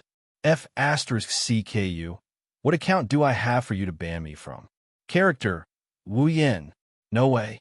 Ban myself? What will happen if you ban me? The user will not be able to use the summoning system again.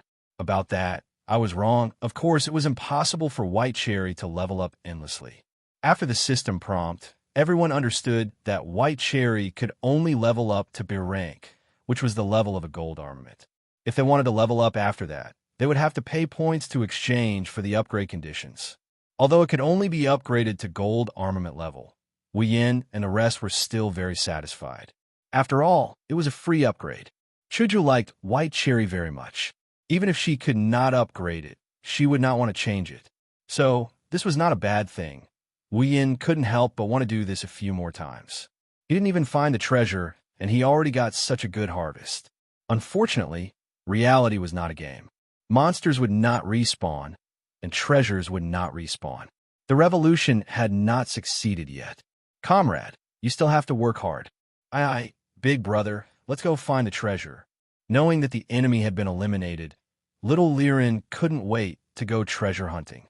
Treasure hunting, these two words to a child, the attractiveness is not just ordinary. That's right, we haven't gotten the real treasure yet. Lifting his head, Wu Yin glanced at Mikoto, Chuju, Ikaros, and Liren, smiled and waved his hand. Go! Walking along the stone path, Wu Yan's group of 5 walked rather cautiously. After all, no one could be sure that there's no danger in this place. It was necessary to be cautious. Along the way, although no more stone spiders jumped out, and there were no other guardians, the number of traps made one's hair stand on end.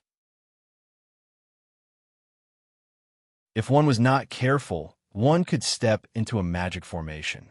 When that happens, the magic formation's effect can be unimaginable. There are all kinds of magic formations. It's a good thing that the ones leading the way are Wu Yin and Mikoto, who drank resplendent breath. If it was anyone else, they would have died without even knowing how they died. Of course, the result of this is that Wu Yin and Mikoto became the target of everyone. Walking in front of the group, Wu Yin and Mikoto attracted no less than 100 traps. Seeing Wu Yin and Mikoto fall into the magic formations effect, Chuju distanced herself from them with lingering fear. For the first time, she was glad that she was still weak at that time. She didn't need to fight, didn't need to drink the resplendent breath and suffer this kind of torture. Don't talk about Chuju, Wu Yin, and Mikoto are almost hysterical from the torture. Even if they didn't suffer any physical injuries, their mental state has been tormented to the point of no return. At this moment, Mikoto is a little regretful. If she knew, she wouldn't have taken care of those people so quickly. It would have been better to let them step on the landmines and attract the traps. Walking in front dejectedly, Wu Yin and Mikoto are about to cry. Finally, the end of the stone path appeared in front of everyone's eyes. It's a stone room like the stone path from before. It's completely made of stone. The only difference is that this stone room is very wide, and the stone walls are very smooth. In the stone room, there's a round table made of stone.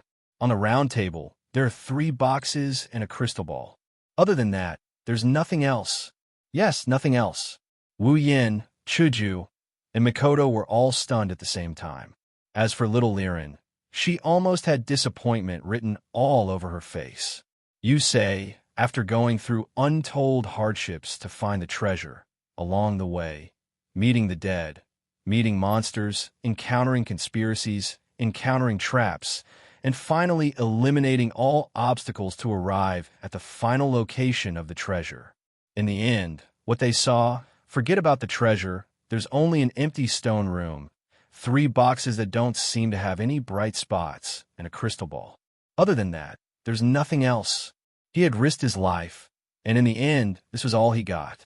Anyone would feel like going crazy, right? Luckily, it's Wu Yan's group. Although they were interested in the treasure, they didn't care too much about it. If it was Kalas and the other 2, they'd probably kill everyone they brought to vent their anger. The reason why he wanted to come here was because of the crystal that gave Wu Yin 200,000 summoning points. He heard that the Tier 9 powerhouse got it from here, so Wu Yin wanted to try his luck. As for the treasure, of course he wants it, but if there's nothing to be sad about. Of course, there's bound to be disappointment. After all, it wasn't easy to get here. No matter how I look at it, it doesn't look like there's a treasure here. Looking at the empty stone room, Hanajiku didn't pay much attention to it. This time, she went from a 4th order to a 7th order. The harvest was quite bountiful. Plus, she didn't care much about the treasure, so she quickly got over it. Mikoto, on the other hand, was a little disappointed. After all, she was looking forward to seeing what the treasure would be like. Plus, she fell into so many traps along the way. How could she be satisfied with nothing? From this point, it seems that Sis Cannon is still a child. As for Wu Yin, well, he's calm. After being tricked so many times, he's more or less used to it. Although, Wu Yin would rather not have this habit. Looking at the box and crystal ball on the stone platform, Wu Yin thought for a while and said, "It's not like there's nothing. Aren't there 3 boxes? Let's go take a look. Maybe we'll get something." The more Wu Yin said, the more he felt that it was possible. A treasure guarded by a Tier 9 Spider Queen couldn't be empty. It didn't look like anyone else had been here before. The 3 boxes must have something else. Hearing Wu Yan's words, Mikoto and Chuju also felt that the 3 boxes might be a surprise. The 3 of them came to the round platform and looked at the 3 boxes. The 3 boxes were very ordinary. There were some words engraved on them, and it was these words that made Wu Yin and the rest excited. The disappointment from before completely disappeared.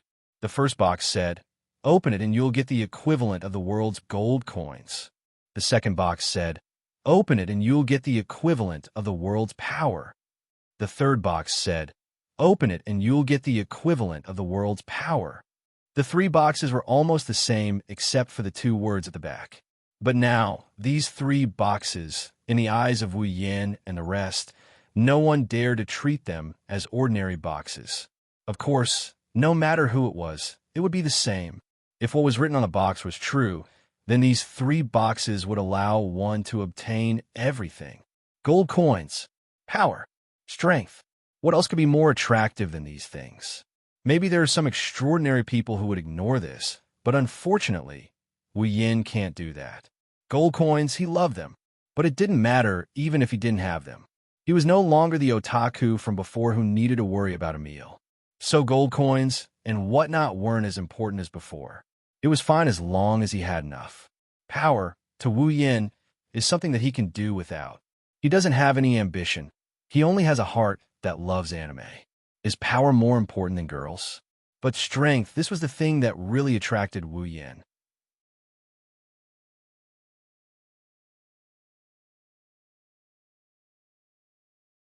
Chapter 106.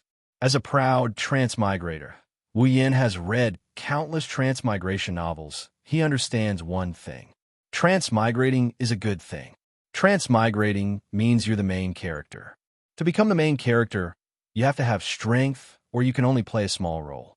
No matter if it's soul transmigration, random transmigration, rebirth transmigration, body transmigration, chrysanthemum transmigration, or whatever, in the end, strength is strength. Of course, that doesn't include some exceptions. Transmigrating to a world where strength is everything. Wu Yin is obviously not an exception. That's why strength is a must. Wu Yin can also obediently earn summoning points and summon a bunch of strong girls to support him from behind, letting them topple the world while he reaps the fruits of their labor. But forget about the difficulty of earning summoning points in terms of a man's dignity, relying on women and eating soft rice. I'm sorry, Wu Yin can't do it. That's why, whether it's money or authority, none of them can compare to the temptation of strength for Wu Yin. Of course, there's temptation. Wu Yin won't make the mistake of pursuing strength. If that box is a trap, Wu Yin will cut it in half regardless of whether he can get strength or not. Aside from Wu Yin, Mikoto and Chuju also looked at the strength box after looking at the 3 boxes. Needless to say, Mikoto was someone who didn't want to be outdone. She was LV5 in Academy City, and she often challenged others to duels. Although she didn't pay much attention to the issue of strength, compared to gold and authority, strength attracted her more.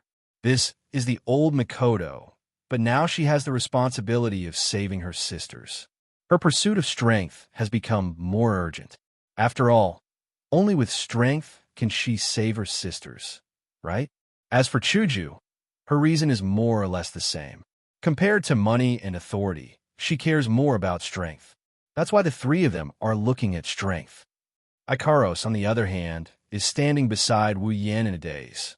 To her, other than watermelon, there's nothing else that can pique her interest. As for little Liren, well, she's not interested in treasure hunting. This hard box, to her, isn't as interesting as that beautiful crystal. Open it, Yin. Mikoto looked at the 3 boxes with a bit of eagerness. Electricity even appeared on her hand. Hey, it's just opening a box. Is there a need to electricity? Of course, even though he's grumbling inside, he's still looking forward to the 3 boxes. With a flip of his hand, Wu Yin opened the strength box. What appeared in front of him? A ring? Hinajiku and Mikoto looked at the simple black ring in the box and said with uncertainty, "It looks like..." Picking up the ring, Wu Yin tossed it around in his hand and said with uncertainty, "It looks like, let's see what's inside." Mikoto is really curious. What's inside that could make the owner of this ring write strength comparable to the whole world on the box? Wu Yin got the gist of it. When it comes to increasing one's strength, it's nothing more than increasing one's cultivation speed, increasing one's do chi, and the like. Or maybe it's combat skills that increase one's strength, or maybe it's armaments that directly increase one's strength. So, inside this ring, there should be treasures, battle techniques, armaments, and the like. To be able to say strength comparable to the whole world, this really piqued Wu Yan's interest. What kind of treasures, battle techniques, armaments can give a person this level of strength? But soon, Wu Yan's face froze. He lowered his head, his bangs covering his eyes, hiding his expression. But from the rolling resentment behind his back, Chuju and Mikoto know that it's not a good expression.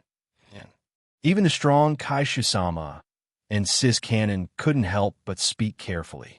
They have to admit, this is the first time they've been so afraid of Wu Yin. The resentment was swept away in an instant. Wu Yin raised his head and looked at the ring in his hand, his face expressionless. Of course, they ignored the string of words above his head. What's wrong? Is it empty? Shuju and Mikoto, who were familiar with Wu Yin, immediately knew that Wu Yin must have suffered some kind of blow.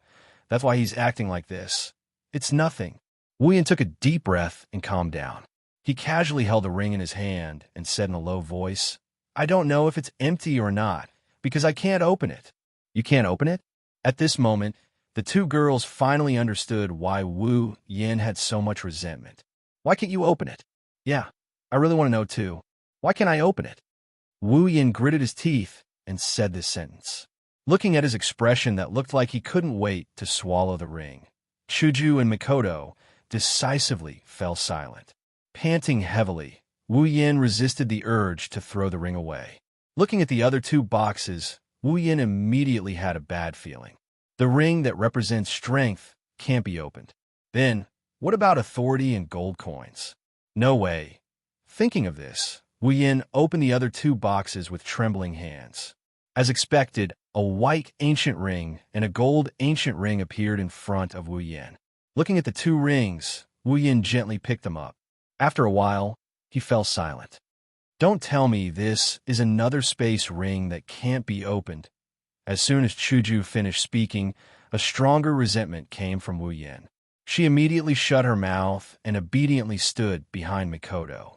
Mikoto smiled embarrassedly and didn't say anything. Wanting to cry, but no tears came out.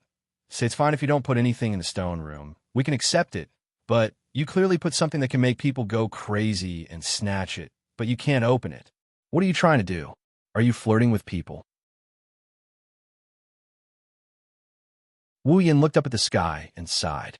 He really wants to drag out the owner of the treasure and shoo him to death. Of course, after a long time, he'll completely change his mind. He'll want to drag out the owner of the treasure and kiss him. Wu Yan's speechless expression really makes people sad. Chuju and Mikoto whispered to each other, trying to turn Wu Yin into a normal person. In the end, they decided to let Mikoto electrocute him. They nodded to each other. Mikoto was about to electrocute him when Chuju inadvertently glanced at the box on the table. Her eyes suddenly lit up and she shouted at Wu Yin. Yin, quick, look! There are words in the box. Words? Finally, Hinajiku's words pulled him back from his self-tragic state. He took a look at the words in the box and froze on the spot. Successor, this is just an indestructible ordinary ring, not a space ring. However, with this ring, the entire Ailu Empire is yours. You have a right to rule the entire Ailu Empire. Wu Yin, Mikoto, and Chuju looked at each other. It's obvious none of them believe that with a ring, the entire Ailu Empire is theirs. Since there are words in this box, there should be words in the other boxes as well. Let's see. Wu Yin couldn't figure out the meaning of this sentence. Helplessly, he gave up on wasting his brain cells and turned to the other boxes. First, he looked at the power box. Successor, this is indeed a space ring. As long as you can open it, you will be able to rule the entire Spalier world. Do you want to open it? Go find the Ailu Empire's king. He will tell you everything.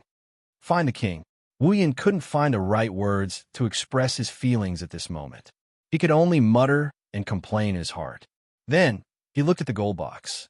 Successor, do you want my treasures? If you want it, I can give it to you. Go find the key.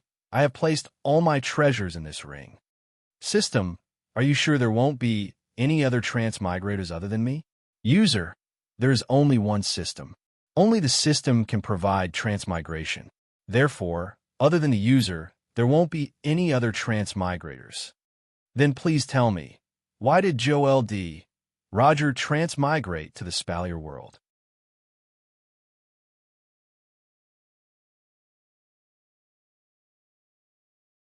Chapter 107. It doesn't matter if what's inside the box is true or false. Wu Yin still kept the ring. If it's fake, it's fine to keep it. But what if it's real? So, It's better to believe it's real than not. After sorting out the 3 rings, Wu Yin wanted to throw them into the space ring, but then he thought of something and sighed and put them on his hand. 3 rings, plus a space ring, 2 rings on his left hand, 2 rings on his right hand. Fine, if this is back in Wu Yan's world, then this image, if it's not bad, it's flaunting his wealth after all these rings, gold, white, black, and so on. Even his hand is about to turn colorful. Why do I feel like I've been cheated again? Mama, our harvest isn't small. Don't be so discouraged. Perhaps feeling that Wu Yan is too pitiful, Kaishu-sama patted his shoulder and said with a heavy heart, hinting to Wu Yan to be content with what he has. Fine, I admit I'm greedy. Although that's what he said, but with Kaishu-sama's consolation, Wu Yan's mood improved quite a bit, making Makoto a bit confused. It was unknown when little Liren had climbed onto the round platform. She looked at the crystal ball on the round platform and curiously looked here and there. Finally, she reached out her hand and touched the crystal ball. At the same time little Liren touched the crystal ball buzzed and suddenly emitted a dazzling light. The sudden change made little Liren shrink back with a sound, falling off the round platform. Wu Yin, Chuju, and Makoto were shocked, ignoring the change of the crystal ball, and hurriedly rushed forward to catch little Liren. Luckily, Wu Yan's group wasn't too far from the round platform. Little Liren avoided the fate of eating dust. Are you okay? Seeing little Liren's frightened face, Chuju, who's always with her, quickly took her from Wu Yan's hands and comforted her. Little Liren lightly shook her head, indicating she's fine. Wu Yin and Makoto saw this. Only then did they let out a sigh of relief, looking at the strange crystal ball. At this time, the light on the crystal ball had begun to condense slowly, giving people the feeling that something was about to come out. At a certain moment, the light on the crystal ball changed, shooting upwards, forming a screen in front of Wu Yan's group.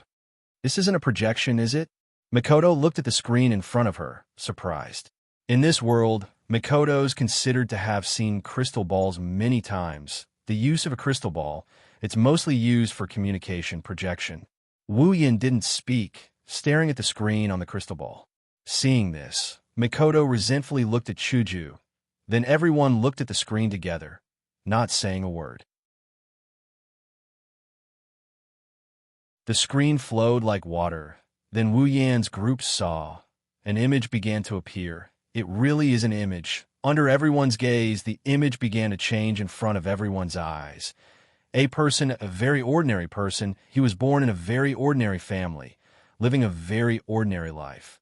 However, this person wasn't satisfied with such a life, so he left home and embarked on the road of travel. Along the way, he saw warriors, magicians, dochi, and magic. He seemed to be envious of them, so he worked hard to gain the recognition of a warrior, becoming that warrior's disciple. Thus, his journey turned into cultivation. He cultivated dochi, and he succeeded. He cultivated battle skills, and he excelled at them.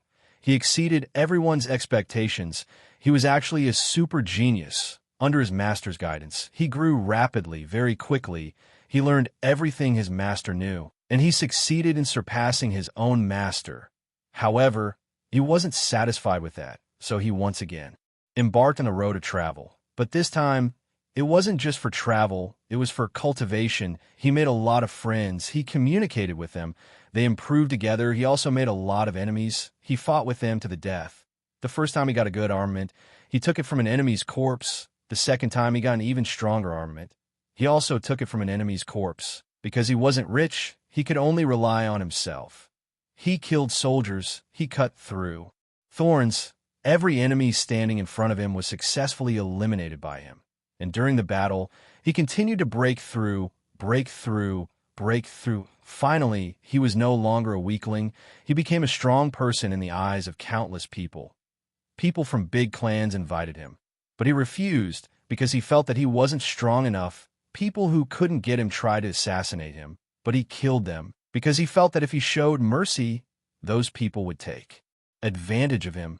No one could stop him, not even those beautiful women, because in his heart there was only the thought of becoming stronger. His Do Chi continued to improve. He continued to cultivate battle skills. He continued to break through. He became stronger and stronger. He became so strong that no one dared to provoke him anymore. He became so strong that all the big clans started to invite him to be their guard. They even begged him to be their teacher. However, he still refused because he felt that he wasn't strong enough. One day, a person appeared. Maybe he shouldn't be called a person, because that person descended from the sky. One punch could collapse a mountain. One kick could crack the earth. One palm could seriously injure him. That was the first time in countless years that he was defeated. Once again, he made up his mind that he was still not strong enough. In order to become stronger, he decided to go into seclusion. He wouldn't come out until he was strong enough to defeat that person. After an unknown period of time, he finally came out of seclusion. On this day, he smashed his seclusion room with a punch and flew into the sky. He found that person again, and a great battle broke out between them. That battle, it was earth-shattering. It broke the mountains and split the seas. That battle, it resounded in the sky. Blood spilled on the earth. That battle, he was defeated again. At the moment of his defeat, he was lying on the ground. His whole body was covered in blood. In a daze, that person told him that if he wanted to defeat him, he had to go one step further. Thus, he dragged his broken body to his seclusion room again and rebuilt the seclusion room that he smashed. He knew that he would have to stay here for a long time. He treated the seclusion room as his home. He rebuilt it with stones and seriously polished it until it was smooth. Then he started to cultivate again. Another unknown period of time passed, and on this day he came out of seclusion. He found him again, and the second battle began. This battle, the earth shook and the mountains shook. The sky turned into a tsunami. This battle, his fists shattered and his bones shattered. His body was drunk. This battle, a draw, no victory, no defeat. However, this time he was perfectly satisfied, because from that day onwards, no one could be stronger than him. He no longer pursued victory, no longer pursued defeat. He knew that at this moment, he was a true expert. Thus, he returned home, found his home, but his family was no longer there. Emptiness and loneliness filled his heart. At his home, he established a force and began to recruit soldiers and buy horses, fighting all over the world, and using this to fill the emptiness in his heart with him around. It was no surprise that his faction would become the strongest faction in the entire continent. Of course, it was only temporary. Later, there were still two new forces that caught up with him. They made an agreement to not invade each other, divide the continent equally, and mind their own business. Their forces finally welcomed peace. However, this was only temporary. One day, an item appeared, and it completely shattered the state of peace. In order to fight for this item, he started a war with the leaders of the other two forces. It couldn't be helped. This item was simply too attractive later on. Even the person who fought with him twice also joined the battle. However, their strength was almost the same, and no one could do anything to the other. In the end, everyone was like a lamp that ran out of oil, dragging his dying body. He once again came to the seclusion room. Here he left behind a small magical beast that he subdued, 3 boxes, and a crystal ball. Then he turned into dust and drifted with the wind.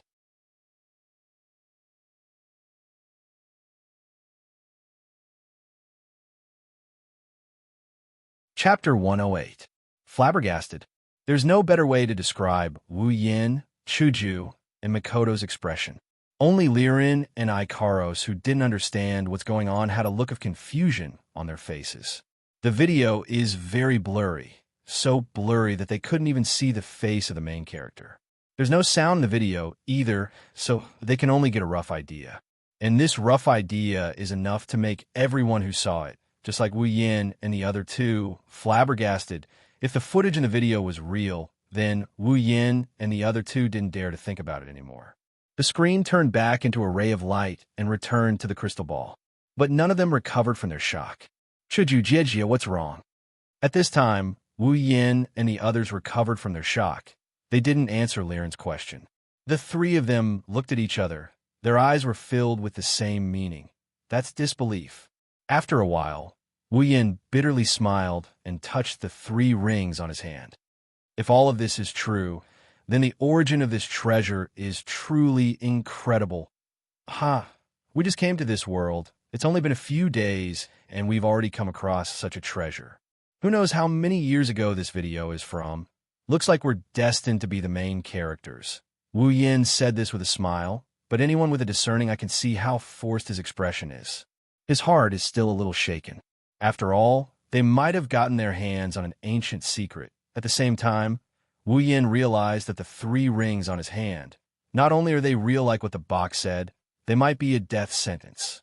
Combining the information in the video and the message on the box, Wu Yin already had a guess in his heart. Towards the ancient, towards the rings. I definitely can't let anyone know about the origin of these 3 rings. Rubbing the rings on his hand, Wu Yin inadvertently said this thought out loud, and it's undeniable. But at this moment, Chuju and Mikoto nodded seriously, agreeing with Wu Yan's words. Yin, do you want to take the rings back? Chuju's meaning is obvious. She's afraid someone will recognize the 3 rings, but Wu Yin shook his head with a smile. Although I don't know how long ago the video was recorded, but first of all, I'm not sure if anyone knows what these 3 rings are for. Secondly, I don't think many people will pay attention to these simple and unadorned designs. Plus, he still needs to use it to confirm one thing. Of course, Wu Yin didn't say that, but after thinking, Wu Yin took the black strength ring and removed the gold ring on his hand, leaving only the white ring. Well, but it's better to be safe. 1 ring is enough. Chuju and Mikoto looked at Wu Yin in confusion. Even if they're familiar with Wu Yin, they can't completely guess what Wu Yin is thinking. But soon, the 2 girls turned their heads away. Anyways, Wu Yin must have his reasons for doing this. Chuju and Mikoto still trust Wu Yin on this point. After putting the 2 rings into the space ring, Wu Yin let out a sigh of relief and looked at the box and crystal ball on the round table. All right, let's go back. I don't want to stay in this place anymore. Mikoto rubbed her shoulders and said tiredly. Even though the time in the demon cave was longer than this time, but for some reason, Mikoto felt that this time was even more tiring than this time. Hinajika nodded as well. Since Hinajiku and Mikoto want to go back, there's no reason for them to stay here any longer. Wu Yin nodded as well. Then let's go. Chuju brought Lirin, Mikoto brought Ikaros out of the stone room. Wu Yin, on the other hand, looked at the 3 boxes and crystal ball with a serious expression. He lowered his head and thought for a while. When he looked up again, Wu Yan's eyes sharpened. The Nether Temple Shana appeared in his hand and slowly pulled it out. These 3 boxes and this crystal ball, it's better not to keep them. With a wave of the Nether Temple Shana, a bright sword light was released from the blade and blasted towards the 3 boxes and crystal ball on the round table. Who knows how Wu Yin did it? The boxes and crystal ball turned into ashes, but the round table is still intact. Let's call it a day.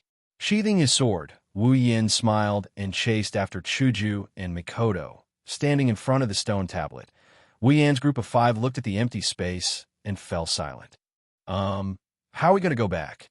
Hinajiku was the only one who voiced out everyone's thoughts. When they came here, they came with the rest of the group. There were people from the auction house who came out of the floating ship to lead the way. But now, forget about leading the way. They're still waiting for someone to lead the way. That's why they're troubled. They don't know how to go back. Even though the floating ship the auction house brought is still here, they don't know how to drive it. Even if they walk, they don't know how to get back. Wu Yan's expression became very interesting. Of all his calculations, he didn't expect that they don't know how to get back. Sighing, Mikoto looked at Wu Yin and said softly, Yin, do you think we should drive the floating ship? If only we knew how to drive. Wu Yin wanted to cry, but no tears came out. Hinajika chuckled dryly and looked straight ahead. Why don't you, Yin, learn how to pilot an airship? Wu Yin was silent. He stared at Chuju until Chuju turned her head away with a hot face. Wu Yin forced a smile and said, if I have those points, I might as well get something more useful. I don't know how many times I can drive a floating ship in my lifetime. Don't even mention the fact that it would be a waste, even if it wasn't. Wu Yin had so many points he wouldn't have chosen to fly the airship back. One must know that in this treasure hunt, everyone had died here. If they're the only ones who made it back alive, anyone would be suspicious. It's fine if they go back quietly. After all, no one noticed them in this treasure hunt. They're like a drop of water in the ocean. No one would recognize them. But driving a floating ship back? In this case, he would definitely be noticed and investigated. Then he would be found out and beaten up. Then what do you think we should do? Chuju was also angry. If they don't do this, how are they going to get back to the supply town? One should know that this place is in the middle of nowhere. It's also a desolate area on the map. Wu Yin cried when he heard Chuju's words. He took out a crystal scroll from his pocket. It's the scroll Wu Yin said to use to escape. He said helplessly, "We can only use this." Hinajiku and Mikoto seemed to have thought of something as well. They clapped their hands and took out the scroll with a chuckle. I almost forgot about this. Wu Yin rolled his eyes when he saw the "we're saved" expression on the two girls' faces. He cursed in his heart. This is something Wu Yin exchanged for to save his life and escape. In the end, he used it to rush back. I have to say, the result is a scam town portal scroll, an item that instantly teleports the user to a designated location. The location is set by the user in advance. It's a one-time item, 10,000 item points. That's right, it's a town portal scroll. No matter what game it is, there's always a town portal scroll. This is the item that Wu Yin exchanged for to save his life. He has to admit that this is a good item for saving his life and escaping. As long as he is in danger, he can use it to teleport back to the designated location. What else could be better than this item for saving his life and escaping? Before they left, Wu Yin had already exchanged for 5 town portal scrolls. He gave one to each of them and set up a return point at the supply town. This way, as long as there's danger, they can instantly return to the supply town. Wu Yin had thought that they might use the return scrolls to escape. Maybe they won't need to use them in the end when they find a treasure. Who would have thought that they would end up using them to rush on their journey? What else could be more tragic than this? Wu Yin felt weak all over. He didn't even have the strength to crush the scrolls.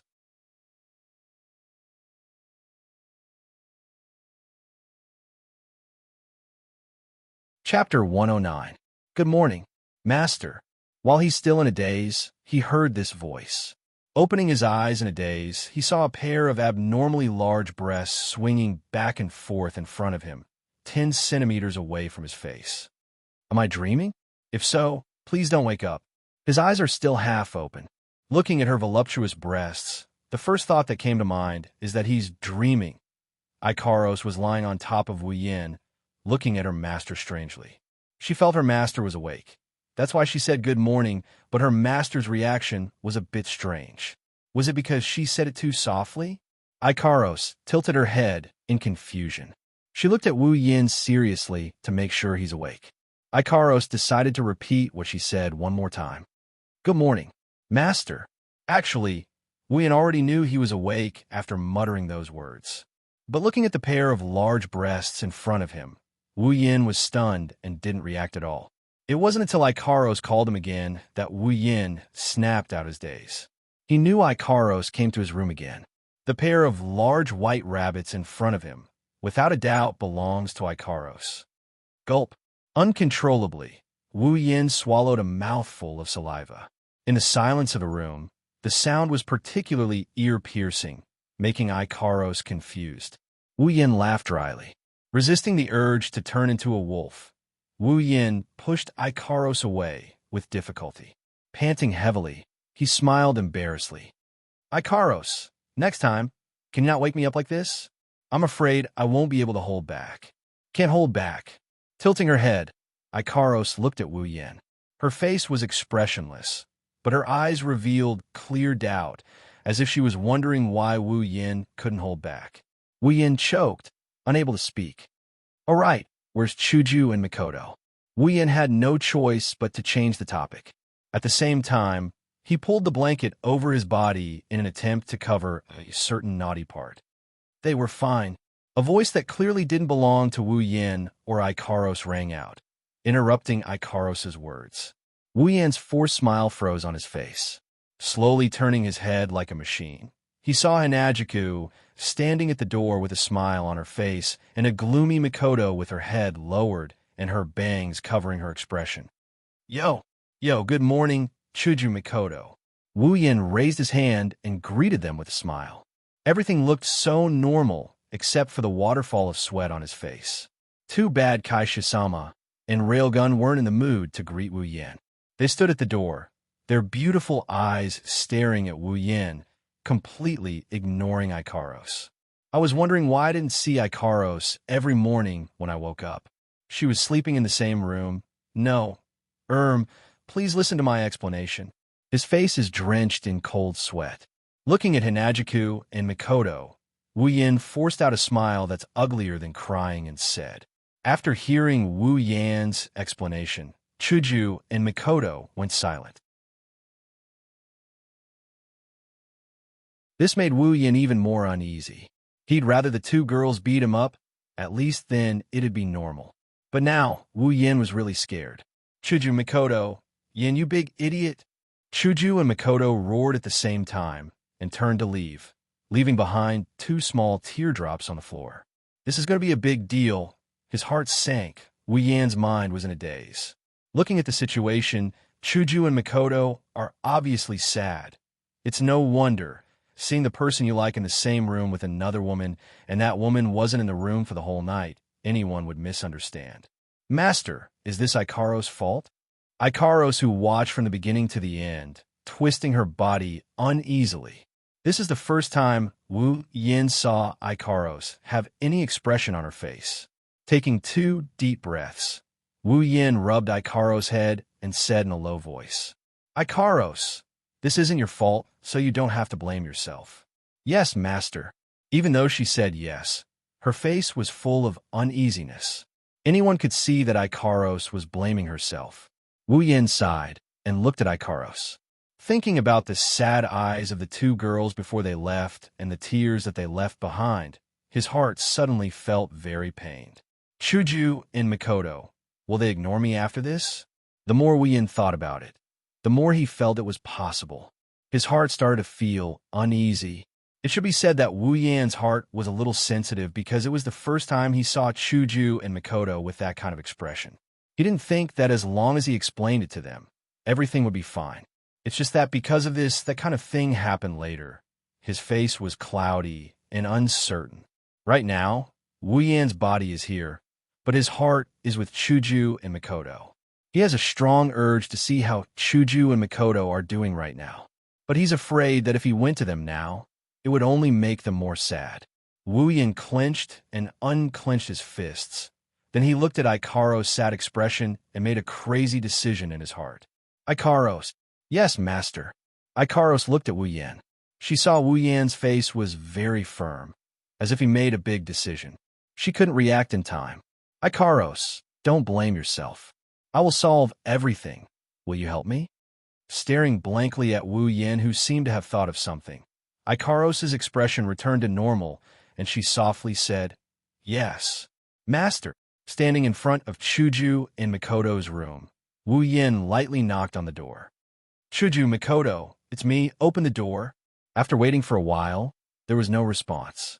After a while, a small voice came out. The voice was a little choked with sobs. Go away, I don't want to see you.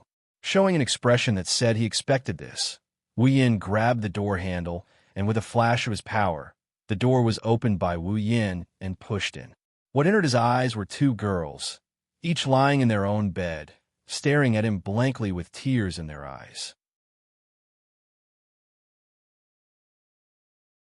After cursing in his heart, running back to the same room to cry, Wu Yin casually walked in. When the 2 girls reacted, they saw Wu Yin walking in and angrily said, Get out. Wu Yin smiled brightly at them. His smile was so cheerful, but Chuju and Mikoto felt a bad premonition. What do you want? Feeling something bad, Chuju and Mikoto shrunk back into the bed and stuttered. For a moment, they actually forgot that they were angry at Wu Yin. Wu Yin didn't say anything. Instead, he took out a small bag and blew on the 2 girls' faces.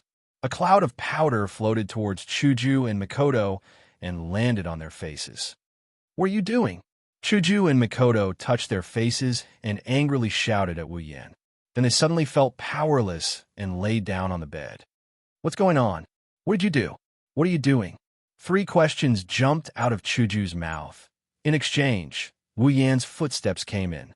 At this time, Chuju and Mikoto were really panicking. They couldn't muster up any strength in their body, whether it's Esper ability or White Cherry. The 2 girls couldn't use any of it. Plus the strange development of the situation, they really didn't know what to do. Hearing the footsteps, the 2 girls knew that Wu Yan was slowly approaching them. At the same time, they felt uneasy and at the same time yelled in their hearts. No, things didn't develop like this. Unfortunately, what happened next was really out of their expectations. Wu Yan picked up Mikoto. Under the girl's panicked expression, he put her beside Chuju. Looking at the 2 girls' faces, Wu Yan sighed, and then his face became serious. Chuju, Mikoto, become my women.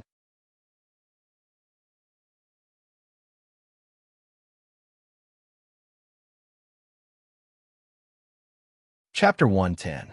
Chuju, Mikoto, become my women. Chuju was stunned. Mikoto was stunned. Following Wu Yan's shocking statement, the small room fell into silence as if time had stopped. Only Hanajiku and Mikoto could clearly see that they couldn't react to what just happened. Even for someone as thick-skinned as Wu Yan, after making such a declaration and seeing the expression on the 2 women's faces, he had the urge to run away. After all, Wu Yan was just hot-headed and did something like this, take down Kaisha-sama and Railgun, and then have sex. How wicked and how exciting it was. Even Wu Yan couldn't help but admire himself. How could he be so reckless? Do you know what you're saying?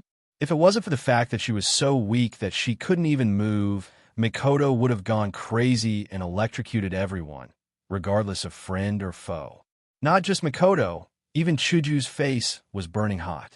She was so embarrassed that she wanted to die. In front of 2 women, he said that he wanted them to be his women. Any normal person would want to give him a slap. Kaisha-sama really wanted to pull out her White Cherry and give Wu Yan a chop. She wanted to let him know that if he didn't seek his own death, he wouldn't die. That's why Wu Yan wanted to take them down, right? I have to say, they're pretty good at foresight. I just don't know if he'll be able to live past tomorrow. Hearing Mikoto's words, Wu Yan could only smile bitterly. Looking at the 2 women's red faces, Wu Yan didn't know if they were embarrassed or angry. After a moment of silence, he reached out and caressed Chuju and Mikoto's faces. I know what I'm saying is a bit too much. No, it's very much too much. But I have no other choice. With a bitter face, he ignored the reddened faces of the 2 girls and continued in a low voice. But I have no choice. I can't give up on one of you. I can't watch you 2 be sad. I can't ignore your feelings. I can't do anything about it. I can't do anything about it. Looking up, Wu Yan said with determination, no matter what, you can hate me, hit me, or scold me. I don't plan to give up on any of you. After that, Wu Yan waved his hand and closed the door. Then, he looked at Chuju and Mikoto. What are you doing? The sound of the door closing was unusually loud. Hearing this sound, Chuju and Mikoto's originally weak body trembled. A very bad feeling arose from the bottom of their hearts. It's like something important is about to leave them. Wu Yan took a deep breath, hoping to ease the tension in his heart. But the more he tried, the more nervous he got. There's no other way. Looking at Wu Yan's life, for more than 20 years, Wu Yan has always been a sorcerer. Now, he's about to change class, and his targets are the 2D girls he used to like. And 2 of them at once. The first time is already so exciting. As a virgin, how can Wu Yan not be nervous? With trembling hands, Wu Yan put his hands on Chuju and Mikoto's body. Then, with a look of desperation, he quickly took off their clothes. What are you doing? Stop it. You pervert. Don't take it off. Don't take it off. Don't. Ignoring the 2 girls' pleas, Wu Yan used the fastest hand speed in his life to strip Chuju and Mikoto naked. Soon, 2 naturally beautiful and delicate bodies appeared in front of Wu Yan. Staring blankly at the 2 beautiful bodies in front of him, Wu Yan swallowed a mouthful of saliva. But more saliva was secreted, filling Wu Yan's mouth. Wu Yan swallowed again and again, but he couldn't swallow the saliva in time. A trace of saliva dripped down from the corner of his mouth.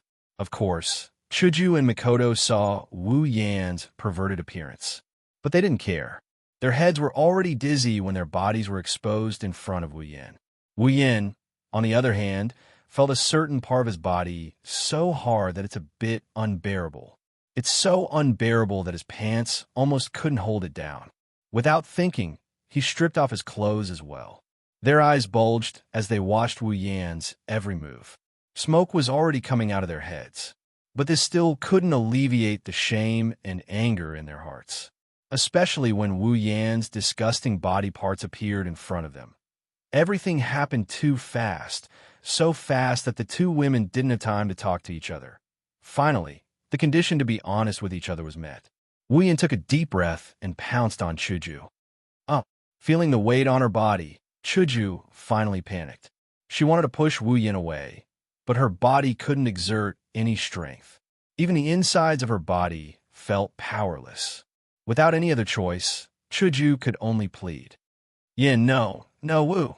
Leaning down, Wu Yan blocked all of Inajika's pleas for mercy. With lightning speed, he opened her mouth and stuck out his tongue to suck on Kaisha-sama's little tongue. Then, the two of them started making love, and their saliva intertwined. Chuju was completely immersed in the pleasure of tongues intertwining. She couldn't help but close her eyes. TSK, TSK, sounds came from their lips, endless. After entangling with the president for a while, Wu Yan felt unsatisfied. He stretched out his wolf claws and pressed on the president's small breasts. Chuju suddenly opened her eyes and recovered from her dazed state. She felt Wu Yan's movements and the strangeness of her body. Her face turned red, and she was so embarrassed that she wanted to die. Wu Yan's first thought was that it was so soft. His second thought was that it was so small. After all, the president could be considered as a member of the flat-chested group. Well, it's fine if it's small. It's better to have something to touch than nothing. Anyway, there's still a long way to go. I'll slowly explore it in the future. With this thought in mind, Wu Yan grabbed the president's two little white rabbits. His mouth didn't stop moving, but his hands also began to knead. Following Wu Yan's movements, Chuju's body became more and more sensitive. An unusually strong pleasure came from inside her body. Under the control of pleasure, Chuju's eyes became more and more blurred. It was obvious that the president was aroused. Wu Yan wasn't satisfied with just occupying one place. After he was satisfied, he began to change his target. He pulled out a hand and moved down. Chuju didn't know where the strength came from, but she suddenly arched her body and then fell down heavily. The feeling in her body became more and more intense, and she became more and more unable to control herself. She could only immerse herself in it, unable to extricate herself. At a certain moment, Wu Yan left Chuju's lips. Looking at her aroused appearance, he smiled in satisfaction and withdrew his hand that was touching her thigh. At the same time, he returned with a liquid that carried a strange smell. It's time. Wu Yan stopped all his movements and placed Chuju's body properly. Then, he focused all his strength on his waist. Then, he slowly rubbed against Chuju's body until there was a layer of obstruction. Only then did Wu Yan take a deep breath and exert force. A sharp pain came from below, and Chuju painfully groaned. Her body tensed up, and she didn't know when the strength in her body came back. She hugged Wu Yan tightly, and tears flowed down uncontrollably. Pain so painful. Tears flowed down her cheeks. The pain took away the pleasure. Hinajiku also realized from now on, everything that belongs to her will belong to this young man in front of her. Wu Yan also panicked. Looking at Chuju's tear-stained face, he hurriedly helped her wipe away her tears. Then, he directly kissed her, trying to kiss away her pain. Feeling everything Wu Yan did for her, Chuju's heart finally flashed with a trace of happiness. The pain also gradually faded, and in its place was an electric current flowing from inside her body, making Chuju feel unusually empty. Therefore, she couldn't help but twist her body a little.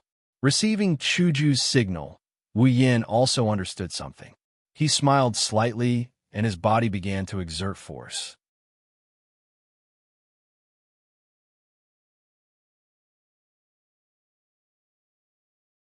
Chapter 111. Groans, gasps, the sounds of flesh colliding, and the sounds of liquid flowing continuously resounded throughout the entire room. Not long after, Chuju's beautiful body was covered in fine beads of sweat. Some of it flowed down her body and dripped onto the bed, while some remained on her body, adding a bit of charm to her body. Her long pink hair spread over 1/3 of the bed, moving up and down with his movements. Hinajiku shyly raised her hands to block the spring scenery in front of her chest. She closed her eyes, and every time he exerted force, she would moan. In an instant, the moans that escaped from Chuju's mouth formed a beautiful melody, and the only audience was Wu Yin, no matter if it was now or in the future. In an instant, the fragrance from Chuju's body formed a delicious dish, and the only one who tasted it was Wu Yin, no matter if it was now or in the future. At this moment, Chuju was undeniably the most attractive. So much so that Wu Yin almost gave his first time to her. No. His first time was already given to his left hand. The first time was undoubtedly short, and Wu Yin felt the same for himself. So he kept his mind clear and didn't completely immerse himself in the pleasure. He adjusted his movements so that he could last as long as possible. After all, if he gave it up just like that, what would happen to Sis Cannon? Of course, he didn't know that at this moment, Mikoto had completely lost her ability to think. She stared blankly at the moaning Chuju. Her mind was blank. When had she ever experienced such a situation? In the past, she hadn't even read a book that was slightly impure. It could be said that her whole life was white, and the only stain was that she had a perverted roommate. But now, such a live show was being put on right in front of her. How could she react to this? However, although her brain didn't react, her body reacted very strongly. In the midst of Chuju's seductive moans, Mikoto felt her body become unfamiliar, and a wave of desire came from within, causing her body to turn pink. Mikoto's existence had been forgotten by Chuju. Under Wu Yan's assault, she couldn't pull herself away and could only be like a candle in the wind, flickering, and could be extinguished at any time. Soon, the moment of extinguishment arrived. Suddenly, Chuju opened her eyes in a panic, and her body tensed up. She frantically pushed Wu Yin on top of her and moaned, "Wait, wait, stop, stop." Seeing Chuju's actions and her pink skin, how could Wu Yin not know what was going on? So, not only did he not stop, he increased his speed. Don't, slow down, slow down. What? Do. Chuju panted heavily, and as Wu Yin increased his speed, she became more and more panicked, and her body started to tremble, until, don't, stop, ugh, ah. Her body tensed up to the extreme. Chuju raised her head and let out a long moan.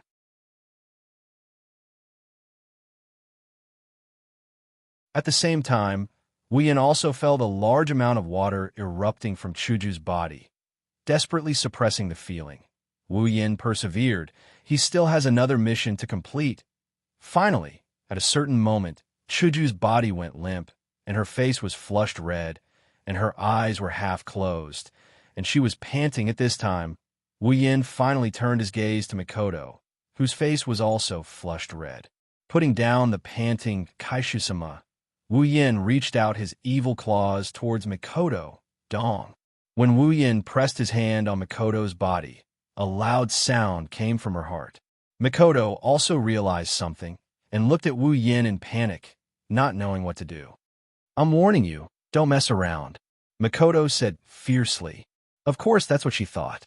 At least, in Wu Yan's eyes, that red face, that soft voice, no matter which aspect, doesn't look fierce at all. Chuckling, Wu Yin ignored Mikoto's threat and pounced on her delicate body, causing her to cry out in alarm. She wanted to push him away, but she quickly realized that she still couldn't muster up any strength. Looking at Mikoto's panicked expression and pink cheeks, Wu Yin impatiently moved his mouth over and kissed Mikoto's lips. Boom! Mikoto's head exploded, and she became muddle-headed. Her first kiss was shamelessly taken away by Wu Yin just like that. This made Mikoto, who didn't have much interaction with other men besides her dad, unable to react no matter what. And because of this, Wu Yin took advantage of the opportunity. He opened Mikoto's mouth, and her small tongue fell into his grasp and began to move with Wu Yan's tongue. Enjoying the sweetness of Mikoto's lips, Wu Yin tasted it with relish and completely conquered the first territory on Mikoto's body. Then he began his conquest. The same action, the same place. Wu Yin stroked and kneaded it, and it was about the same size as Kaishu-sama's. At this moment, he enjoyed it so much that he forgot to go back. His hand slid over one territory after another. Wu Yin declared strongly that this place, from today onwards, belonged to him. Mikoto also let out sounds of panting, and Wu Yan's appetite was greatly stimulated. Perhaps it was because she had watched a live show for quite some time, but Mikoto's body was already feeling it. When Wu Yan's hand touched her thigh, there was already a flood that couldn't be stopped and was waiting for someone to resist the flood. This was also good. He didn't have to waste so much time to provoke and could directly start. After all, Kaishu-sama still hasn't satisfied Wu Yin. Finally, the soldiers arrived at the city, and the city gate was right in front of him. With a fierce thrust of his spear, he broke through the city gate, broke through the wall, and went straight into the depths. The sound of pain came out of Mikoto's mouth, as expected. Tears also came out of Mikoto's eyes, as expected. Just like how he treated Chuju, Wu Yin kissed away the tears on Mikoto's face, comforting her and alleviating her pain. This step is a step every girl must go through. After what happened with Chuju, Wu Yin didn't panic anymore. He just let Mikoto feel his presence. When the pain passed, pleasure followed. Almost like how it was with Chuju, Mikoto couldn't help but twist her body, showing her current body and anticipating Wu Yan's comfort. Wu Yin smiled faintly and once again began to work hard, accompanied by another melodious symphony echoing in the room.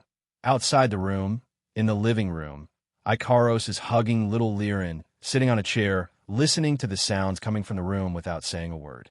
Only Ikaros knows that her heart isn't as calm as it seems on the surface. Even Ikaros herself doesn't know why her body would feel warm and itchy when she hears the sounds coming from the room. It's like she's looking forward to something, longing for something. Only little Liren would be able to maintain her perfect condition without any abnormalities. Liren sucked on her finger, looking at the room in confusion. The sounds coming from inside made her curious, so she pulled on Ikaros' clothes and asked, Ikaros ne-san, Chuju ne-san, Mikoto ne-san, and Oni-san, what are you guys doing? Why do Chuju ne-san and Mikoto ne-san's voices sound so weird? Little did they know, Ikaros was also wondering why the sounds were so weird. It made her body heat up. I don't know, but Master said to leave everything to him. My job is to take good care of you. Don't let you run around. No wonder Wu Yin asked for Ikaros' help. So as to take care of little Liren. Don't let the naughty brat ruin things. How evil. Oh. Nodding her little head, Liren said in a childish voice. I know, Ikaros ne-san. Liren will be a good girl. I won't run around. Okay. The living room fell into silence again. The sounds coming from the room continued to echo in the room.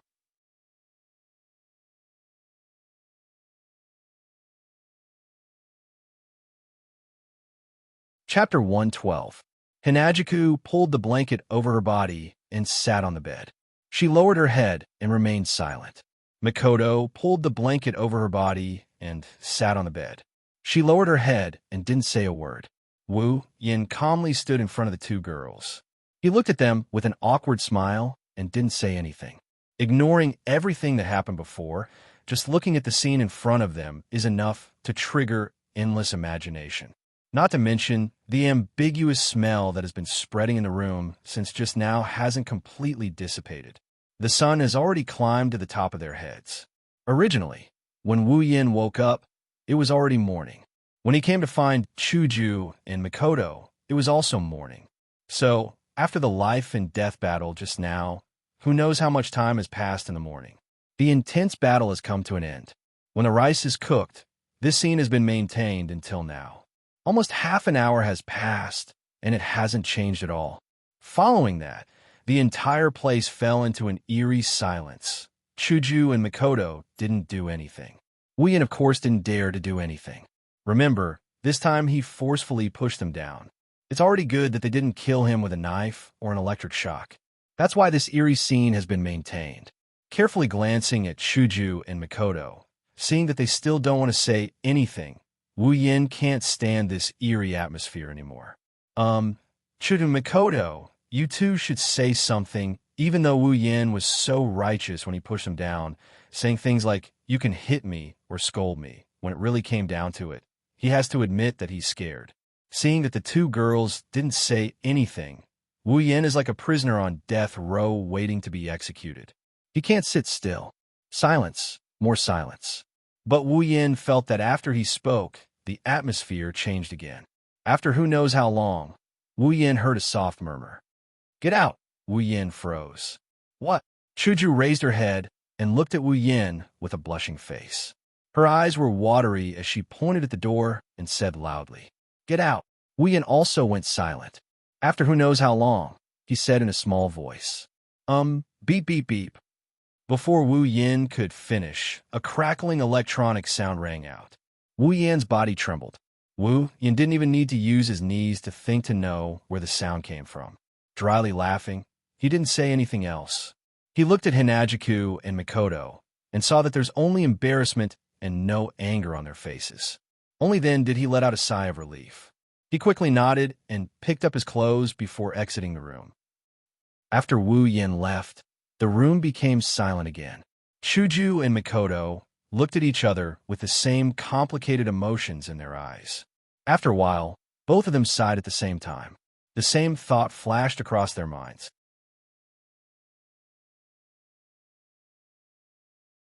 Consider me unlucky.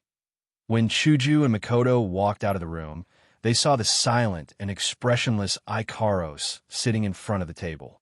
Liren had a smile on her face as she knocked on the table nonstop. Wu Yin was busy placing plates on the table. "Chuju, Jijia, Mikoto, Jijia, you guys are up?" Seeing Chuju and Mikoto, Liren happily waved at them.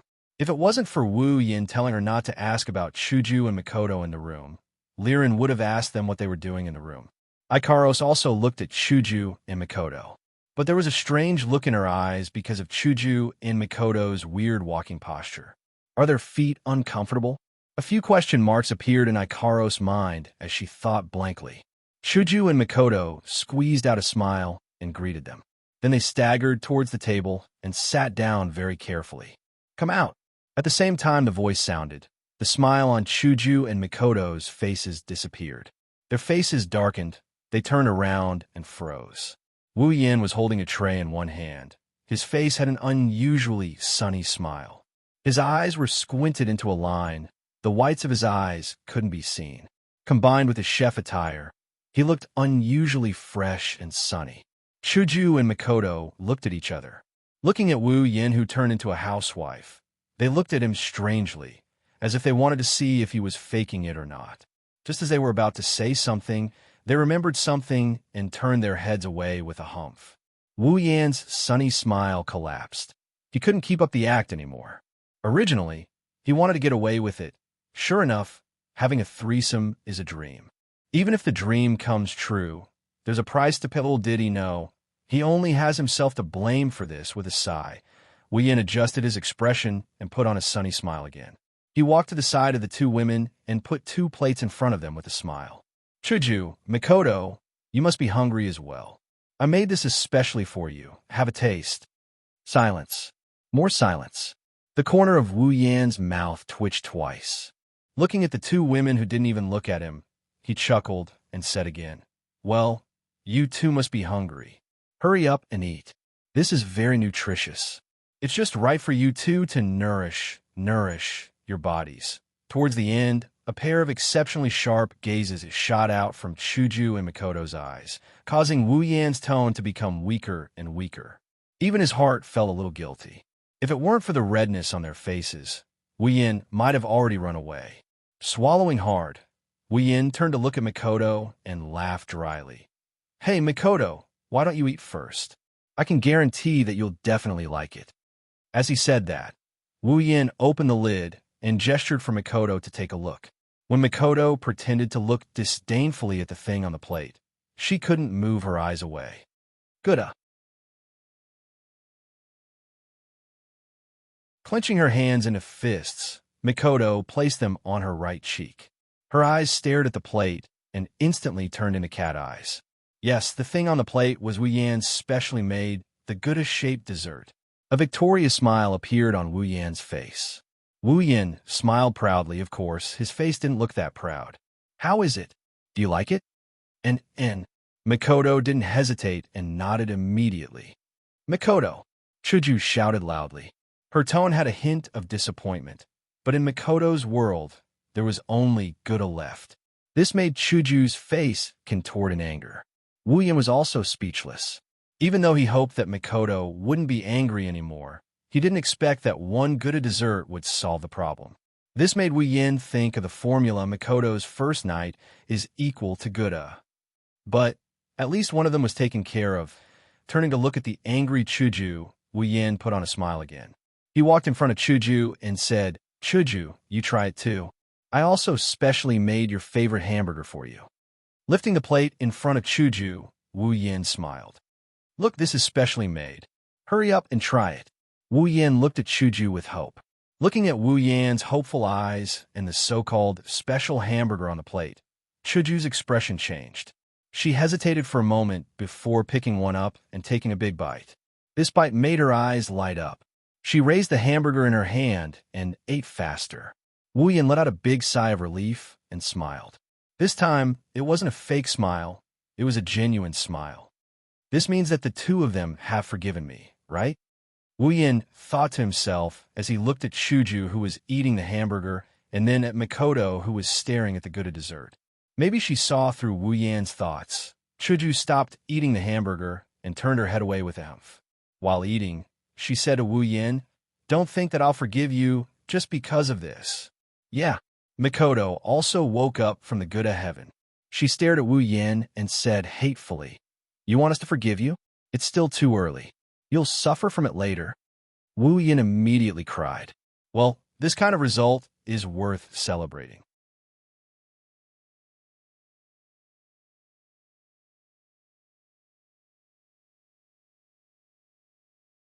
Chapter 113. Supply Town, Floating Plaza. This is the plaza where airships come and go from the supply town. It's similar to the train station or airport in Wu Yan's world. The only difference is that it's not a car or a plane that's parked here. It's an airship. Since the supply town was a supply station set up by the Ailu Empire in the giant beast forest, the airships here came from all over the Ailu Empire. Since there were airships coming from all over the Ailu Empire, it was only natural that there would be airships heading to all over the Ailu Empire. Airships were coming and going, and there was a sea of people here. Normally, this was the supply town's most visited place. Originally, the floating plaza was operating normally, but today, there's a small change. Well, it's not really a change. It's just that there's a small group of people, or more accurately, men, who are constantly looking in one direction. What could it be that attracted the attention of so many men? It's none other than a beautiful woman. Her long pink hair fluttered in the wind. She wore a very ordinary pale yellow dress with a small white jacket. Hanajiku used her hand to rub her hair that was fluttering in the wind. A faint smile hung on her lips. Beautiful, charming. Her brown shoulder-length hair swayed gently. Unlike Chuju's fresh outfit, Makoto is wearing a small black shirt with white trim. She's not wearing a skirt, but a pair of denim shorts. She's not very tall, but her smooth and beautiful legs are exposed. Her arms are crossed in front of her chest, and she's wearing an impatient expression. Heroic, carefree. Her shoulder-length pink hair fluttered softly. Her two long ponytails are hidden behind her back with a red hairband. Her short-sleeved white shirt and pleated skirt look very homely. Even though she's expressionless, one look and you'd want to protect her. Beautiful, noble. Her long blonde hair fluttered in the wind due to Liren's movements. Her small body was wrapped in a pure white dress. She's always happy no matter when or where she's running around in this small place. Cheerful, cute. It was this charming, heroic, beautiful, an adorable quartet that attracted the gazes of the men in this corner of the floating plaza. Compared to this group of four, the one standing behind them in a black shirt, black trousers, black hooded jacket, black hair, black eyes, and a lazy expression on his face, Wu Yin is the most inconspicuous of them all. Of course, Wu Yin is well aware of this point. If it were him, compared to men, he would be more than willing to look at beautiful women. That's why, in order to avoid being stabbed to death by the envious and jealous gazes of the other men, Wu Yin stood behind them from the start, playing the role of a bodyguard. It's not that Chuju and the girls need his protection. After all, other than Liren, the other three are all Tier 7 fighters. Whoever messes with them is looking for death. Wu Yan's bodyguard is only doing the job of chasing away those arrogant, rich, and handsome men who came to hit on them. He only showed a little of his skills, and those who came to hit on them left dejectedly. A beautiful and cute girl with a Tier 7 fighter as her bodyguard. No matter how you look at it, she must be a disciple of a big family, right? That's why they imagined Chuju and the girls to be disciples of a big family who brought a Tier 7 bodyguard out for fun. It's the setting that made those who wanted to hit on them stop in their tracks. They could only look at them blankly from the side and satisfy themselves with their gazes. If they knew that Chuju and the girls weren't disciples of a big family, and that Wu Yin wasn't a bodyguard but the core of this group, they would definitely kill Wu Yin first and then devour the four girls. Of course, by then, they wouldn't be far from death. It has been 3 days since Wu Yin ate Kaisha-sama and Sis Cannon alive. During these 3 days, Wu Yin was very depressed. He was so depressed that he wanted to shout, "Why are you doing this to me?" It hadn't been easy for him to change his profession and eat meat. Wu Yin had thought that his days of happiness would be coming soon. However, he didn't know if there would be any. These 3 days, Wu Yan's life had been extremely miserable. Wu Yin believed that his willpower was pretty good. Although he couldn't become Lu Xiaohui, it wasn't that easy to seduce him. Nowadays, the so-called good willpower is a thing of the past. After tasting meat, he naturally wants to taste it a few more times. How else would he be able to live up to his reputation? Who would have thought that after he pushed her down that day, the president and Sis Cannon would keep rejecting him? Was there any justice in this world? Therefore, during these 3 days, Wu Yin lived a life where he could see but couldn't eat. He couldn't sleep in the middle of the night and could only eat himself. He had lost a few kilograms. Every morning when he wakes up, he would find Ikaros lying on top of him, looking at him as he slept. That figure that's even more voluptuous than Kaisha-sama and railguns. How could he hold himself back when he couldn't get rid of the fire in him?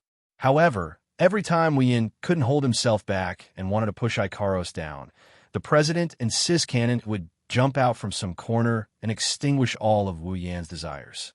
During these 3 days, Wu Yin cried.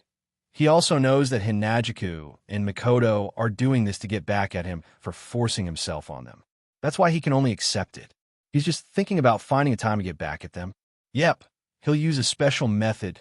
Fortunately, after these 3 days, Chuju and Mikoto's anger had subsided a lot. The two women didn't fight with each other because Wu Yin pushed them down at the same time. Instead, their relationship got better. It could be said that they silently agreed with Wu Yan's fickle behavior. After all, even their lives were intertwined. They were fated to be together forever. Instead of fighting each other and not living happily, it was better to get along with each other freely and live a more comfortable life. That way, they wouldn't have to worry about how to get along with each other. Furthermore, Hinajiku and Mikoto felt that Wu Yan's words before he pushed her down made sense to them. If one of them gets together with Wu Yan, while the other can only be sad, the two kind-hearted girls couldn't bear to see that happen. They also understood that even though they couldn't stand Wu Yan's fickle behavior, they knew that he was sincere towards them. The two women who were familiar with Wu Yan could still feel it. Therefore, they reluctantly accepted this fact. Of course, they were still angry. Therefore, when he thought of this, Wu Yan cried again. In these 3 days, Wu Yan didn't know how many times he secretly shouted, "I'm going to restore my position as the husband," but he could only treat it as fantasy. After all, He was the one who let Chuju and Mikoto down first. He felt guilty that he couldn't give them all his love, so he could only give them the perfect love. At the same time, Wu Yin despised those who openly opened their crystal palace, even though his crystal palace was already in its embryonic form. As for why Wu Yan's group of 5 appeared in the floating plaza, it's actually very simple. They decided to go out. Always staying in the supply town isn't the way to go, right? Going to the behemoth forest to level up? That's nonsense. They're all high tier now. How could it be that easy to level up? This time, if it wasn't for the treasure hunt that brought them more and stronger monsters than the one they encountered in the Yaoma cave, it's hard to say whether or not Wu Yin could have reached tier 7. Not to mention, Kaishisama was only tier 4 at that time. And if they go out, where would they go? In the Spalier world, the 5 of them were unfamiliar with the place and people. Even Liren, who was born and raised in this world, didn't go out much. In the end, the 5 of them decided to send Liren home, which is to go to Liren's home, Behurl. But Behurl was very far from the supply town, even further than the small Ring mountain range. So, naturally, they could only choose to take the floating ship.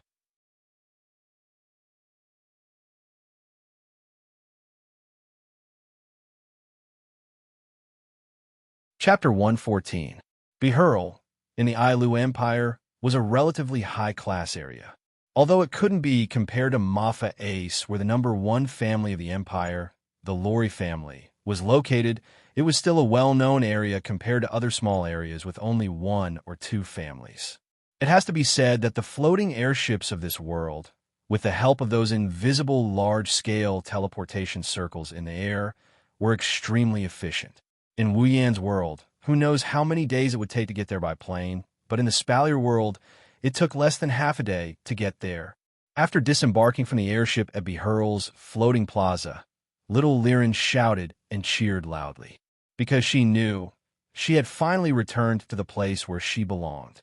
Some of the uncles were originally dissatisfied with someone shouting loudly, but when they turned around and saw it was little Liren, their dissatisfaction turned into smiles, making Wu Yin feel a chill in his heart. No matter which world, uncles are creatures that must exist. From the expressions of the surrounding uncles, Wu Yin could see that the uncles of the Spalier world also had lowly fetishes. Little Liren. Where do we go from here? Chuju held little Liren's hand, squatted down, and smiled at her. Seeing little Liren's happy expression, Chuju couldn't help but smile as well. Who would have thought that such a beautiful president with a smile on her face would refuse to get on the floating airship due to her fear of heights when they were resupplying the town? If it wasn't for Wu Yin, who couldn't stand it anymore, in exchange for a stabilizing item from the system, the president would have suggested that they walk to Behurl. Hearing Chuju's words, little Liren was distressed. Although she was born in this place, she rarely went to places far away. So in this relatively large Behurl, there were many places she hadn't been to. And Behurl's floating plaza was a place she hadn't been to before. Her little head shook nonstop, trying to remember the location of her home. Her little eyes darted around, trying to remember the floating plaza's location in Behurl. In the end, little Liren lowered her head. Woo-woo, Liren doesn't know where to go either.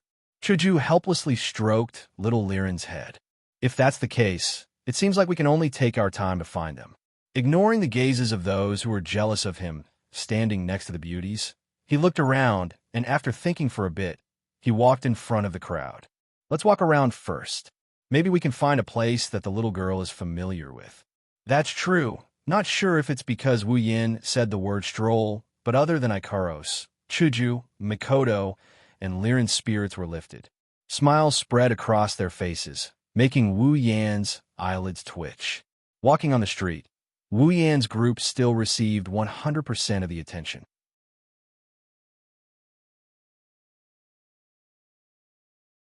But this time, Wu Yin didn't ignore their gazes. He thought it would be great if someone could recognize little Liren. However, Hinajiku and the other 2 seemed to have forgotten about finding a house. They were all looking around at the various shops and stalls, occasionally pointing at certain items with bright smiles on their faces. Wu Yin couldn't help but sigh. Women, Ikaros was the only one who stayed by Wu Yan's side. She scanned the surroundings to see if there's anyone or anything that could threaten Wu Yan. Wu Yin couldn't help but ridicule her again. After walking for who knows how long, Wu Yin felt like he was about to run out of oil. Finally, Chuju spoke up. I'm a bit tired from walking. Let's find a place to sit. Straightening his back, Wu Yin came back to life, pointed at a restaurant, and said with a smile, There's a restaurant over there. Let's go there. Then, without waiting for Chuju and Mikoto to reply, he walked over in big strides, as if afraid that Chuju would refuse. The two adults and one child couldn't help but laugh and followed him. This otherworld's restaurant doesn't look any different from our academy cities. After finding a place to sit down, Mikoto glanced at the restaurant and said so. She dared to speak so loudly, not afraid of being heard by others. Holding a menu, Wu Yin smiled and waved his hand casually. There should still be some differences in the subtle areas. Hinagiko also looked at the street and pedestrians outside the glass window, then turned to look at Liren. Little Liren, can you recognize where this is? Hearing that, little Lin's face fell and she whimpered. Ugh, I still don't know. Well, take your time. No need to rush. Since we're already here, what's there to be afraid of? Pinching little Liren's face, Mikoto said with a smile. That's true. Since we're already at the right place, what's there to be afraid of? Although with little Liren's silly look, it's still a bit difficult to find under the gaze of everyone in the restaurant. The five of them started chatting, completely unaware that they've become the center of attention. Or maybe they know, they're just used to it and couldn't be bothered. With a straw in his mouth, drinking something similar to fruit juice, Wu Yin leaned back in his chair and looked out the window in boredom. At this time, Wu Yin frowned. What's wrong? On the surface, they've been chatting, but in reality, whether it's Chuju, Mikoto, or Ikaros, they're all focused on Wu Yin, paying attention to his every move. That's why Wu Yan's frown naturally fell into their eyes. Still looking out the window, Wu Yan's frown didn't loosen. He directly said to the girls, Don't you think there's something wrong with the people outside? Chuju and Mikoto looked out the window. Soon, the scene of people rushing in a certain direction fell into their eyes. Wu Yin pondered for a bit and said, Let's go check out. Nodding in agreement, the group quickly got up and walked out of the restaurant. Seeing the pedestrians whispering to each other and rushing in a certain direction, Wu Yin quickly grabbed one of them. Brother, what's going on in front of us? Why are you all rushing in that direction? You don't know. When the pedestrians saw Wu Yin, he felt that he's a bit of a beast. Using the tone of a pimp, he bragged to Wu Yin as if he's some big shot. Because there are two major forces in Behurl, the Madobia family and the Iron Dogs mercenary group there. Madobia family. Iron Dogs mercenary group. When he first heard the names of these two forces, Wu Yin was stunned. Not only Wu Yin, even Chuju and Mikoto had the same expression. Iron Dogs mercenary group. Isn't that the mercenary group that raised the disgusting dog and kidnapped little Liren to Supply Town? That mercenary group is also here? What does this have to do with you guys running around like this? You guys don't know. Again with this sentence, Wu Yin resisted the urge to punch him. He put on a smiling face and continued to listen. In front, the Madobia family and the Iron Dogs mercenary group are fighting over there. Fighting. Wu Yin, slightly stunned, he frowned again. These two forces don't seem to have a good relationship, connecting the dots between Behurl, little Liren's hometown, the Iron Dogs mercenary group, and the Madobia family. Wu Yin thought of something, but he couldn't grasp it. He could only thank this hateful pedestrian and let him go. Yin, that Iron Dogs mercenary group is also here. Should we go and take a look? Chuju whispered in Wu Yan's ear. That mercenary group kidnapped little Liren. If they bring little Liren there, they don't know if something will happen. So Chuju is a bit worried. Let's go take a look, Wu Yin said in a low voice. This Iron Dogs mercenary group must have a purpose for kidnapping little Liren. This is her hometown. Maybe we can find out something if we go take a look. Looking at Chuju's expression, Wu Yin laughed and held her little hand. Well, even if something happens, do you think we're scared? Don't forget, you're also a rank 7. Being held by Wu Yin, Chuju blushed. Who's scared? Let's go.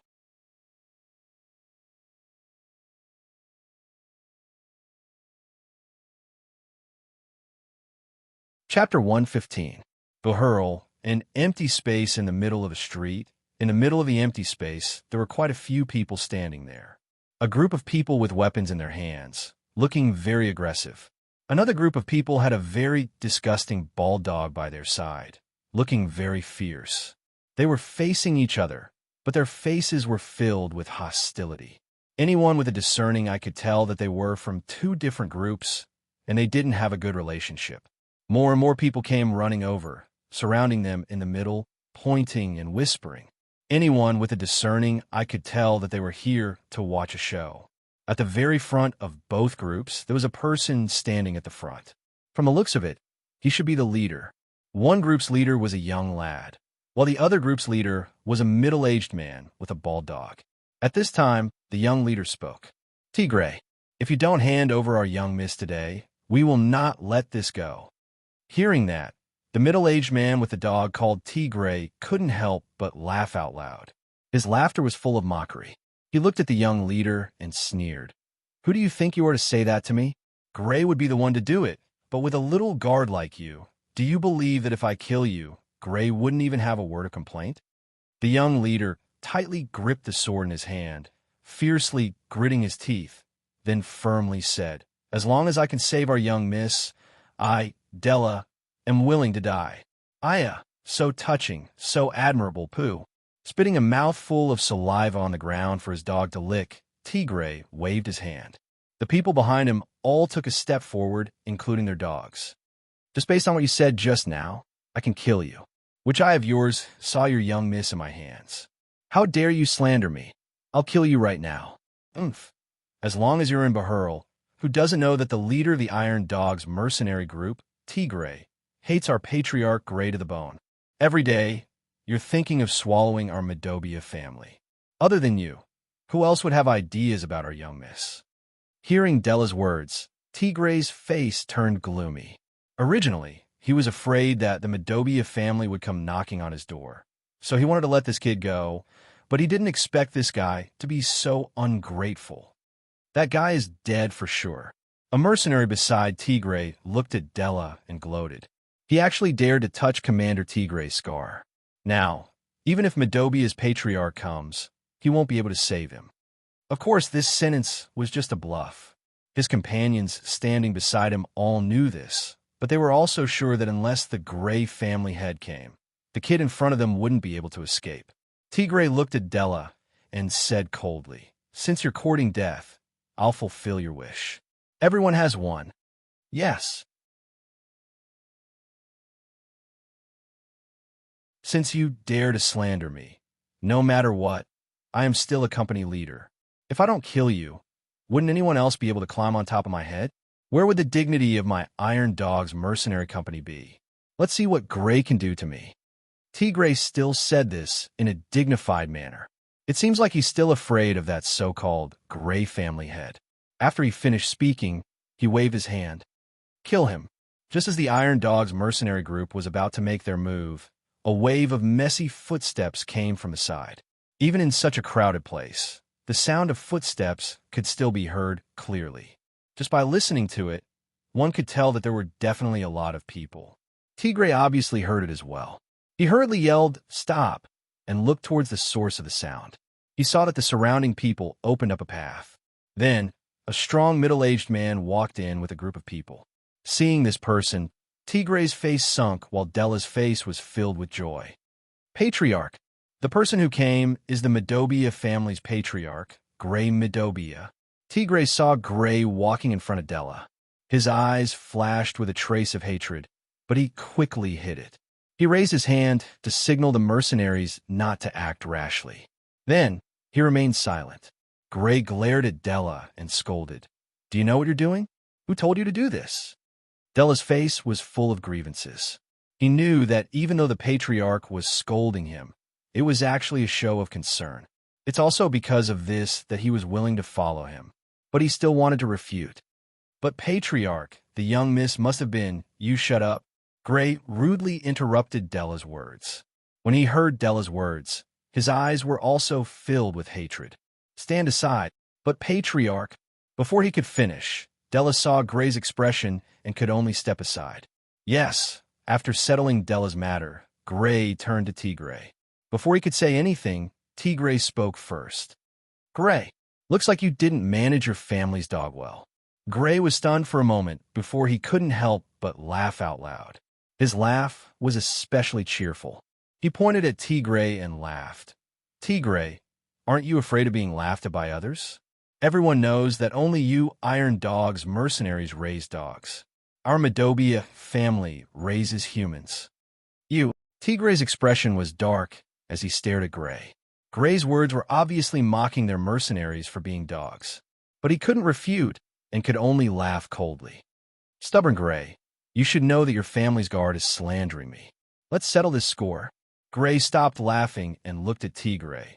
How do you want to settle this? Very simple. Tigray laughed sinisterly and pointed at the stunned Della. Just hand him over to me. Don't even think about it. Gray immediately shouted loudly, causing Tigray to jump in fright. Della, on the other hand, was moved. You want to hand him over? Dream on. Not handing him over. Tigray smiled triumphantly, as if he had expected this. He's slandering me. If you don't hand him over, does it mean that your Madobia family is protecting him? If so, then let's prepare for war. Otherwise, there's no reason left. Reason? You think Tigray would care about that? Normally, when your Iron Dogs mercenary group is acting like a tyrant outside and you're protecting them, why aren't you talking about reason? Almost 90% of the people present felt disdain towards Tigray's words. Of course, they didn't say anything on the surface. After all, compared to the Iron Dogs mercenary group, they're just small fries. Gray also clenched his fist tightly. He's not afraid of war, but he's afraid of Tigray's words. Right now, Tigray is in the right. If he really makes a move, then the reputation that Madobia family has accumulated over the years will be completely destroyed. Change the condition, Tigray. Gray said in a low voice. You should know that I will never hand my people over to you. Tigray obviously knows that Gray won't hand Tigray over to him. That's why he purposely said that. How could Gray not know? When he heard Gray's words, Tigray laughed and pointed at Gray. Since you're Gray, I'll be a little more lenient. As long as you apologize to me, I'll let this matter go. What? Della cried out. He quickly walked to Gray's side and loudly objected. Patriarch, you can't do this. Gray raised his hand and stopped Della from speaking. His face was cloudy and uncertain. How could he not know what Tigray is planning? It wasn't just because Tigray wanted to take advantage of him, but also because if he apologized, the whole of Bahurl would know tomorrow that the patriarch of the Madobia family had apologized to the leader of the Iron Dogs mercenary group. At that time, their family would be at a disadvantage in their confrontation with the Iron Dogs mercenary group. Big powers are all about face. If this face is lost, it'll chill the hearts of many people. But to ask him to hand over his most loyal bodyguard, how could Gray do it? Just when Gray was about to apologize, a childish voice called out. The owner of the voice is a little girl, but it's this voice that made Gray's whole body tremble. Daddy, that you're tuning into the Romance Rendezvous YouTube channel. We're so grateful for your support, and don't forget to subscribe to join us on this incredible journey through captivating stories. Your generosity through donations truly makes a world of difference, as it's the primary source of revenue that allows me to expand and enhance this channel for you. Thank you from the bottom of my heart for being a part of this adventure.